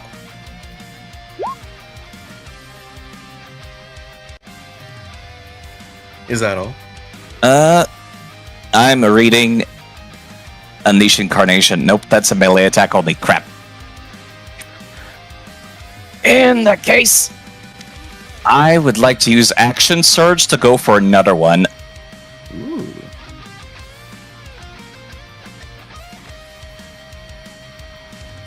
Which, if you don't know, fighters get to do this not very often, but I get to strike at her again, also with advantage.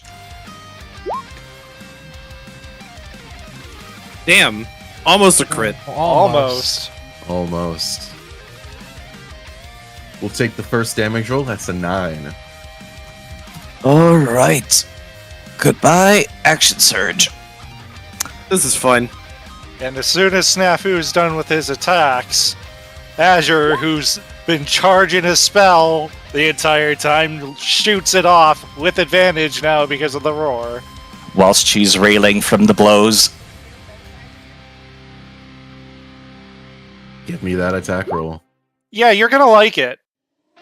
Oh my god! Sure. Give A me 19 and a 20. Wow. 3 points. Describe to me how your prepared chromatic orb, with her slightly distracted from Snafu's retaliatory roar, you find the perfect opening. What is that opening? So as soon as Snafu roars and takes his first strike, Azure just slings his staff forward and propels the chromatic orb.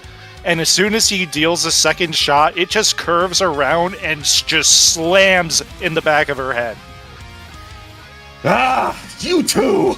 You will be directly beneath me! You know, if this is anything like Final Fantasy, fire and ice are equal to each other, bitch. Bring it on! I've never been one to kneel for dragons. Hey, let's not provoke the hot dragon lady, please. Oh, I'm ready. I can take her. Volna, in a what fight? do you do if not provoke the hot dragon lady? Buddy, in a fight! Volna will take a slight step back with their left foot. And then, while it's planted in the ground, charge forward, using a dash action to get here. And then, because that's all I can do, because I don't have, the sudden charge like Pathfinder Second Ed, I'm just gonna stare at her menacingly again. It's a free action. And again. Yellow.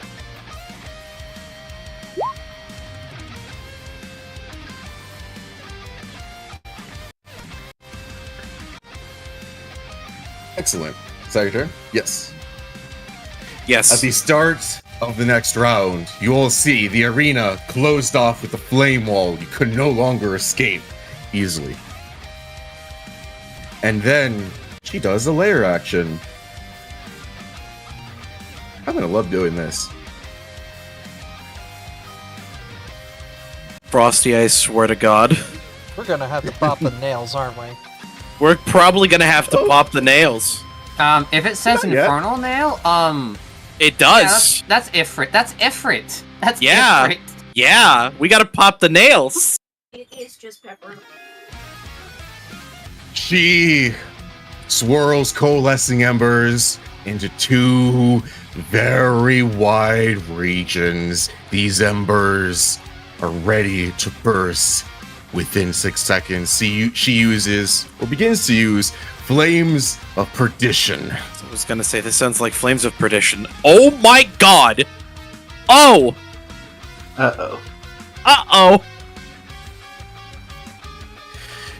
Go ahead. Keep staring at me. It'll only make things hotter. When you wonder why you said that, Flo, or why she said that, Flo.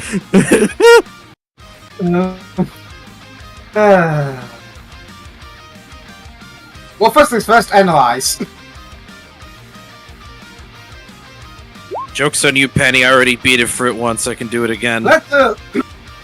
Let's get the exact text of what Flames of Perdition does. Sure. Here you go. That is a smart analyze check. Flames of Perdition, once per cycle. Hinathani swirls coalescing embers into two separate, 130-foot long, 40-foot wide regions. At the start of the next layer initiative, the embers burst into pillars of hellfire. All creatures in those areas must make a DC 13 Dex save or take 64 fire damage, half on success. Save or fail, any creature caught in the flames additionally takes 1d6 fire damage at the end of their next turn.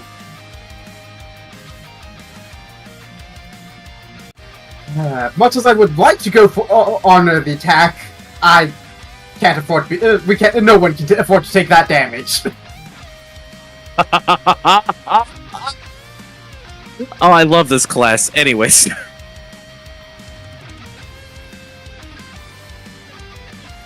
Yeah, that seems like a good distance to go.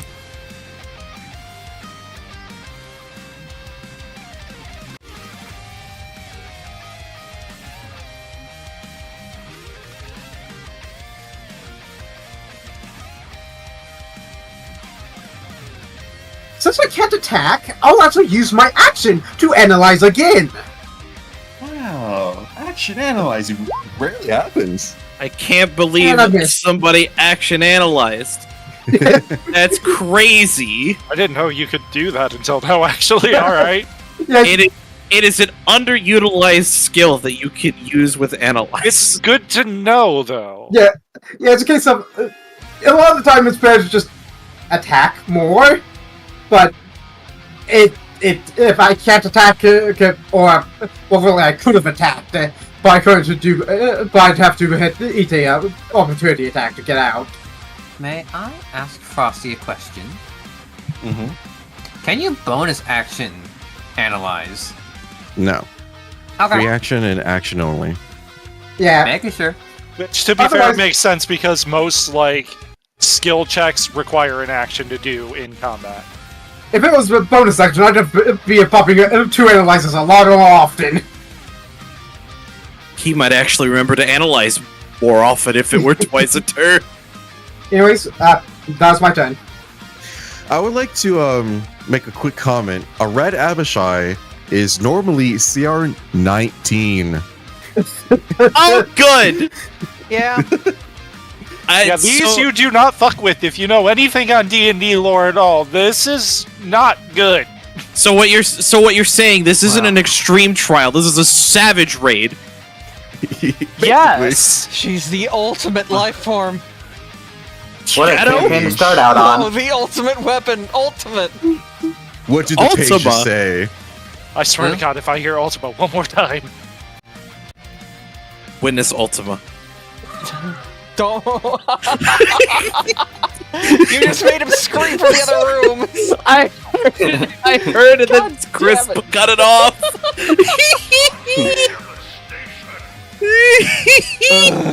Anyway, sorry, Frosty. Don't worry, I enjoy the glib. So, Pages, your turn. I'm sorry. Alright, so do I do anything with like the fear thing? Oh yeah, fear. Let me copy paste what fear does. I typed fear like it's proper stuff. I can't type in frightened.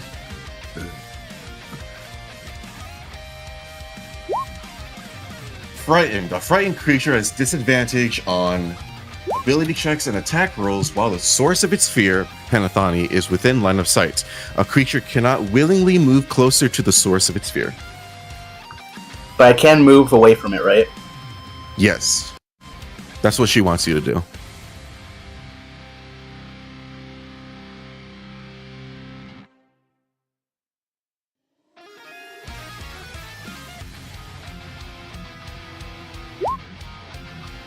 I think that works. And I guess I should like roll to get rid of the fear. That will be at the end of your turn. You still have an action left. Okay, wait, I can still attack? Yeah, you can Yeah, cast you a can spell. cast a Her. spell. Depends on the range.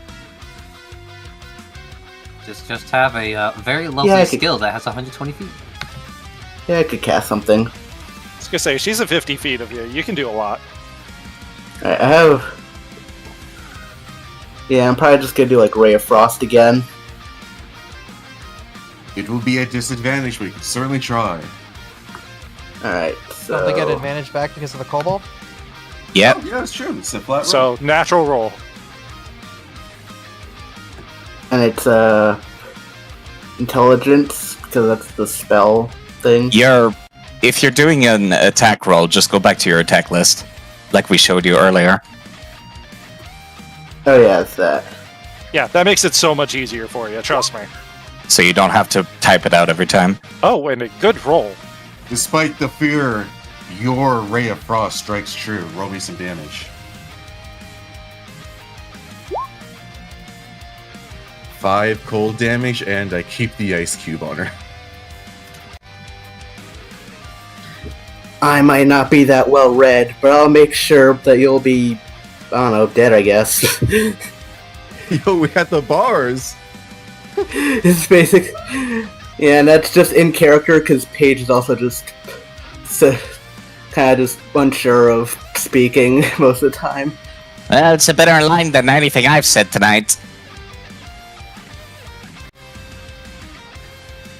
Is that your turn? Yeah, sorry. Celine. Under the conditions of frightened, she cannot move closer to the enemy. So Celine, in this situation, is forced to get out of the way and walk out of the arena. Her hands are Oop.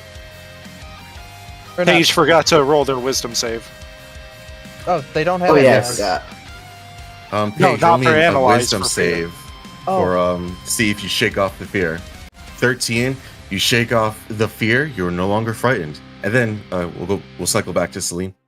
Sorry. It's alright, it's alright. She's like nervously trying to grab the hand axe at her side. Just trying to like... It's difficult for her because she's very visibly shaken. But let me equip that real quick. And she'll turn around and attempt to throw it at the dragon there. 13, I do not think that'll hit. 13 hits the earth, the rumbling earth before her. And I will attempt an analyze with my last bit of what I do before I do my wisdom. That's not going to do anything. Okay, and then this is a wisdom save? Mm-hmm. Alright, let's see if she can shake the fear. Oh, you were... Ooh. Visually, it was gonna do something else. And then it rolled onto its side. Whatever. Technically, rage is maintained because I threw an axe at them. Rage and fear. I was gonna say something that I should not say on stream. of Penethani, you maintain your ground. It is now her turn. She looks directly at you, Volna. And then at Snafu. Snafu, you look the most experienced, you'd say, yes? Yeah. I will make you cower, grovel, and kneel. She's casting command on you. Give me a wisdom saving throw. Okay. I have no advantages or bonuses towards that. Is that still DC 13? A 13 succeeds. Okay. How do you respond to Penethani's command? You could visibly see the irises in Snafu's red eyes, like, dilate. He is standing very much, like, strong, and, like, that is a gaze of somebody that actually wants to murder, despite having been quite the peacekeeper, so to speak. Not a big fan of lethally killing his opponents, until now. And then she'll make 3 claw attacks against you. Alright. This is the part where I post the clip from Mizu's stream last night. Oh no! Oh no! I know First that clip. one, 18. I posted it in the Brawl of the Hall of the Novice thread for LFG. Does an 18 hit? Yep. AC 16. Oh, it's the Your Thank Wish you. is My Command clip. I got it. Posted it in Twitch chat too. I don't see it in Twitch chat, but it might be stupid. 6 slashing. 6 fire. 6 fire, not 6 4. Second claw against your darkened scales, Snafu, beginning to be scorched with the heat of her flames. That is 16. That meets it beats. Yep. That is 11 slashing. 1 fire.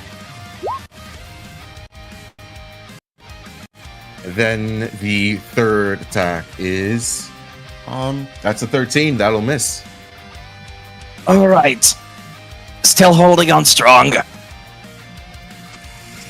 She snarls in your direction. She knows that her command did not take hold. Then she turns back to you, Volna, and her eyes twitch, psychotic, unnerved, unhinged, and she uses a bonus action to do Hellstride. So both Snafu and Volna, give me dexterity saving throws. This is an effect that I can see, yes? Yes. Put your danger sense to use. Yes, I have advantage on this. Dex save. 15. Oh, man. Both of you succeed on the dex save. You do not take any damage, but in the cloud of smoke, she briefly leaves behind. She moves 15 feet down without provoking opportunity attacks. And Noted. That is her turn. I hate it here. Ars, what do you do? Well, clearly she really is no longer a friend. No possible way she tried to command the friend. Since I don't have any actual attack roll spell slots, we'll do the only thing I really am good at, and that's called casting Astral Flare. You have advantage, so you can crit fish. No crit fish. 23 still hits. You'll throw it with a blue sparkling bolt of galaxy for 6 radiant. The blue bolt of a galactic essence sears across her blackened, like, in her art, there's like a black coat. I like to imagine that is completely tattered and seared off. So you definitely mark it even more. I'm sad now. Is this what being immortal is? He'll move out of range. Which, should be enough. Absolutely. Aren't you glad you learned about telegraphs earlier? Like, in canon? In canon, yes. And then we'll pop in, and I'll,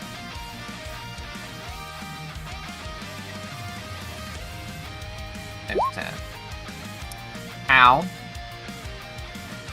Understood. Never mind.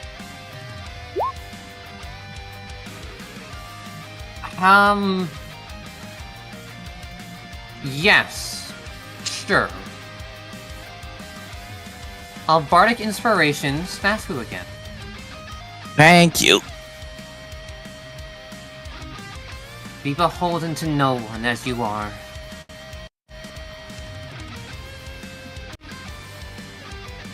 And, yes, that will be the end of the turn, because I don't think there's anything else left. Azure, what do you do? First off, moving, because screw forgetting about that. Second off, analyze.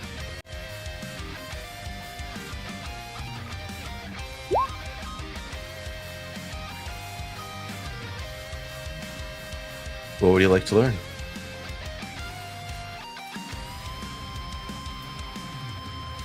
Wrong chat, that's why I can't find it. I was like, where is it?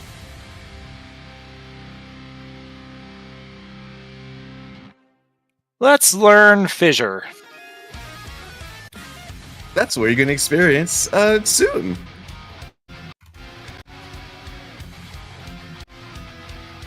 Fissure! Once per cycle. Penethani ruptures the earth beneath the region not currently targeted by the Flame of Perdition. Oh. Alright. Opening a crack in the Hells. At the start of the next... First bait, yeah, again, hun. At the start of next layer initiative, the fissure fully opens and unleashes a bout of hellfire. All creatures in those areas must make a DC 13 Dex save or take 64 fire damage, half on success. Save or fail, any creature caught in the flames additionally takes 1d6 fire damage at the end of their next turn. Yeah, so that's gonna hit here, here, here, and here. In 2 layer actions. Basically Flames of Perdition again, but in a smaller area. Oh my In goodness. the other areas. Yep. To get out, get in. She's doing a donut. I love my in and outs. Reference-wise, it's Prish or Sildine Subterrane. Now, also, it's being forced to learn 14 raid mechanics against my will. Also, correct me if I'm wrong, but I have advantage on my attack because it's still before Snafu's turn, correct? That is how that works, yes. Good! I'm gonna launch another orb at a bitch. Orb! The orb!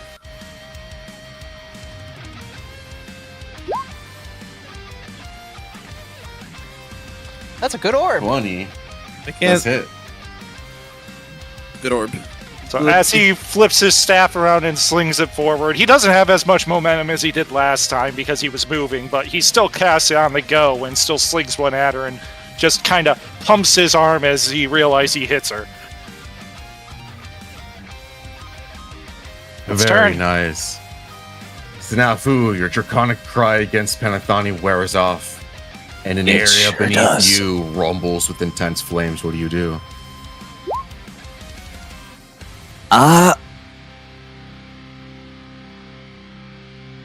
Actually, yeah.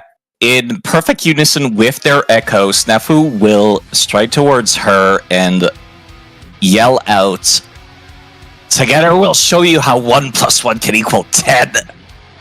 As they both get into range, and I'll start with the regular attack action using the Mithril Glaive. After which, I'll use Unleash Incarnation to attack with the Echo. once again using that Mithril Glaive, which, yep. Literally an echo. Yeah, both of them cried out as they went, and it's not over yet, as I still have my bonus action, which I will use key points to Flurry of Blows, doing 2 unarmed strikes. Question, is it 2 unarmed Which strikes or I'll 4? use... well, I was gonna use Bardic Dice, but I should have called it out before clicking the button. One of those will miss. You can use Bardic on 8 if you want. If you think it'll hit. A D6, say- you know what? Sure. For Bardic, the 1d6, you can call after the dice is rolled. You don't have to do that before. Correct. Good to know. How kind. If it's a Just- re-roll, then obviously you do it after you roll. But Bardic Inspiration does say before knowing if the actual result of hitting. Which I Before didn't we say. know if it hits, yeah. After I roll, but before GM confirms. Yes. So you get And an I opportunity cannot. to- That's Yeah. 11. Yeah. An 11 still unfortunately misses, but the 21, your second martial arts, hits for another 7. Yep, after this veritable torrential deluge of attacks, the Echo will attempt to continue moving in this direction and see if it triggers attacks of opportunity. I I'm believe making attacks an of opportunity are specifically against creatures, and your Echo is not a creature. The thing is, well, yes, that is raw. Most people don't play it like that because enemies don't know that. Yeah, That's She fair. doesn't. That's fair.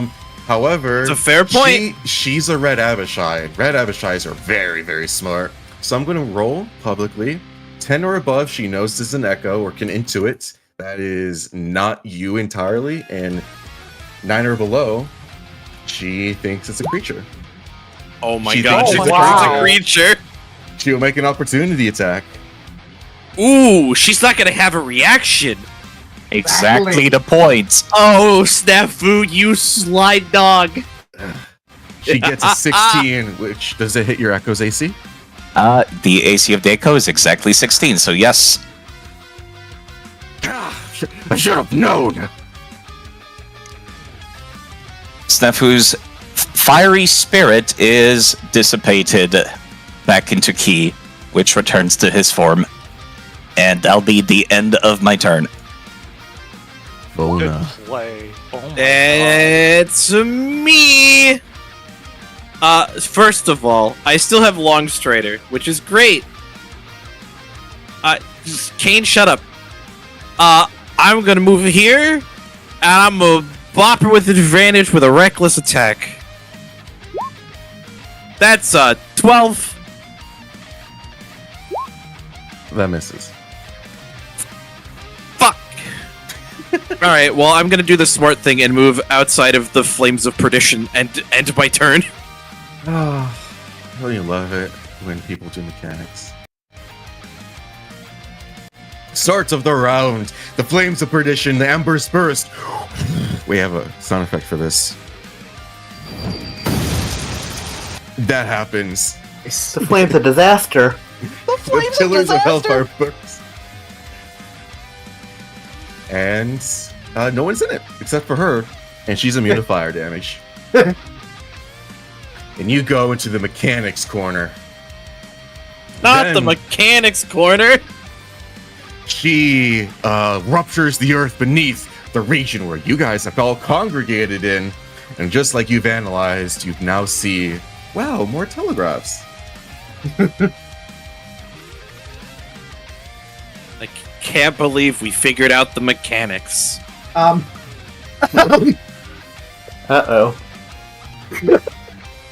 Reiji? Oh! Where? Hold on. Bring it back. Flo has been swallowed by the flames. Swallowed by hell. Swallowed by the fissure. No, not the flames of disaster. The flames of disaster? I will make you all grovel, cower, and beg beneath Tiamat, my Dragon Queen. Nah, I don't think I will. That's the I don't really feel Let's like go it. for another analyze. The great music has started playing.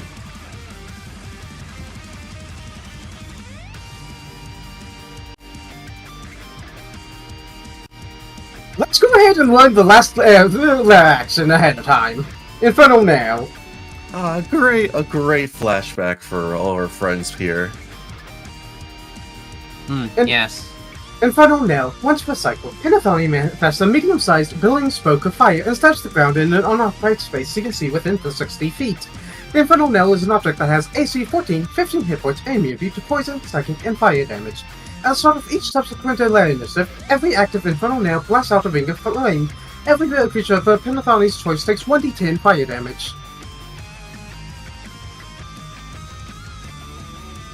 And then 1, 2, 3, 4, or 5, 6, 7, 8. Pouncing onto Pinathoni.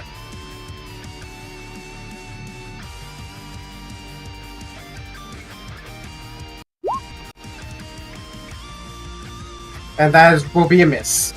A 12 misses Pentathoni's hatred scales. A 16, though, does just hit.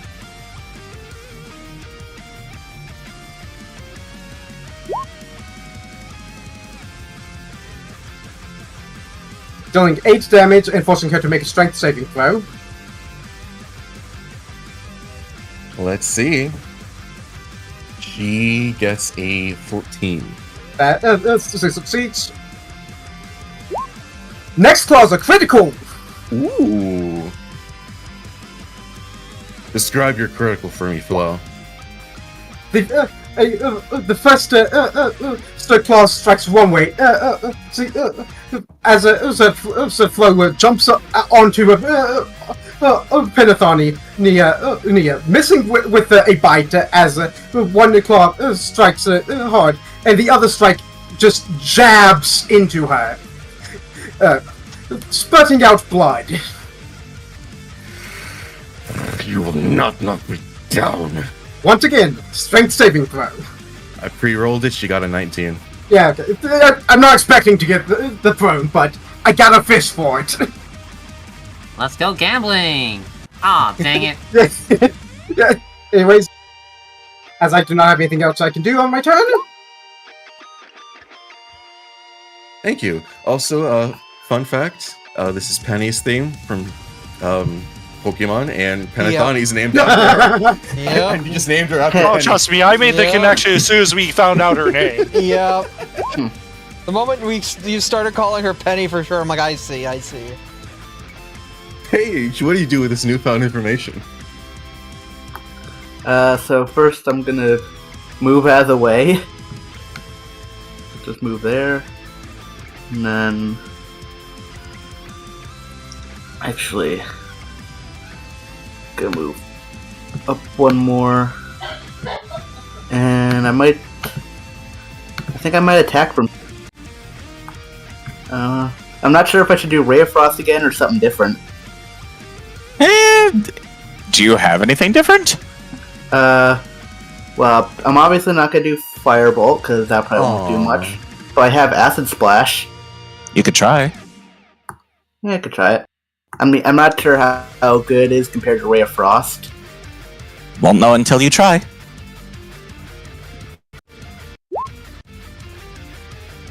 Let me click on show spell description. 60 feet, so you're within there. Choose one creature within range, or two creatures. Would you like to also target Flo? Smile. No. Damn. She must make a dexterity saving throw. Okay. She checks her dexterity saving throw bonus. She gets a 9. And she takes 2 acid damage. And then her shackled magic resistance will apply for the next saving throw she makes. Ah, that's when you start using the AC touch spell instead. Yeah, that's why it's good to have a like variety of AC targeting spells as well as like con and dex spells, so that way like you can target multiple things. If they have higher of one, you can target something that's lower. Okay. So I think that's it for my turn. So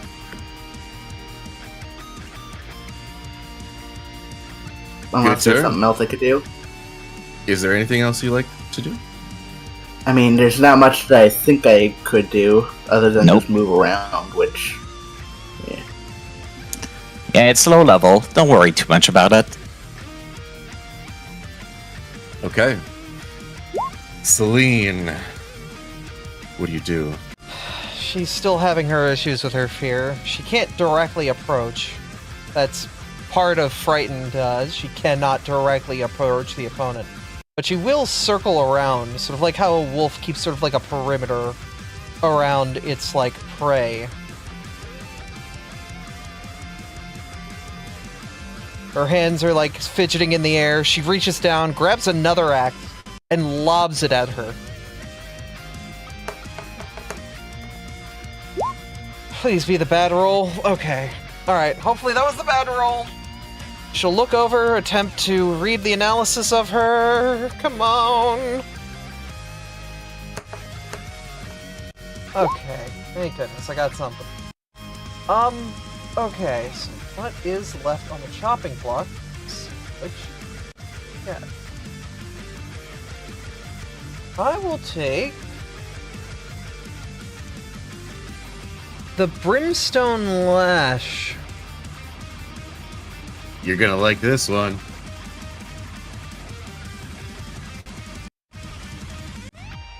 Brimstone Lash. Penny produces a whip of sulfuric flames and lashes out at a creature she can see within 30 feet, who must make a DC 13 con save. On fail, they take 3d4 fire damage and are linked to Penny by a crimson tether. Oh, good, tethers! At the start of each of the creature's tethered creature's turns, they take 2d4 fire damage, and each adjacent creature to them takes as much damage. The tethered creature can repeat the saving throw at the end of their turns to remove the tether on success. Penny can only have one tether active at a single time. Alright. And then finally, she will try to hard slap the fear out of her. I will roll wisdom and hope that she gets it. Oh! Oh no. She's not having a good day at all.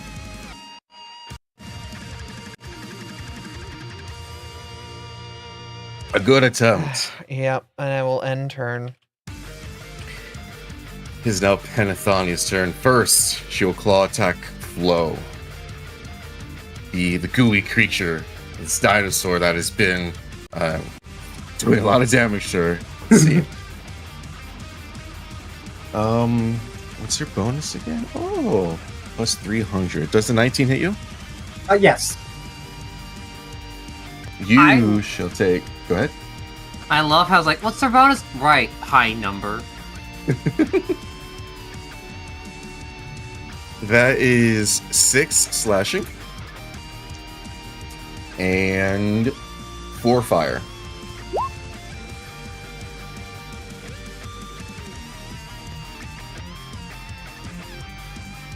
How does it look, Flo, when you're brought out of wild shape?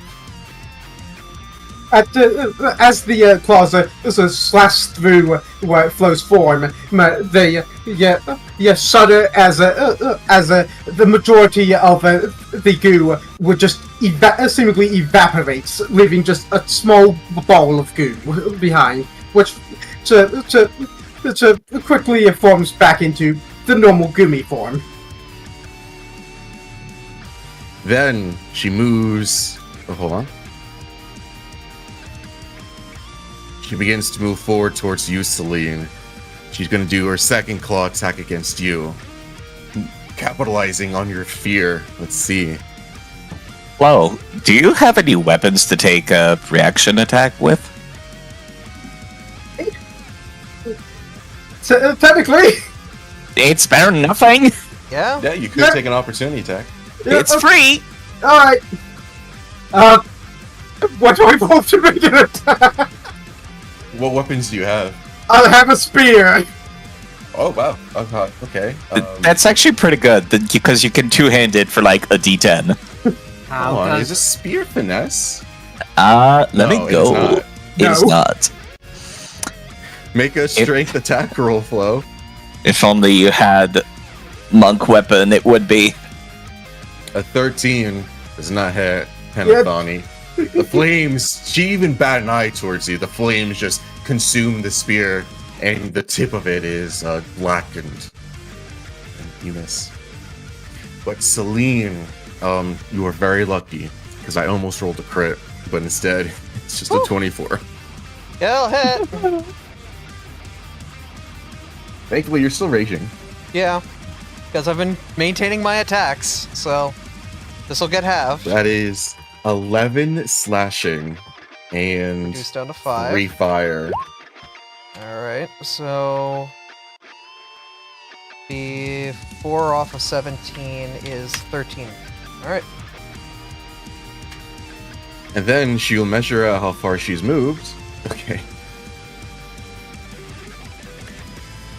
She'll move here, and then out of your reach. Can I opportunity attack? Yes, you can. This will be disadvantaged because you are afeared. That's fine.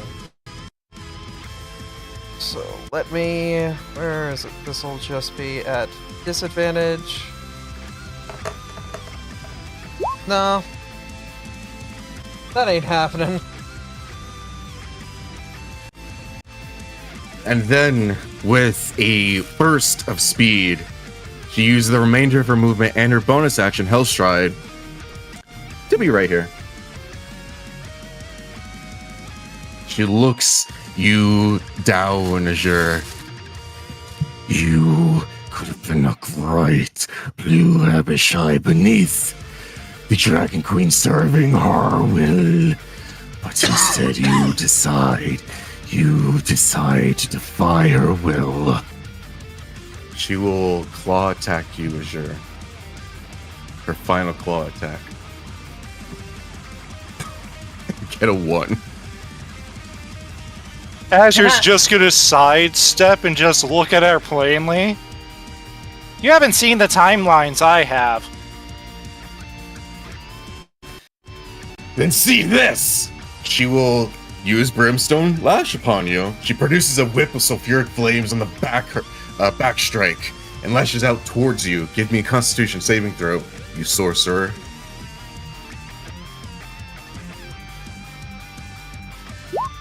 Gonna use my inspiration.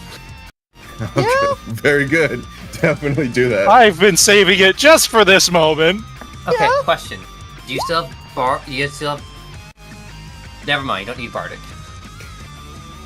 Describe how your inspiration allows you to bat the sulfuric whip from her hands, and you are not affected by a tether. At first, like, the tether will start to, like, coil around his staff, but then he'll just, like, let it go, and his tail will have been curled out under the butt of it, and he'll just fling it up through the tether, and he'll catch it in the air. Nah, not today. That's Penny's turn. Ours. Well, it seems she has the thing of the buff up of magic thing, so going for a spell would be terrible right now on my last spell slot. So there's not much really to be done yet. So which is why we're gonna slide cast Astral Flare.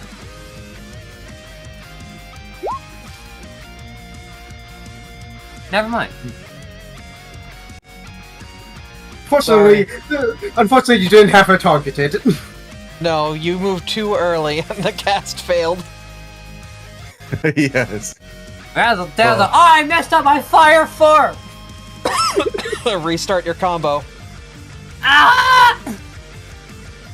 I'm sorry, were Goes your ley by. lines back there? I want to give ours ley lines now. Why? Anyways, analysis, please. What would you like to learn? I would like to learn. Why is that roll? My other bitch. What have we not learned yet? Any of the actions other than Brimstone Last, and we don't know Hellstrived either. Alright, out of curiosity, what is her weakness? Does she have any vulnerabilities? Sure. Allow me to use my favorite Unicode. Ah, yes, M-Dash. It's the old M-Dash, baby! To be fair, I expected to hear resistances from cold, but I haven't been hearing those either, so... Thankfully, she is quite drained from being in prison for 100 years. It wouldn't have affected me, but like, there's 3 other people seemingly using cold shit, so they would have been affected. Elementary. Anyways, as those like to say, time marches on. Wait, it's just a me thing? I think it's just a you thing. Azure, she has you in this spot. What do you do? I don't like being in this spot, and I don't have Misty Step yet. So, I'm trying to think of what I'm gonna do. Disengage? I do forget that is a thing that you can do in D&D. Yeah. But before that, even, I'm gonna do something. Snafu, you may have taught me a little thing. Draconic Roar! Let her hear your fiery spirits! Oh my god. Everybody- Snafu eaten again. Everybody gets advantage on their attack rolls until my next turn. I love how The that kobolds helps working everyone together. but me! Oh, don't worry. I won't be able to really use it all that much if I can't actually shake this goddamn thing. And as much as I would love to risk moving away and then casting a spell ladder, I'm gonna take the safe route, disengage, and move. I like to imagine she tries to swipe at you, but as you're disengaging, you are way too fast for her to react.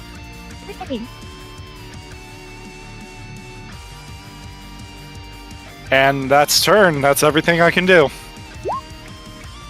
Snafu. I will move to stand alongside Celine. Just ever so slightly closer, however. And I will use my bonus action to re-manifest my own fighting spirit after being reinvigorated by seeing Azure's.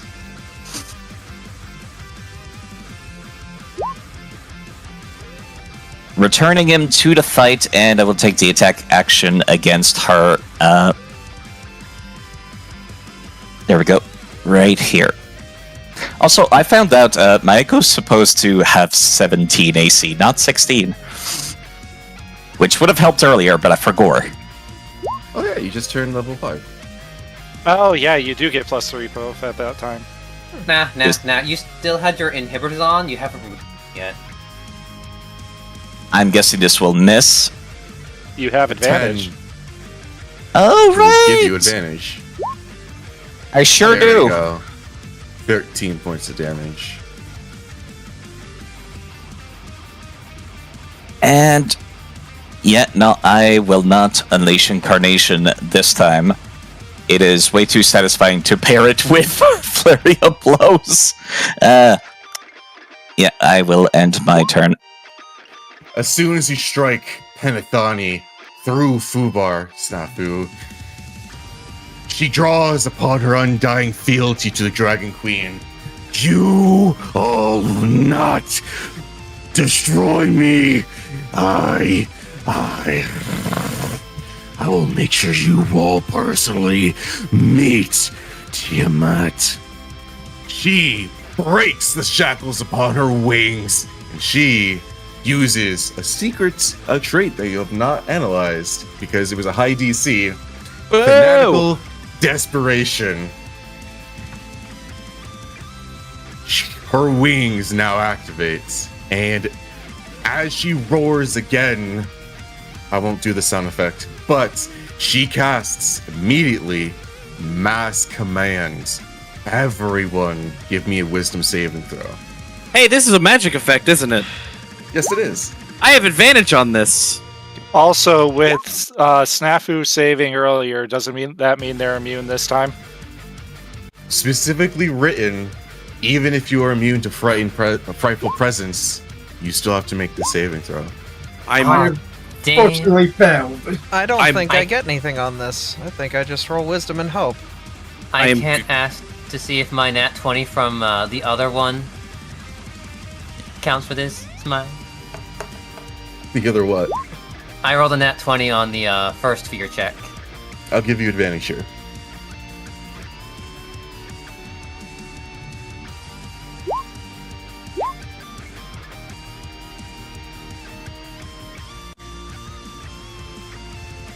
Okay, for sake of brevity, the DC is 14 this time.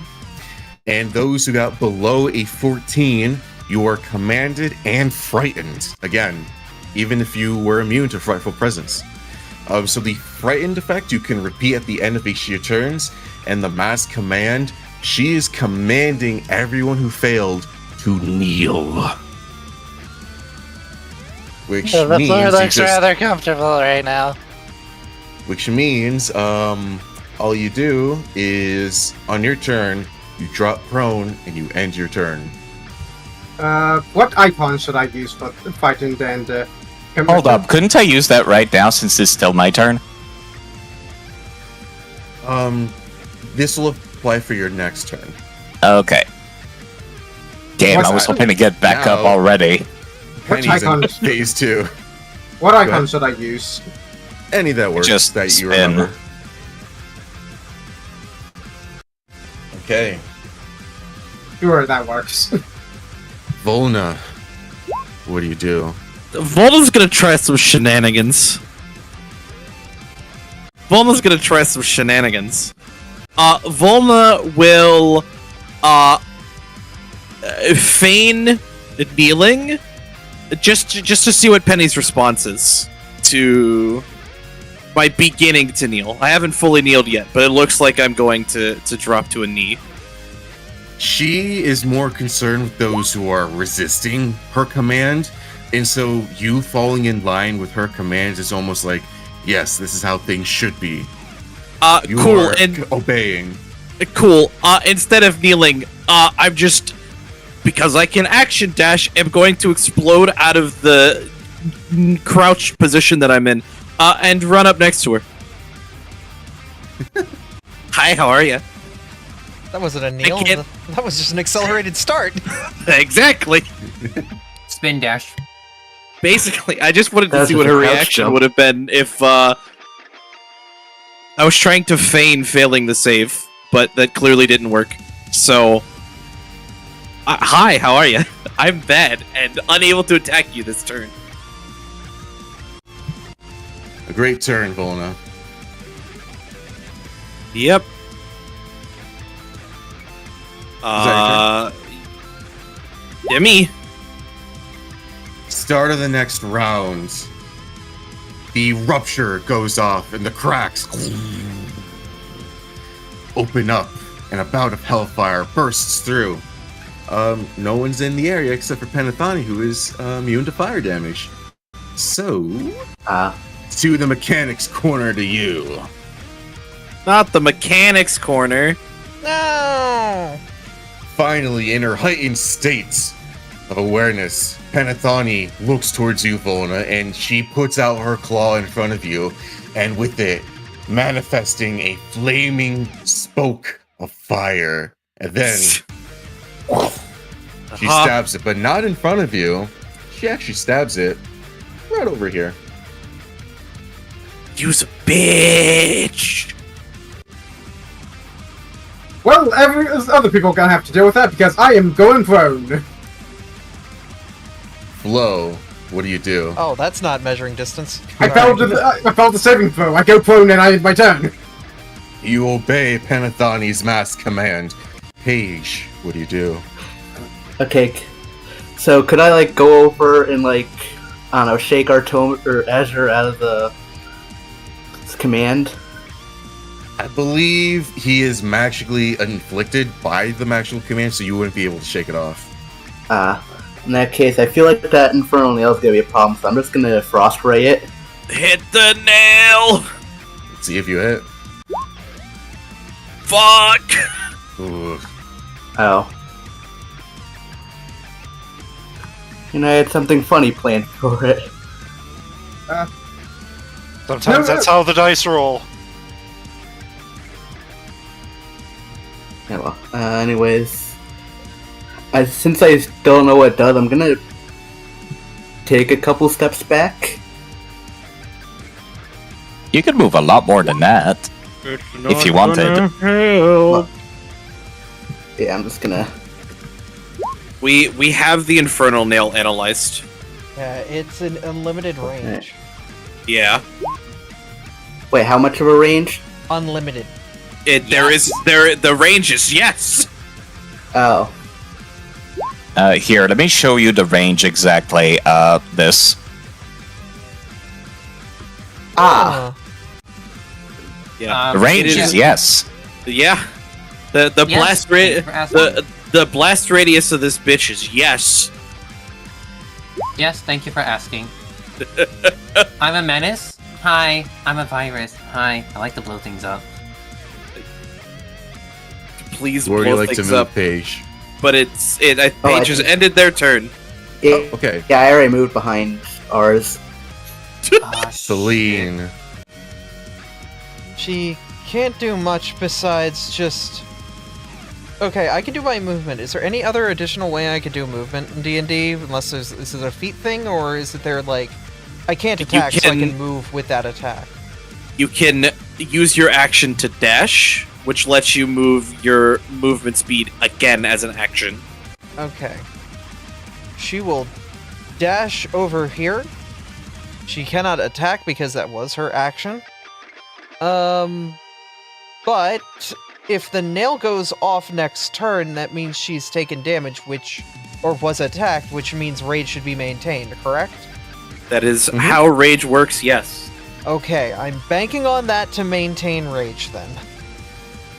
Though that is stinky, because I don't know if that'll be the case. It is very stinky. We have a plan to if we destroy the nail, and a plan if we don't destroy the nail. Yeah. Worst case, I'm here to George Washington it. The issue here is the verbiage of Infernal Nail. Yep. I will try to break myself out of this. Ah! Oh my god. The rolls are not with you, Ab. You gotta roll physical dice, girl. I'm going back to... I was rolling fine earlier, and then the moment this hot hoe showed up... I'm grabbing the D-bag. Not the D-bag! Abby, have I told you the time I was in Roll20 doing a Pokemon gym battle, and my rolls were shit that I didn't hit any attack? I would... Next I turn. would surprise Next turn. I want this night to be over so I can wear this woman as my shoes. Penathoni's turn. Her wings unfurl. And she takes flight. Wait, attack of opportunity? Yes. Yes. That's a 16. We still have advantage from Azure. I do still have advantage from Azure's Dragon Cry. It did work in my favor. I smacked her in the face. Both of you hit? That is 21 total damage. That's your hit. That's your attack roll. Yeah, it was a 2 plus a 6, and then plus Snafu's 13. Oh, roll total. Got it. Yeah, thank you. Quick math, Frosty. Quick math. Look, I'm queer. I don't do math. Says the one who has all the stats. You're a D&D player. You do math. I can't say that. No, we let the automated systems do the math. Mm-hmm. Penathoni will take flight in the air and fly a speed.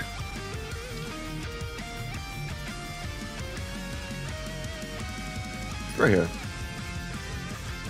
She'll fly down a little bit to be just enough to reach Snafu, and then claw attack him twice. No, thrice even. Can't believe we've done this. Oh no. Uh-oh. Okay. That fell off. That is a 15 to hit, which I believe misses. That miss. Second claw is a 19 hit, which will hit. Mhm.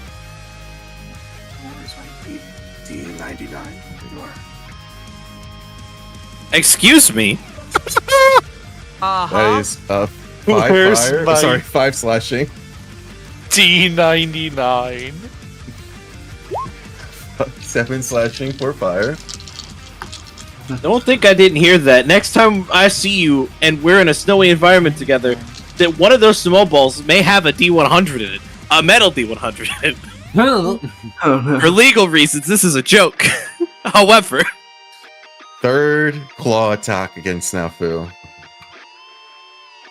That's gonna hit. That's a dirty 20. Yeah. Oh no.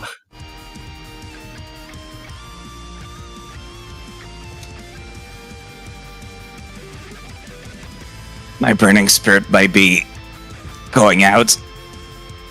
you did ask for this. To be fair. Yeah. 9 slashing, 2 fire. I go down. No. Snafu describes to me as she claws in you thrice. How does your fighting spirit momentarily break?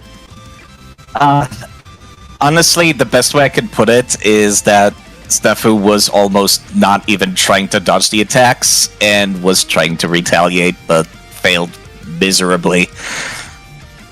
As her onslaught was just as strong as his own, even. Probably stronger. She points a clawed finger, and then she causes hellish cinders to swarm you, Ars. Please give me a Constitution saving throw. Oh. As she uses Fiend's Fire. Constitution saving throw. Ooh. Oh, I like. Okay. You failed by 5 or more. Oh, You're also blinded until the end of your next turn. Oh no. Oh. As you take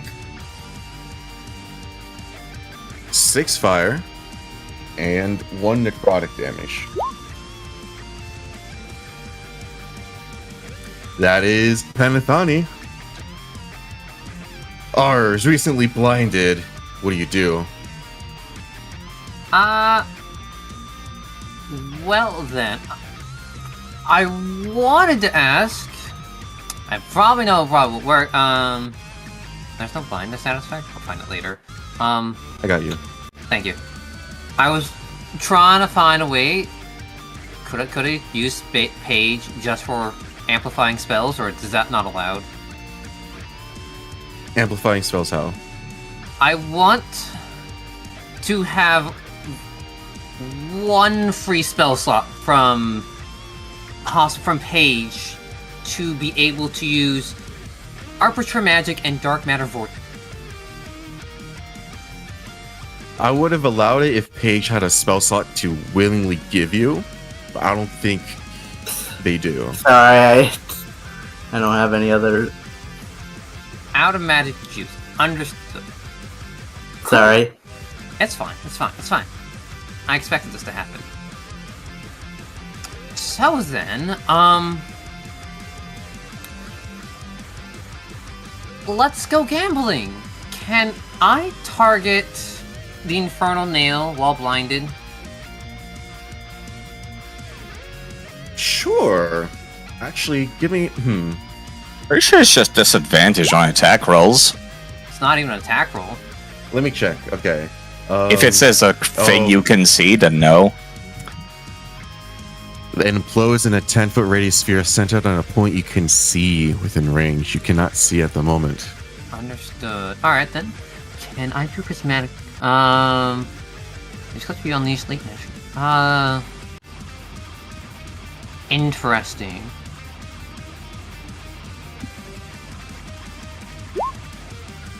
Would prismatic grasp be able to work? The Infernal Nail's not a creature, but I made the damn spell. I'll allow it. That's fair. This is why I'm asking, just to be sure. Cool. So this is an object. I believe objects always fail strength, dexterity, and constitution saving throws. So yeah, just roll damage. Excellent. I don't care Hi! That's the plan. 3d6, baby. Let's go. Oh, you motherfucker. Oh. His grasp unable to restrain and crumble it. It's barely almost anything, if that. Blinded, covering his eyes in blush and flame. Mortals hurt. Ouch. I am stifled by this vessel of flesh. I am interested in figuring out if objects can be restrained. They can. I don't think they can be restrained. I mean, you can tie him up. I don't know what good that's gonna do you, but you can tie him up. You can tie the object with another object. Just tie the object Exactly. up. Surely it will nullify the effect of, raid whiting the entire room, right? And only do a small effect now? Roll me a d20.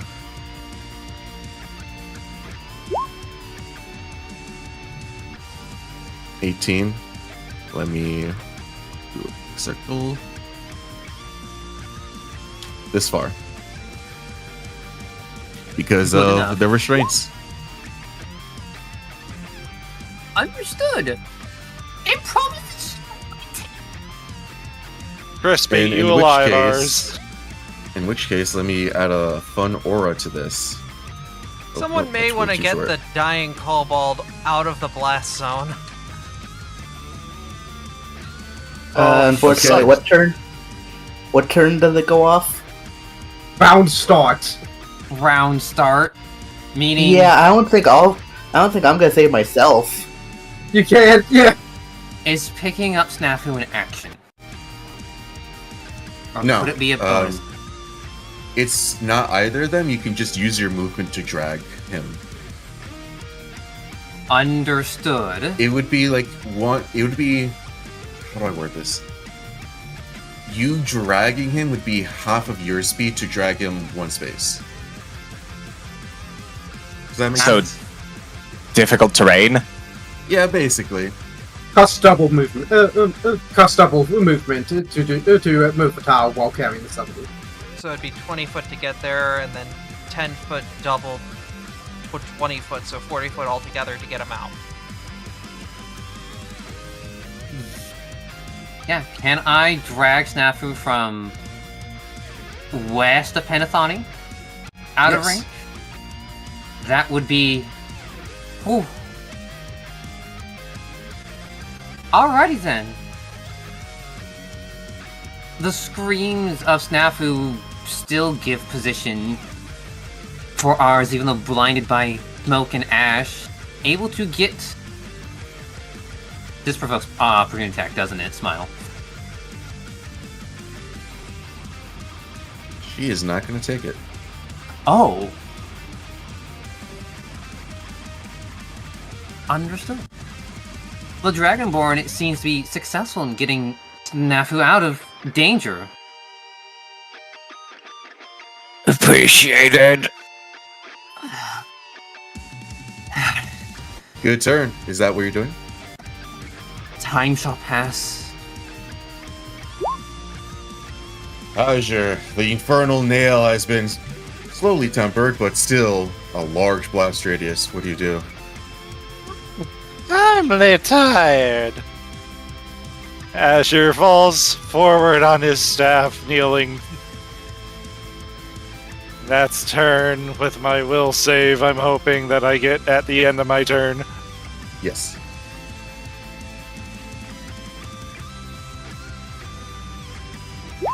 Oh, thank God.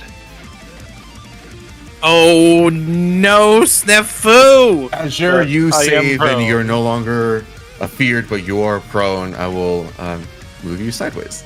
But Snafu, I need to learn how to do that. Point of order. Point of order. Did anyone grab a resuscitator? Or a life preserver? Or one of the various names we have for the items? I unfortunately did not because I can't use it while saved. I just didn't think of grabbing it. I grabbed a I medical. don't have anything. Fuck! Oh, no. Okay.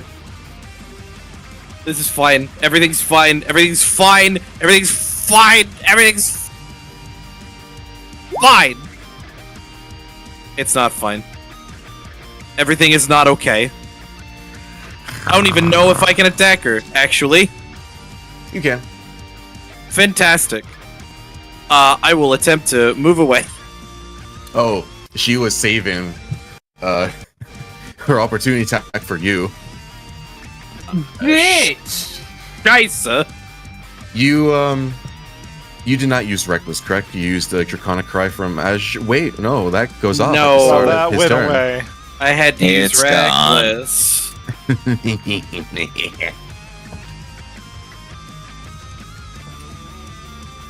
Damn, it's supposed to crit. 24. Yeah, that hits. 10 slashing. Reduced to 5. Ooh, 6 fire. Ow.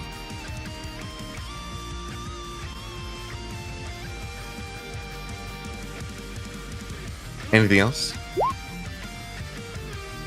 No.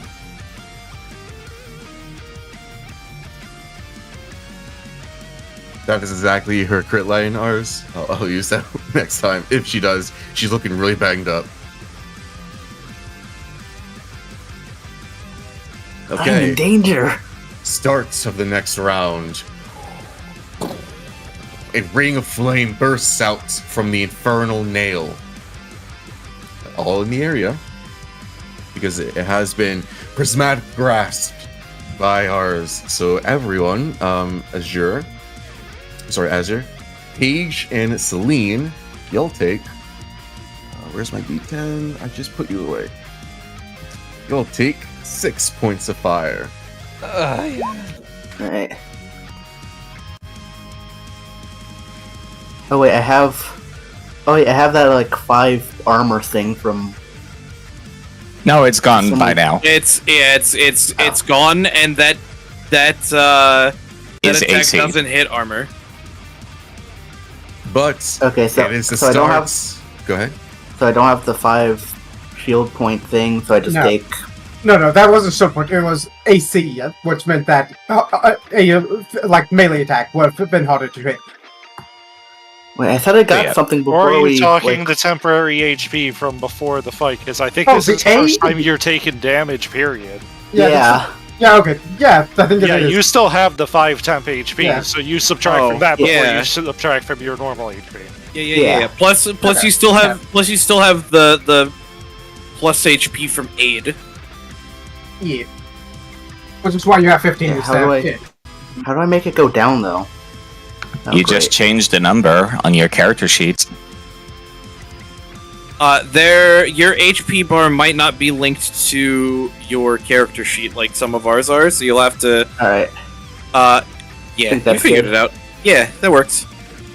It is linked. So yeah, it was just changing the number. This will spell your downfall. Rise, flames. Consume these as offerings upon my return to the Dragon Queen. Mechanics rise! Flames of perdition. Forgive me, I have Rubicante in my head again. Where the hell is this mage that left at the beginning? She went to On this- evacuate. Flo, it is your turn. Alright, She did the smart 20 thing. points of movement to get back up, and then I analyze. We need to get Snafu out of here. Let's learn what the Fiend's Fire does. Also, because you were the first person to successfully analyze her since she did, since she started phase 2, you can learn what she did, fanatical desperation, because you witnessed it, if you'd like. Okay, I'll learn that instead, yes. Sure. You do not have to read this out, it is long, but basically, it's phase 2, she's harder, she's beefier, and she's gonna try to kill you. Oh, that last part's good to know. Wait a second. Much as I'd like to be able to do that, I'm going to do I'm going to become a much stupider form. Unfortunately, she's forcing me to move away so that I can't actually attack her this turn. So 1, 2, 3, 4, and then Wild Shape. This time, surging outwards, much larger this time, even as I become a giant octopus. Ooh. Large size, right? Yep. Excellent. Grappling. And I will then use a bonus action to spend to gain a mutation, spend a spell slot to gain a mutation point, which I will not spend yet. I see.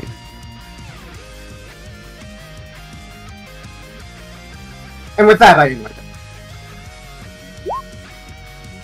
Paige, the embers rumble beneath you once more. What do you do?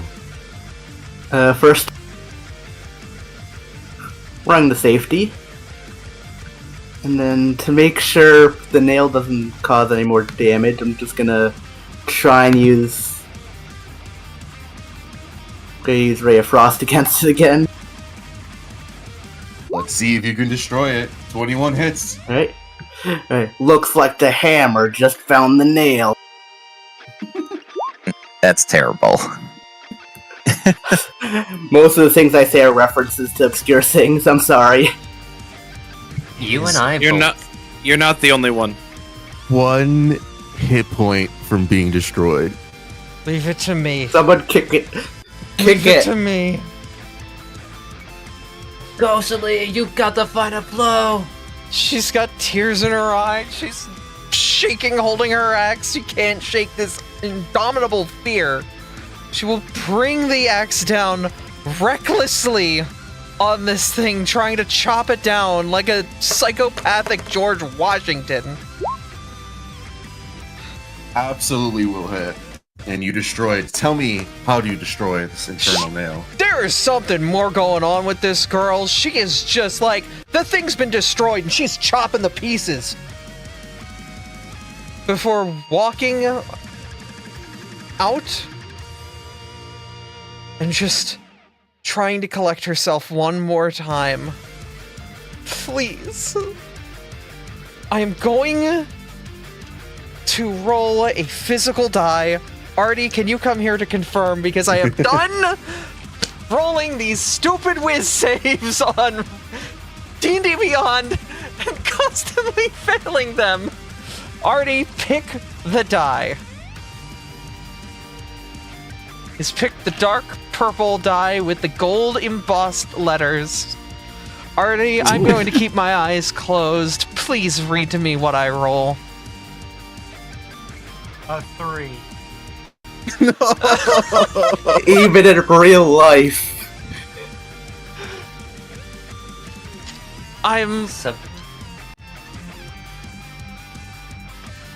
This mechanic's mean. I end my turn and lay myself face down on the floor crying.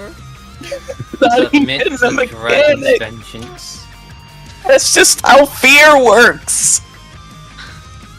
It sucks. I don't get any successes at all for any subsequent, like, No! It's D&D! It's save or suck! It hurts! I'm gonna say things. Say It's them. okay. Say them. Pathfinder's better.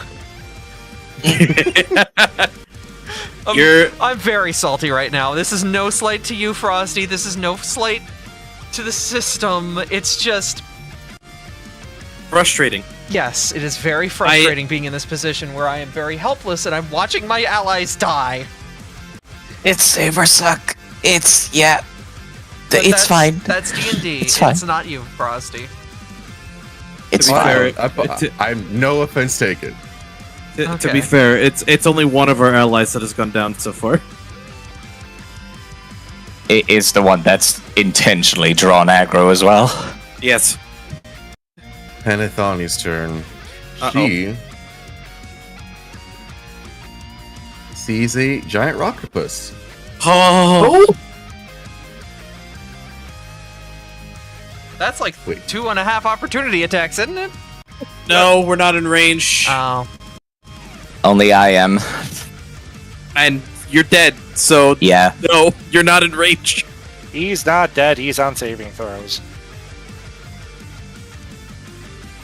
I'm Then I about thought getting he ready will make- to die, though. 3 claw attacks against Flo. Flo, what is your giant octopus AC? 15. 15? Wait, no. 13 plus 1, 14. Okay, 14. First one, that's 10, that misses. Second one, this almost fell off the desk I'm using. That is, that's a 19 on the die. That'll hit with your bonuses. No, I'm just gonna roll here with inline rolling. Oh, Jesus. Ooh, Was that yipping? No, that was sneezing. It was yipping. 6 slashing for fire for her second claw, and her third claw against you is a 14 total. Which is exactly enough to hit. For 5 slashing, 1 fire. Alright. And then she'll use her bonus action to do Hell Stride. Give me a dexterity saving throw.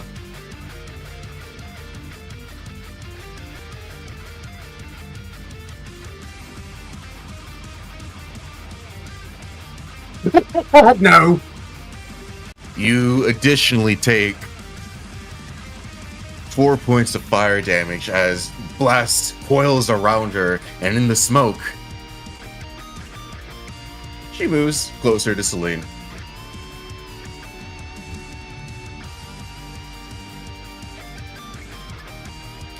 That,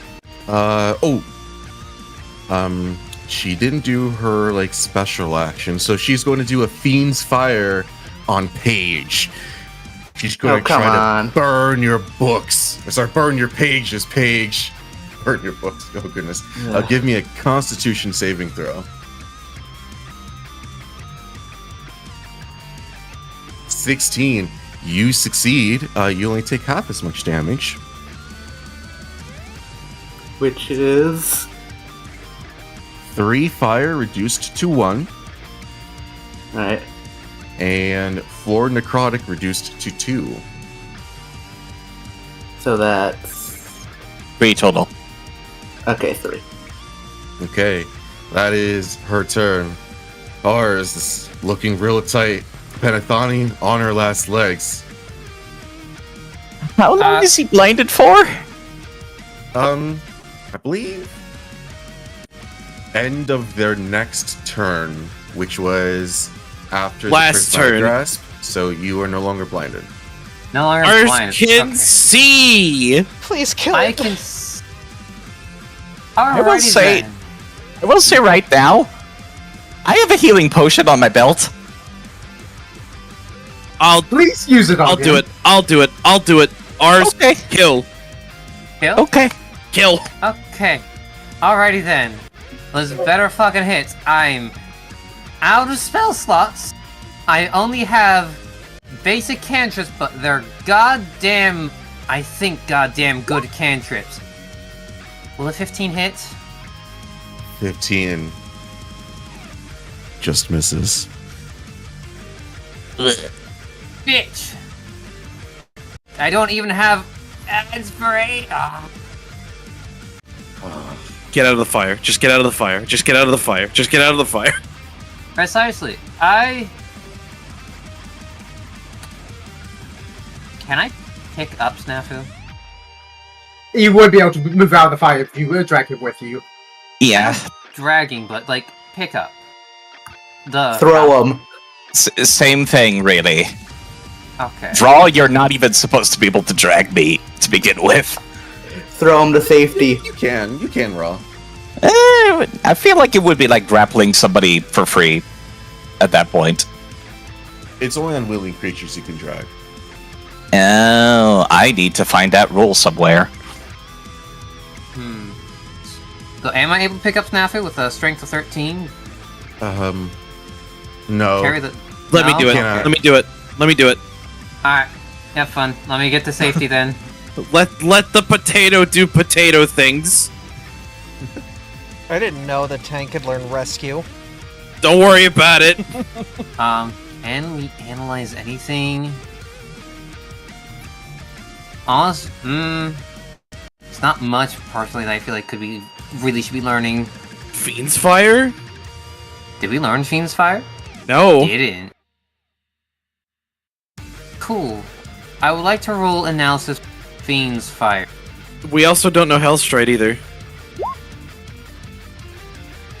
Would you like Fiend's Fire? Fiend's Fire, please, for 10.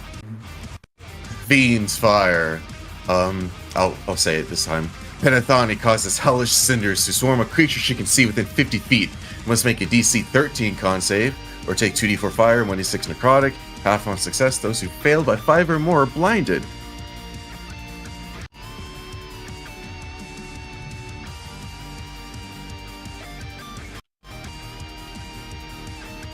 Is that the end of your turn, Ars? There, we'll move over here, just for in case if Snafu somehow gets over here and there's more room. But yes, that will be the end of turn. Sure. What do you do?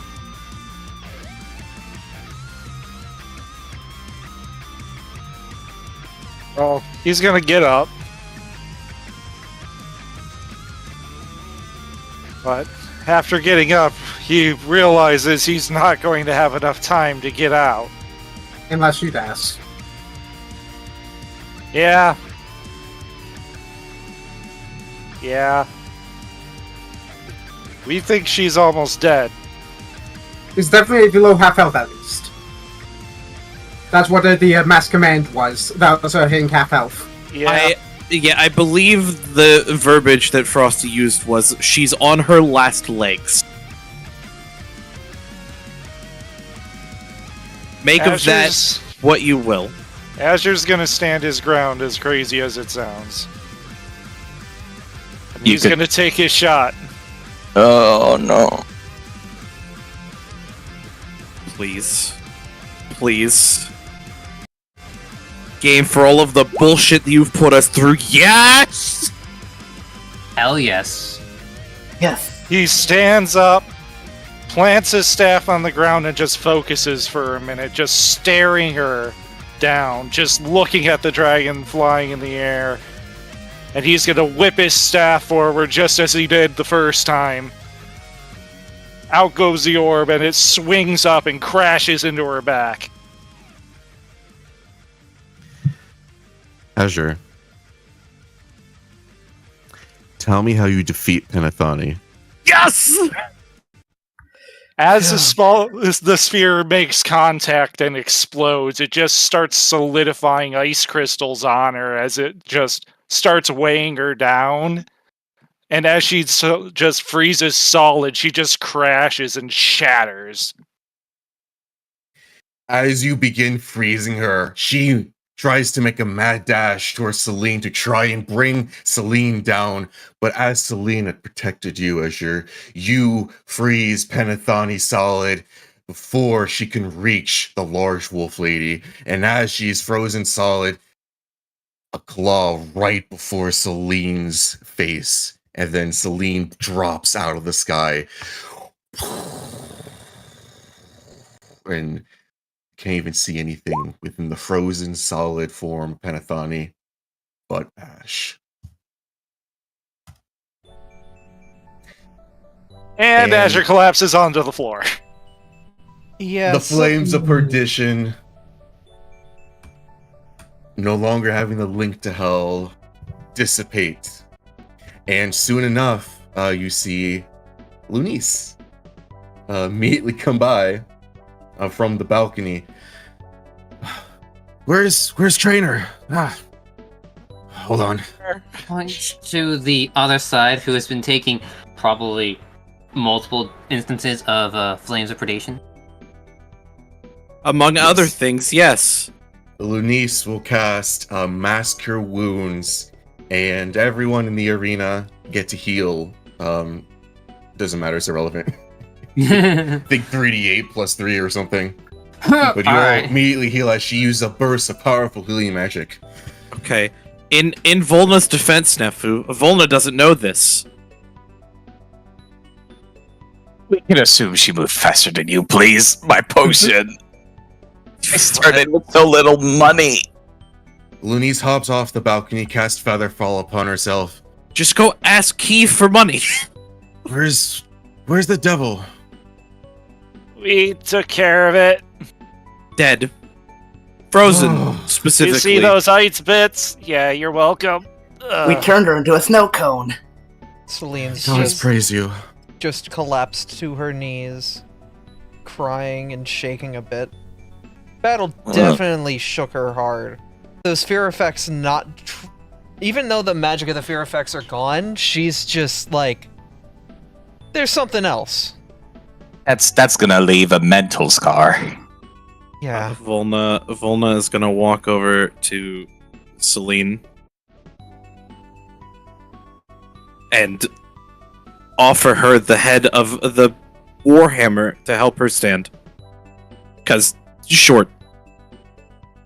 The big wolf woman will gently attempt to stand. It's a night and day change between her when she was angry and her in this mode now. She is not that woman that you saw on the battlefield. She is more akin to that soft and kind-hearted woman that she was before, but this time a lot more shaken and quiet and reserved. She looks on, kind of like has herself in her arms, just like, I'm sorry. For what? Why are you sorry? I tried, and I couldn't. And no matter what I did, no matter what anyone said, I couldn't. And people got hurt. Celine. Azure's just gonna point his staff at the remnants of Penathani. Against something like that, you'd be crazy not to be afraid. We all understand. We've all been there. She's trying to take deep breaths, but it might take her a little bit more to kind of get over all of this.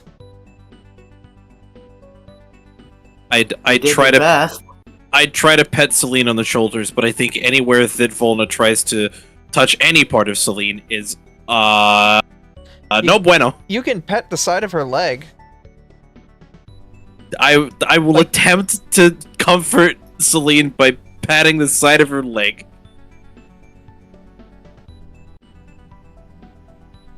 She will softly reach down her hands to both you and Azure.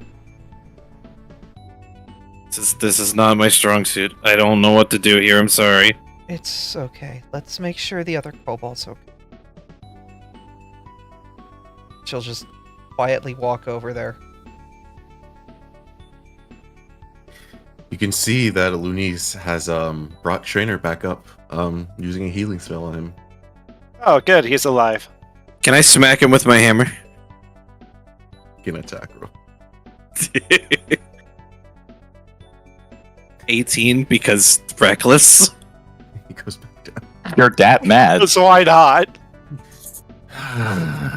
You deserve that one. You hear the smack of a tentacle hitting an octopus's face. You know what? Just spare the dying. I'm not going to bother bringing him back. You shouldn't. He left us here to rot and die against that fucking thing. I'm No, fine. thank you. Why is everyone huddling up around me? I'm fine. Because they already took care of Celine. You're the other one. Besides, you were knocked out. I'll get up later. I'll be She's fine. not even listening to you, Snafu, as she just grabs you and hugs you like a cat and just walks to the door. Like, Ours is jealous. she's not even saying anything at this point. She's just holding you and walking to the door. I Aw, can that's walk. usually me. I can walk. Do Why you, am never- why am I slightly jealous of him? I can walk.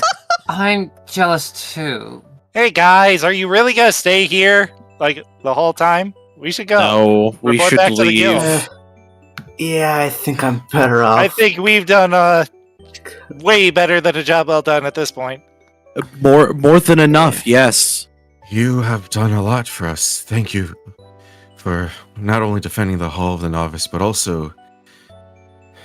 She looks and glances over to Panathoni's remains and ashes. That devil's been incarcerated in Pandora's box for over 100 years. I've been with your guild and trying to stop these minor devils and demons, but nothing as fearsome as her. You have our eternal gratitude, Big Bounty Illumination Guild. I'm really grateful that you could protect all of the recruits. Trainer's Well. ego really needs to be stepped down a notch. We couldn't have done it if we weren't a team, right guys? Yeah. Yeah. Sure. Yeah. Fuck! I suppose you've passed your lessons. No! Oh, no! What happened? Teamwork makes the dream work. I was about to make that pun. Ha! So, I had a secret mission I was supposed to do in this bounty, and I completely forgot about it. What was that? To aid people, to help them succeed on the checks that he wouldn't have succeeded without your help otherwise. I was supposed to make 3 people succeed on skill checks or attack rolls. How were you supposed to do that as a barbarian? 8 actions. But, at And the not end of this being bounty, angry. The flame wall goes down with Panathoni's death, and you're able to leave the Hall of the Novice. Unfortunately, the Hall of the Novice and the program that these guys trained in, it is 0-2 for things not going wrong during their training sessions. Man, they really But- need to straighten up. They You're really telling me do this need a was the straighten. first time something like... Oh, sorry.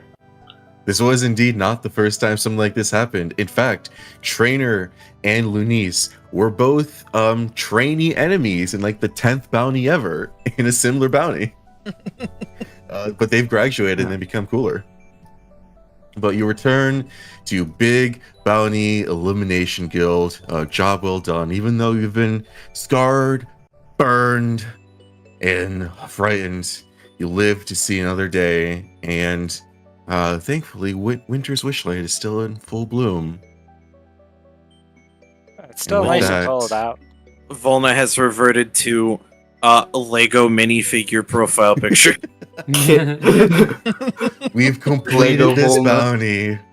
Thank you all very much for joining me today as I hosted a Brawl at the Hall of the Novice. And thank you all for doing your best in this intense battle against a weakened Red Abishai. You've done very well. You all have experience in gold. Yeah. Thank you for Alright. It was a tough wonderful one. experience. Yeah. Can we have hazard pay? Just squeeze Snafu Yeah, softly and like- pet him. I feel like we might need a bit of extra something, I guess. I'm kidding, but Thank you all for staying way past the expected session length. That's one of my main flaws, unfortunately, misjudging session length. fine. But either way, thank you all for joining us and me today. And for those at home who are watching the stream, I don't have anything else for this session. But if y'all guys would like to sign us out or just bring us to the end, that'd be great. Oh, I have something to say. This in chat. yeah. Oh, If yeah. you're interested in joining the BBEG and participating in these wonderful, fun one-shots, click the link below, read up about it, and join the Discord. Tons of wonderful people there. Even if you're a newbie to it all, don't be afraid to be like, hey, I'm new and I want to join in. Love to have you. I swear they're not all as crazy as this. Uh-huh. I Just like relax. it though. Sorry, I was listening to Insatiable on repeat. What was going on? But, I think I know who I'm going to give a raid to, and it's a bunch of lovely friends raising money for charity. Yeah. Does it start with a Z and end with an Eldathon? It is! The wonderful crew over at Zeldathon, which Artie and I are participants of. And Wednesday, you'll get to see Freya do Waka Wednesday with me doing donation art alongside. So if you want art from me, you can get it by donating to charity. Wow, isn't that a mouthful? Waka Wednesday! Waka waka. Waka Wednesday with our, with Freya on the main stage. Isn't that fun? Waka Wednesday on a Wednesday on the big stage. Let's go! Yep. That'll be it for us. Do you guys in voice want to say anything? Now would be a good time.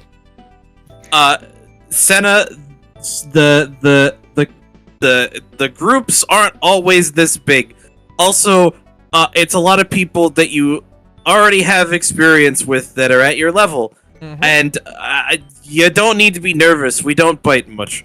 It's just fun little one-shots, and they usually don't run this long.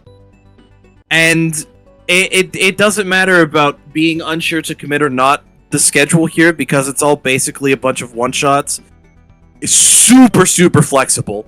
That is literally the big drawing point that Frosty put it as like the selling point of the server.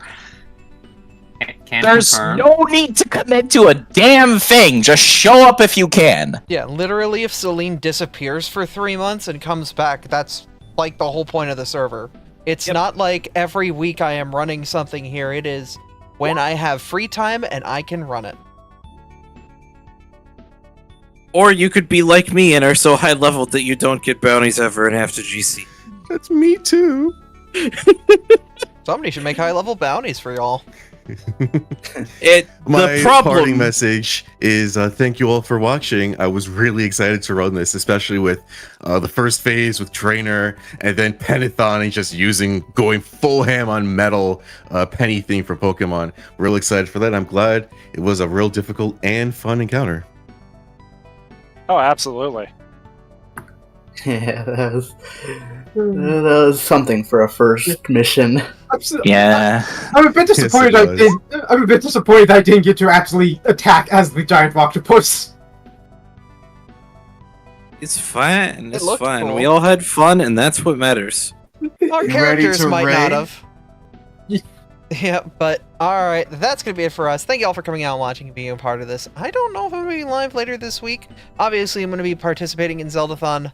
But Artie and I will figure out what we're gonna do this week and kind of just go from there. We know GDQ is coming up this weekend, and New Year's night we're probably not streaming because we're gonna probably go into the city and go to a cool big furry meet in the middle of town.